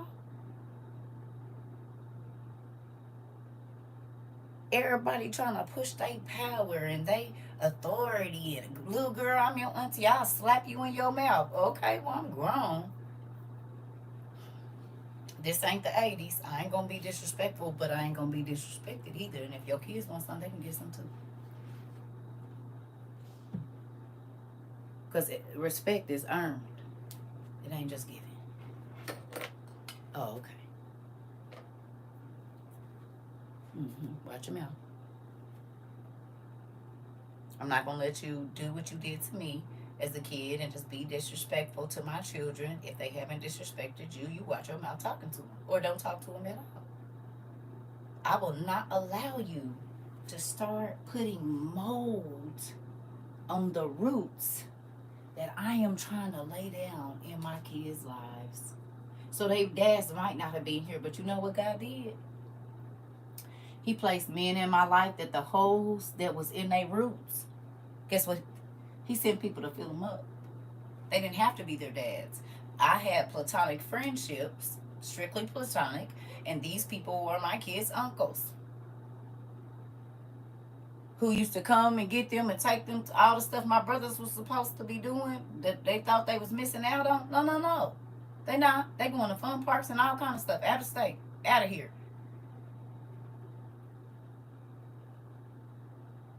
Y'all kept trying to put holes in them like y'all tried to do in me. But if you see that I have not broken, why is you now trying to go on to the roots I'm trying to sit in?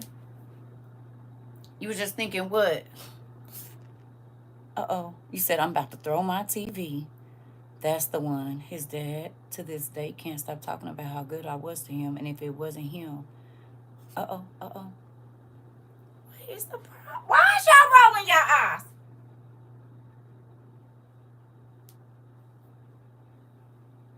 Tell me.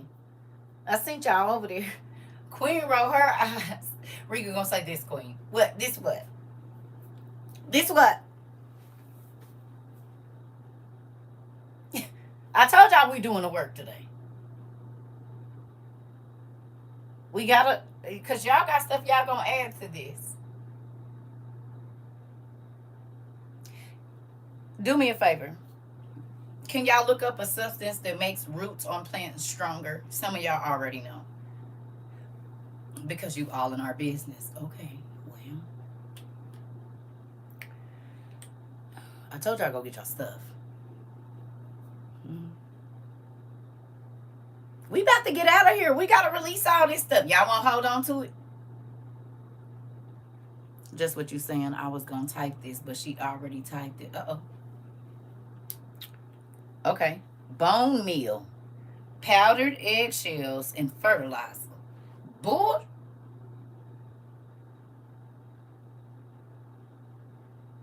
Coffee grounds.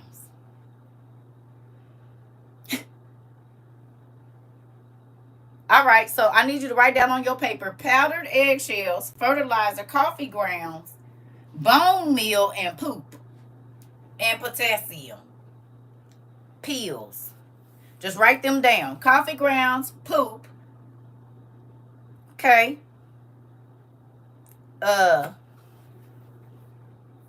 Powdered eggshells, bone meal. Which I got? Potassium. Mm-hmm. Okay.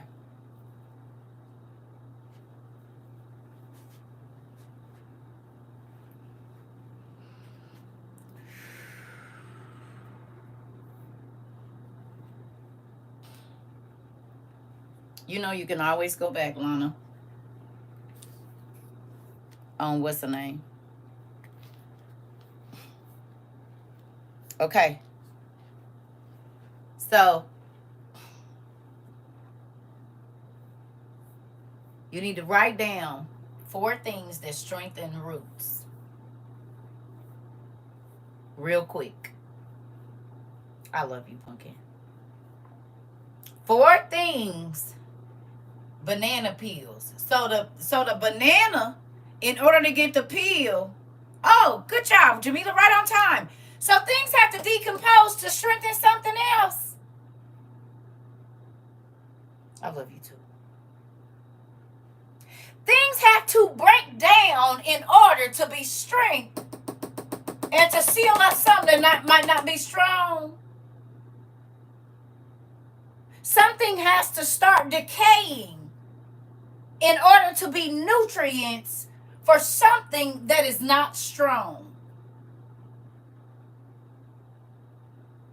That's what you're telling me?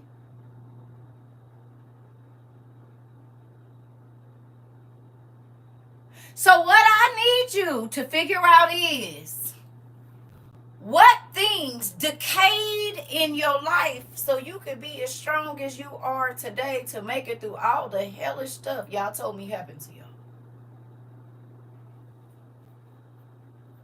What nourished this new life that you have? Oh, okay. Abuse, neglect,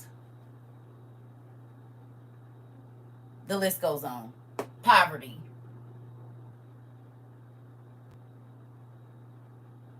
Respect the persons. You might have been from a rich family, but you're the dirty son. You're the son or daughter that's never going to do anything. Oh, okay. So there were things in you that had to be broken down, but they made the roots of your new flowers strong. Betrayal. So relationships had to break down. Jobs. You hear me? But let me ask you a question. What your kids like? What that fruit looking like? Your kids stronger than you? Smarter than you? Whatever it is? Oh, okay. The old had to die. The way you thought about yourself had to die. What everybody told you was going to be when God let that book come your way, you didn't know it was fertilizing you to get up off your and go on and do something. You said what? Oh, okay, the compost. Oh, okay. What that fruit like though? How you talk to other people and show other people how to be a better parent. What that fruit look like though? What the produce look like? Tell me. You had to, I'm going to go on and say it. You had to go through the ish. But how many lives and roots have you made stronger instead of being woe is me? When they see you walking, not prideful, but proud that you're not where you used to be. Proud. And I ain't trying to make you even feel dirty about where you at right now. Matter of fact, I want you to see me so you can know. Hold your head up, babe. You don't always got to be like this. And I know it is poop dropping everywhere, baby. It is raining on this side. And the wind is blowing so hard you can't even stand up on this side. And it smells real stinky in here. But plants need wind. They need fertilizer. They need rain. And sometimes some plants need a lot of heat in order to produce. The rain, the doo-doo, the wind that almost knocked you off your feet when you got the information. It almost snapped your whole plant off. But you end up doing the matrix on them and came back around and stood right back on up. You just need a little bit of water. See the water that pummeled you down to the ground? They didn't realize it was nourishing the soil. So yeah, I'm drooping today, but baby, I'm going to be steady tall tomorrow. You said what? You did not water your plants for a couple of days. Pour some water on them. Open the blinds, and baby, before you know it, they up and hey, mama. Oh, okay. You got to have the rain. And you got to have the bush. You can't grow without it. You can't grow without them situations almost knocking you off your feet. But if your roots are strong, you just going to bend a little bit. And if the roots are strong, wherever it's snapping, it might grow another one. Because the roots is getting fed that dark space. Because see, most people just be worried about what's up on top. The surface stuff.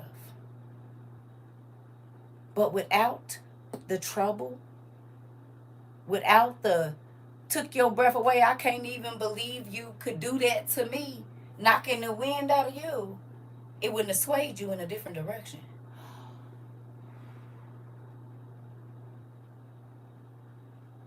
Your parents is the plant, but you might be that little white part of the dandelion that flies far away from them and plants in a different place.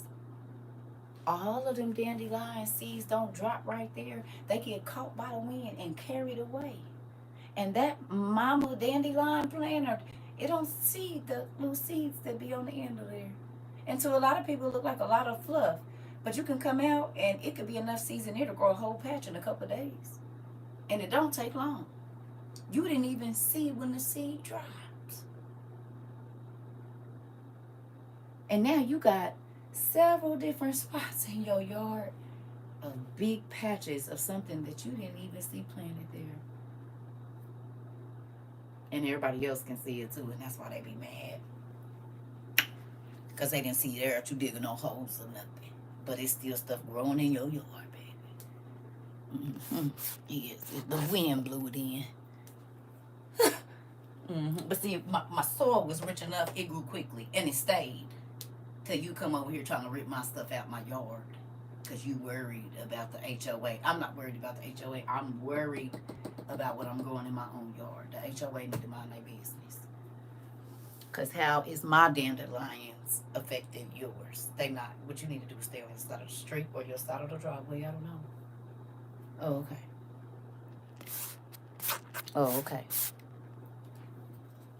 Okay. So quit complaining about the BS. Quit complaining about the rain. Quit complaining about how hot it is. And quit complaining about the situations that come to knock you off your feet. Because plants don't grow without wind. They don't grow without water.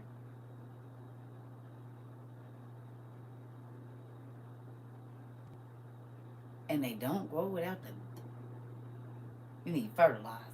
And things have to break down in order to grow something else. Maybe there was parts of you that if that didn't happen, you'd have been hell on wheels. Headstrong, wouldn't have listened to nobody, never, not even the crazy lady on the internet. But something had to happen, bad to me and bad to you, for you to come over here and identify with, dang, wait a minute, hold on, so she ain't just talking about the Giants, wait a minute. I'm going through that right now. Jesus, how you tell her? I ain't never even met this lady before. I'm about to go. And then you be back tomorrow.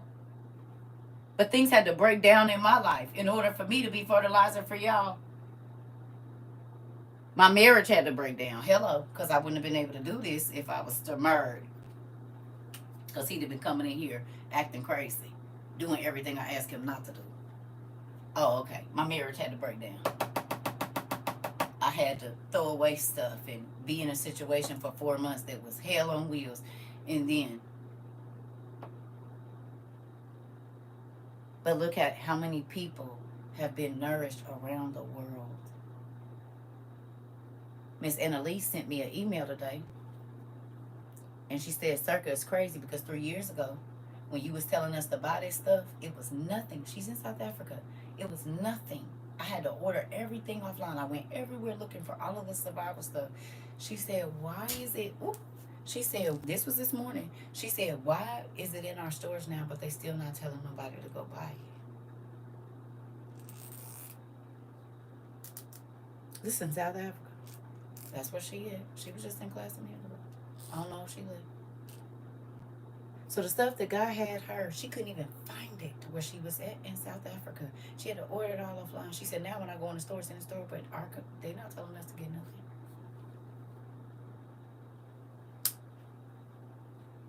Hello. Ain't that what they did in Costco in 22 and 23? It wasn't in the stores when we started. But 3 months in, it was in the stores. It was on Walmart. It was everywhere, remember? You had to go in CVS, they got survival stuff.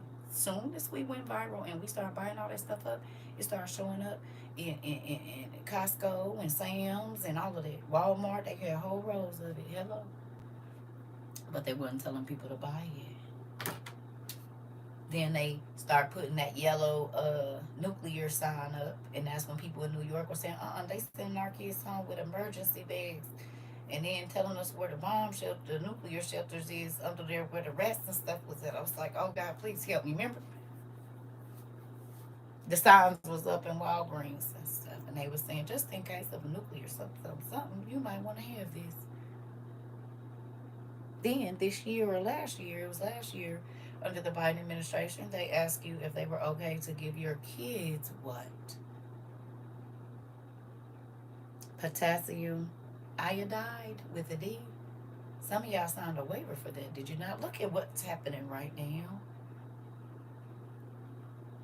Hello. Then Walmart started locking it up. Interesting.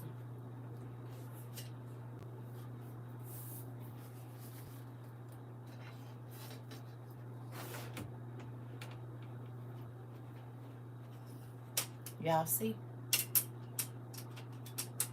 It's a real thing that God had more than one reason for us to be a part of WOIU.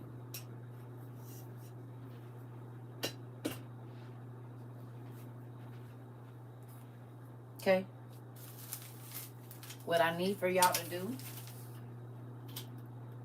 for this assignment, and part of this y'all already did it,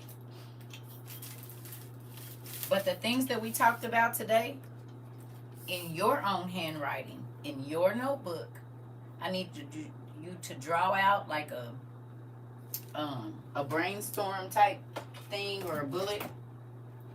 However y'all do the bullet journal type thing. However your organization is.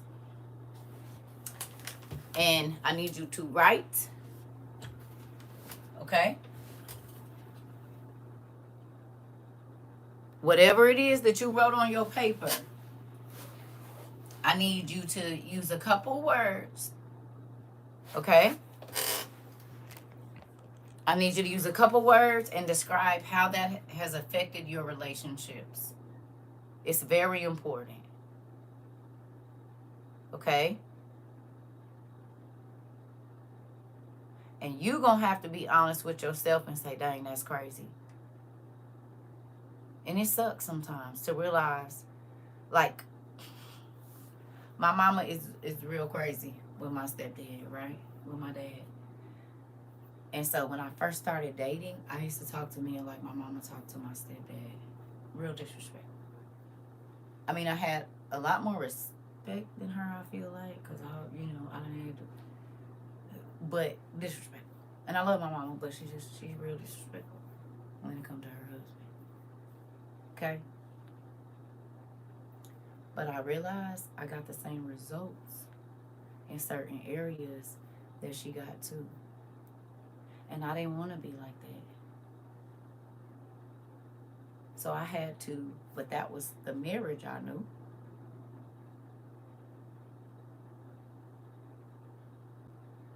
That's the idea of relationship I saw. But I had to get to a point where I didn't want to treat people like that.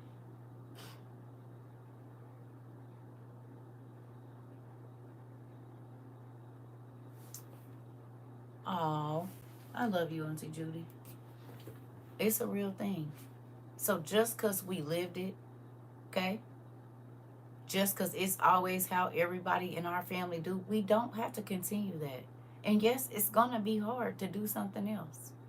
Especially if you came up in a family where your opinion didn't matter as a child, it's hard to let your children have opinions. It's hard to respect their point of view because you never got to have that relationship with your parent. I learned I don't have to be what they say I am, right? I told you people used to be like, girl, your kids be coming and telling you, yeah. Because I really am open to hear what all they got to say. All of it. Even though some of it I be like, oh my God. You just said it and I'm your mama, you don't care. But okay, go ahead, keep talking. And so what happened? Oh, Jesus. Some things you ask for, you don't even know what you asking for. Because they going to tell you all the business and some of it you don't know. Like that's the information you keep for your homegirls and stuff. Why do you want to tell me this? Because you're my mom. Right, that's probably why I shouldn't know. And so then, okay, so I got to, okay. Can you just say you was being grown? Can you just say that? Can we just, because you still my child. I don't want to, just say you was being grown. Okay, I mean, clearly you've been grown. You got a kid. So that certain parts of it, you could just skip that. No, it got context to the story. Okay.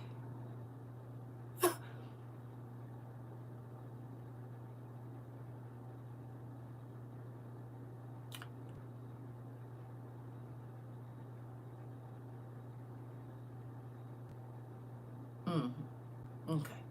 I be trying to rush through. You hear me?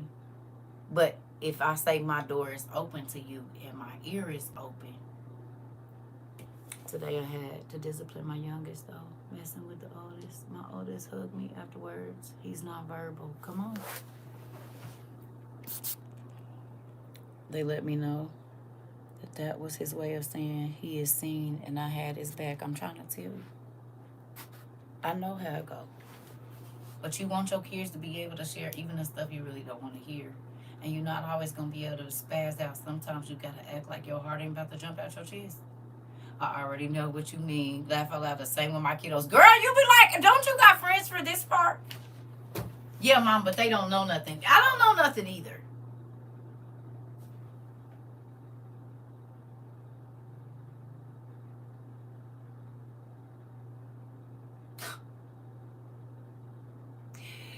Why do we have to have these conversations? Listen, I'm learning this because, whoo, Lord, yeah. But it's better for them to talk to you than a predator. It's better for them to talk to you than to talk to one of their jealous friends that's gonna have them giving themselves away and all kind of stuff because they jealous. They jealous that you are a good kid or you do have a good relationship with your mom. It's plenty of kids out here that try to tear your relationship up with your child. They'll be the one encouraging your child to do bad stuff, and they'll be coming back and telling you, Miss Such and Such or Mr. Such and Such, can I tell you something? And they're not going to tell you that they are the one that offered whatever it was to your kid. But because their parent doesn't care about them and they don't have nobody to look out for them, they will tear up your relationship with your child too. And be like, I wish I had a mom like you. All the while you trying to come in here, I didn't have people, grown folks do it to my grown daughter.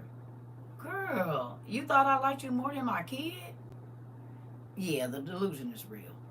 Yes, I let you call me mama, but I won't ever love you more than I love my own child. As far as like little girls and stuff that they used to be hanging out with, like I'm not gonna love you. I'm not gonna let you turn me against my kid.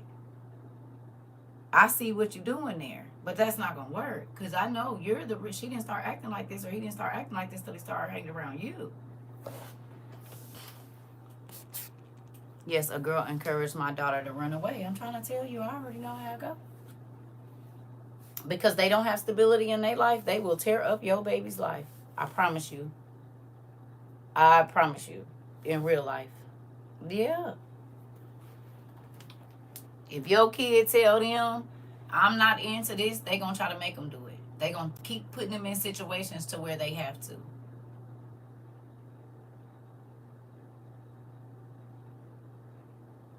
Yep, my daughter was in high school and brought a homegirl home. And I said, he said, she looks bad. Listen, my own aunt did that to me, Sasha.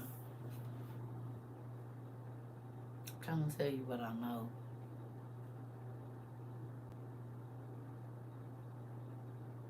In real life.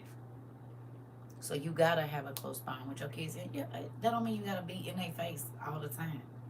And that don't mean you gotta be in their business all the time. Wait for them to call you and tell you. I mean, you can call them, but about their business, wait till they come to you. If they feel like they can trust you, they gonna tell you. Right? If they feel like they can trust you, they gonna tell you. Even the stuff you don't want to hear. But don't be snooping all through their stuff and going all through their stuff. Like, I try to give my kids privacy. My son stopped hanging with some friends for some friends of his for that very reason. I'm trying to tell you. They will try to get, because, listen, have you throw your life away? And it's only because they don't want you to have the life they never had. Yeah. He said, nah, I'm not about to be a part of no foolish. Come on, nephew. Tell him Auntie said good job. In real life. That baby's making wise decisions right now. My mama love me. I mean, she get on my nerves. My kids tell me all the time, yeah, you get on my nerves, but mama, I still love you. Nah. But we have got to heal so our kids can heal. We have got to heal and go ahead and just look at the stuff for what it is, because they're going to be coming up on these ages and you have to be healed enough to help them. You can't be talking to them out of pain and woe is me and always crying and stuff. Then you can't help them.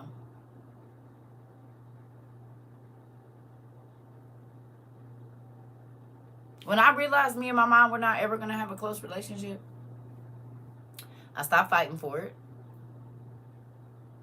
And I asked God to send me somebody that could teach me how to be the woman that God wanted me to be. I left my mama, like in my family in 22 from the West Coast, or 23. And I moved to the Midwest.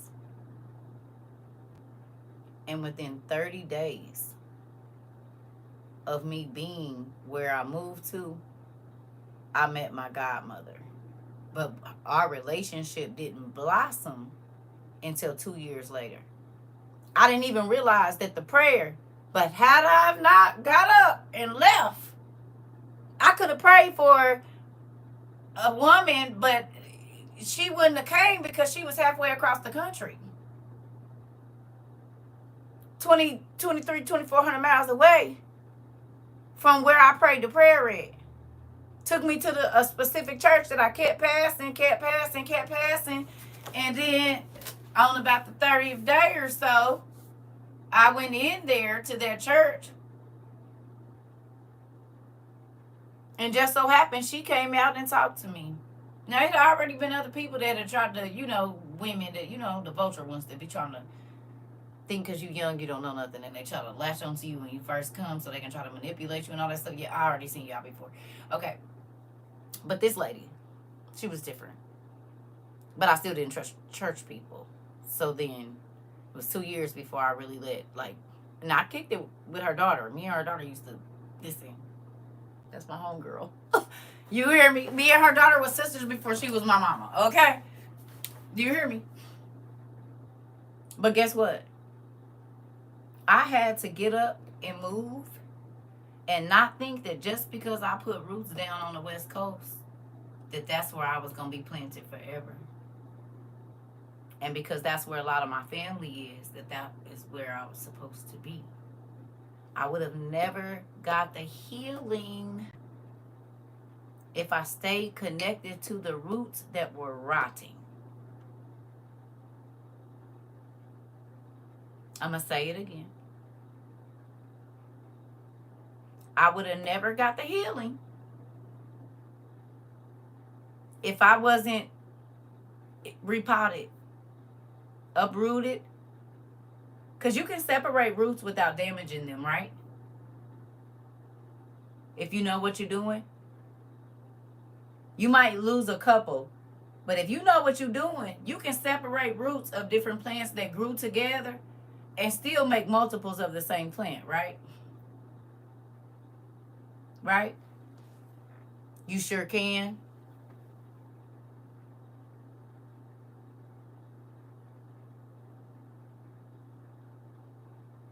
Okay. So why you keep saying you got to stay by your family?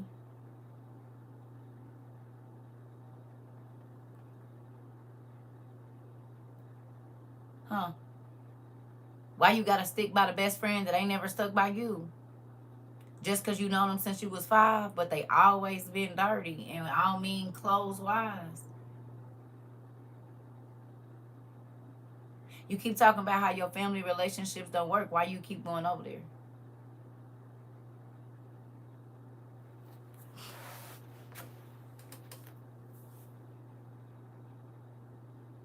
They rotting.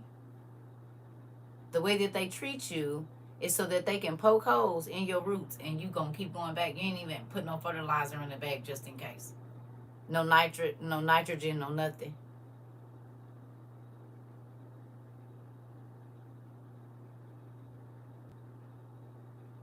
Hello?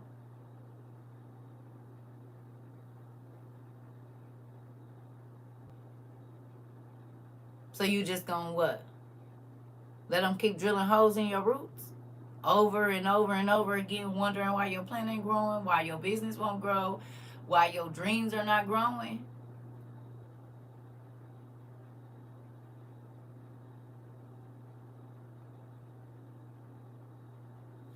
I think people have a longing to be a part of a family.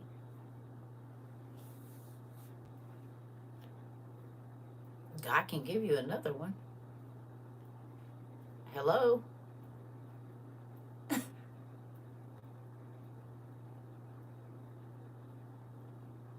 That don't run and tell your business to everybody. That don't remind you of who you used to be. Because they don't care. They just love you for who you are today.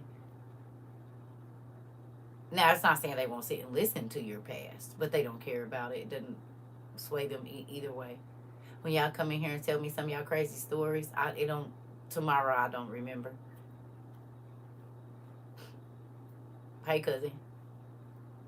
Hey, sister. Hey, daughter. Okay, it's wild. We all had wild days and nights and hard days and hard nights and all kind of other stuff. Okay, so how you doing today? You want to be better today?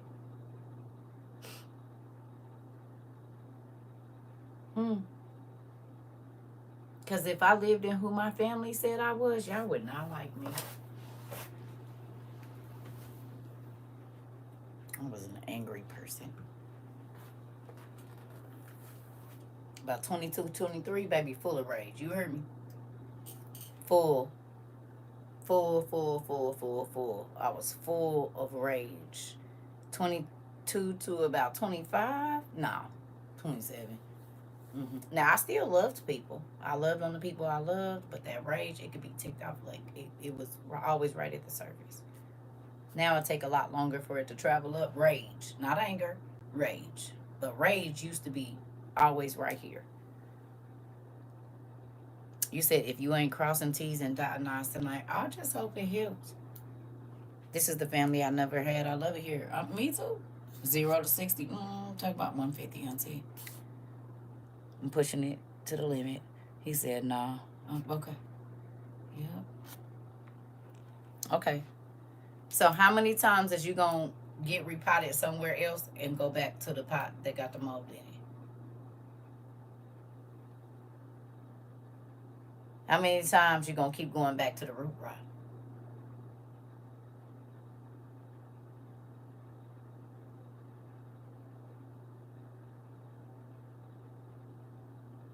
Where they keep drowning out your dreams?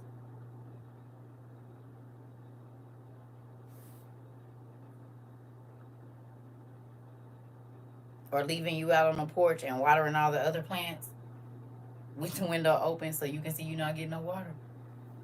I mean, what else do you need?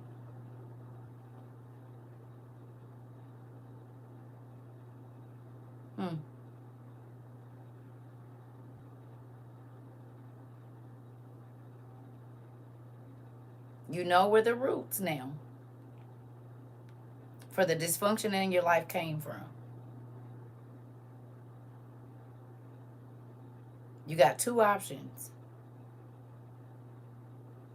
You can take the plant out carefully, try to get rid of all the dirt around, clean the roots, see if there's any that you need to snip away, or see if you can save what roots you have. Could that be your children?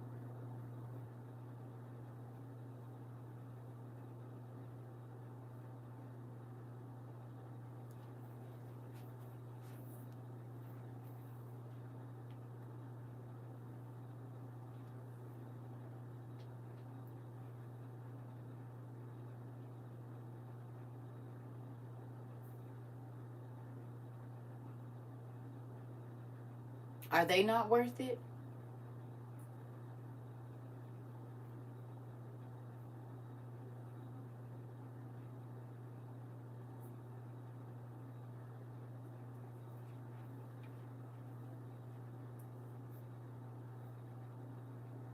No. If God make you get up and go, save the roots that you got. Get rid of the decaying ones that's going to keep reminding your children of who you used to be when you was 12. And making it like it's a net. You act just like your mama.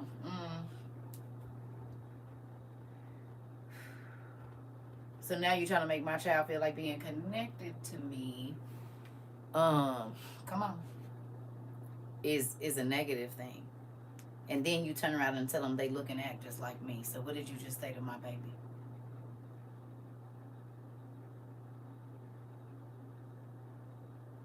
Your mama was a handful. And you look just like her. Act like her too. Oh, wait a minute. Sorry to be off topic, but I was watching a news channel. He just said we are living in biblical times. Interesting. And advise everyone to get right with God. Yep.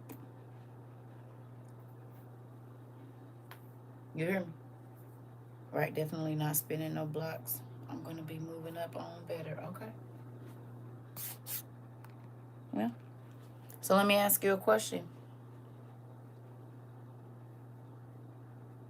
What's it going to take for you to get rid of the root rod? Which is the dysfunctional relationships that you had with people that you keep picking up. And it don't even got to be the same person. You can find your mother in a friend. You can find your father in a boss.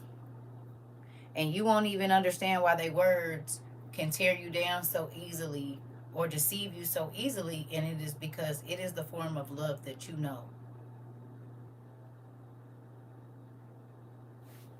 And that's why you be comfortable staying in a situation so long.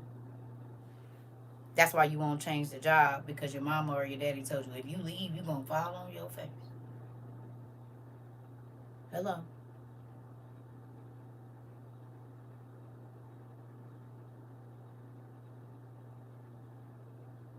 So you feel like you got to have another relationship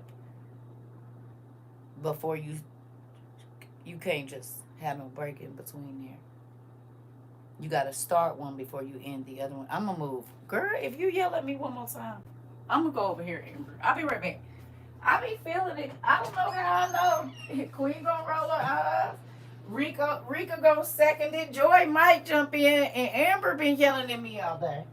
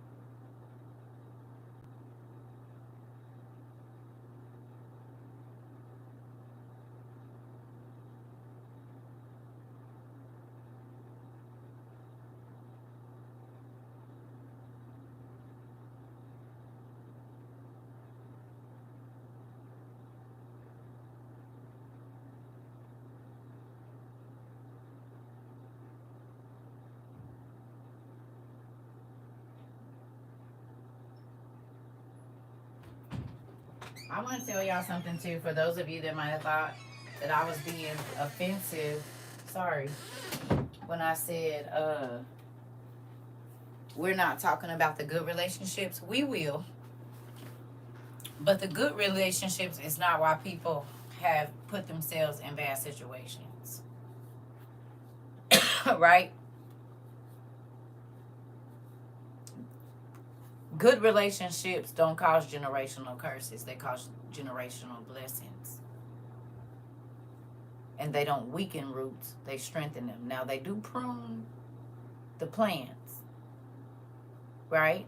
Because if you love something, you're going to take care of it. And sometimes you got to prune off the other leaves so other stuff can grow, right? Some of the early stuff, right? So that's a good thing. I'm not knocking good relationships. We will get into those, but those are not the things that are plaguing people when they're by themselves in the shower, can't sleep. It's not the good relationships that's plaguing them. So we can talk about the good ones all the time, but that's not going to get rid of the root rot that's over here. You hear me? Yeah. Somebody outside honking real loud. Okay. So with that, I don't want y'all to think, oh, she just, no. We got to talk about the problem so that other people can get better. Just because you already took the medicine, they just came in. And y'all know sickness come in waves. This kid's sick on Monday. Get them back to school on Thursday. Guess who's sick today? And you be hoping that they all, the last three just catch it all in these next couple of days. So you can go in and knock everybody out the way, because you already know you about to have to miss 2 weeks of work. Because the daycares ain't letting them back after 7 days. They need a doctor's note and all kinds of stuff. Okay? Right.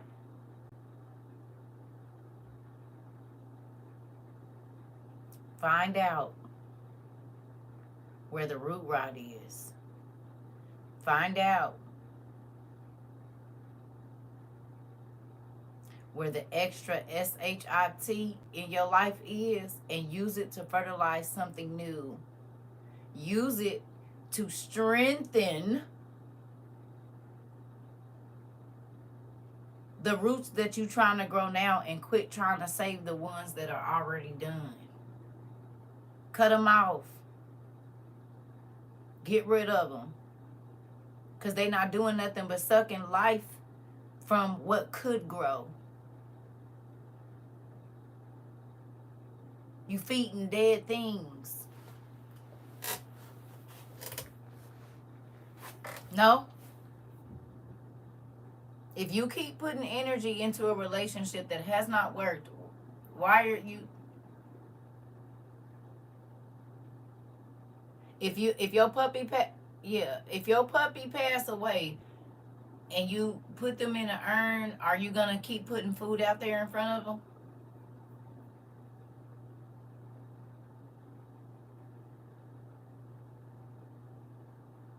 You gonna keep buying dog food even though there's no dog?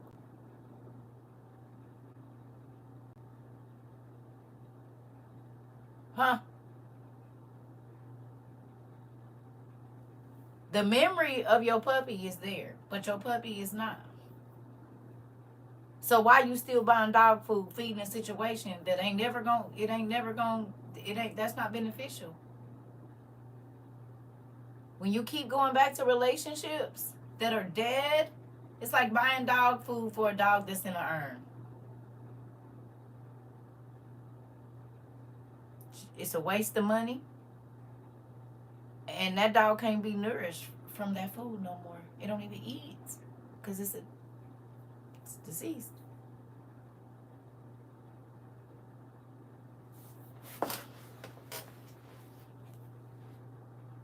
What the heck?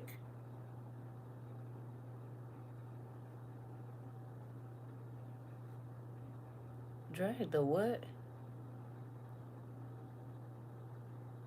Y'all, they be making me do all kind of stuff. What the heck is this? I ain't never seen this now.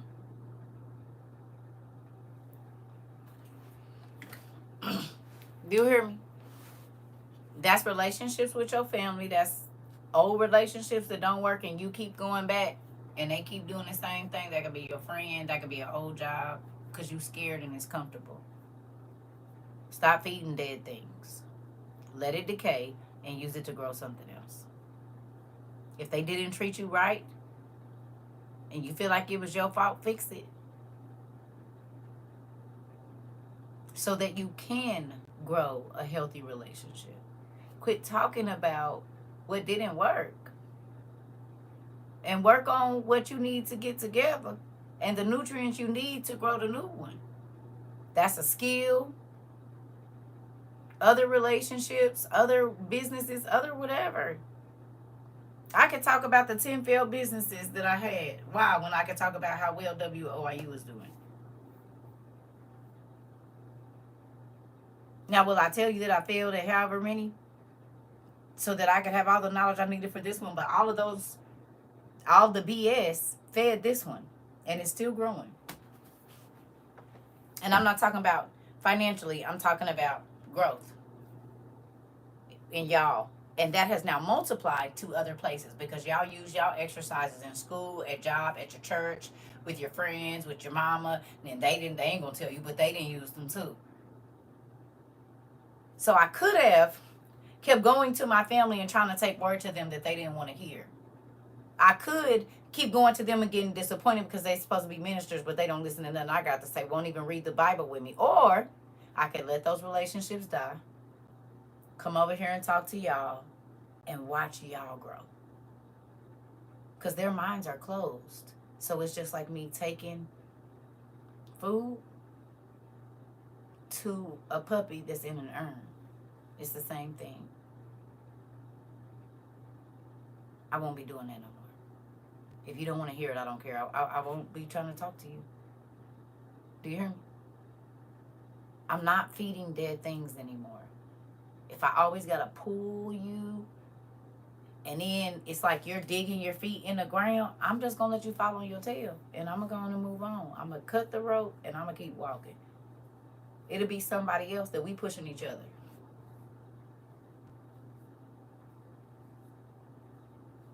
I'm not feeding dead things anymore. No. And I need y'all to stop doing it too. So find out where your root rot is, which is all of the dysfunctional relationships you had probably before 18.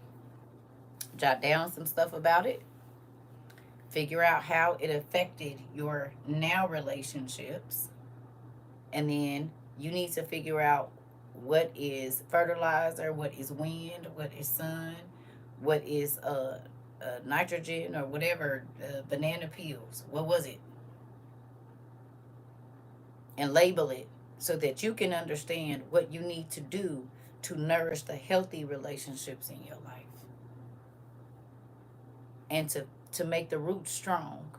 Because you can bring plants back, but sometimes you have to prune the things that are already dying. They can't stay connected. You know what I'm saying? Don't feed nothing else that's dying. Or if you got to just save the roots and start the plant over, do what you got to do. But quit holding on to things that are rotting. This world is rotting. And that's why God say don't be attached to nothing here. Because this is about to rot away. It's going to be burned up. But everything is going to be decayed. The vegetables, the animals, us. The beautiful buildings we see, the water, the lakes. All of that stuff is about to be done for. But guess what it's nourishing? Those new spiritual bodies. That new heaven and new earth. This one has to die so that that one can be revealed. Oh, okay, so even in the spirit, these things are going to have to decay and be burned or chopped up or ate up by lions and discarded. I don't know. Vultures, whatever. I don't know what's going to happen. But these got to go in order for us to get the new body. In order for us to see the plants in the garden and be able to eat the vegetables that don't make us sick. That are not killing us, but actually giving us extended life. These things, the relationships here have to die. They do. The memories of this place have to die. You can't get the new and keep the old. You got to figure it out, one or the other. Now, you can use your life experiences, like I said, to fertilize other things, which is tell a person, hey, I went through something similar. I know you don't think so, but I have. So, I can't tell you what to do, but this worked for me. Maybe you should try it. Or pray about it and ask God if He wants you to do it. You know? But you don't have to stay right here and woe is me. And if you do, that's fine. I'm just gonna move on to another pot. I see now I can't connect with your roots. Because you can put two different pots in one plant. I mean, two different plants in one pot. You could do that. You could put 4 or 5 different plants in a pot as long as they grow good together. And some of them, because of the gas this one get off or the nutrients, it actually nourishes the other plants. So you need to be trying to get in a pot with plants that grow well together. Instead of having stuff like cucumbers and stuff that'll choke out all the plants around it. And they got to be off to themselves because they don't know how to act when they get in the garden setting. Peas and stuff. Hello. I love y'all. I'm about to go by. We've been on here 306 minutes. It's been a long time. I'm about to go eat. I love y'all. I ain't even had breakfast today. Moving on. And what time is it? Evening. 7 o'clock. And I've been up since like 4. Bye, y'all.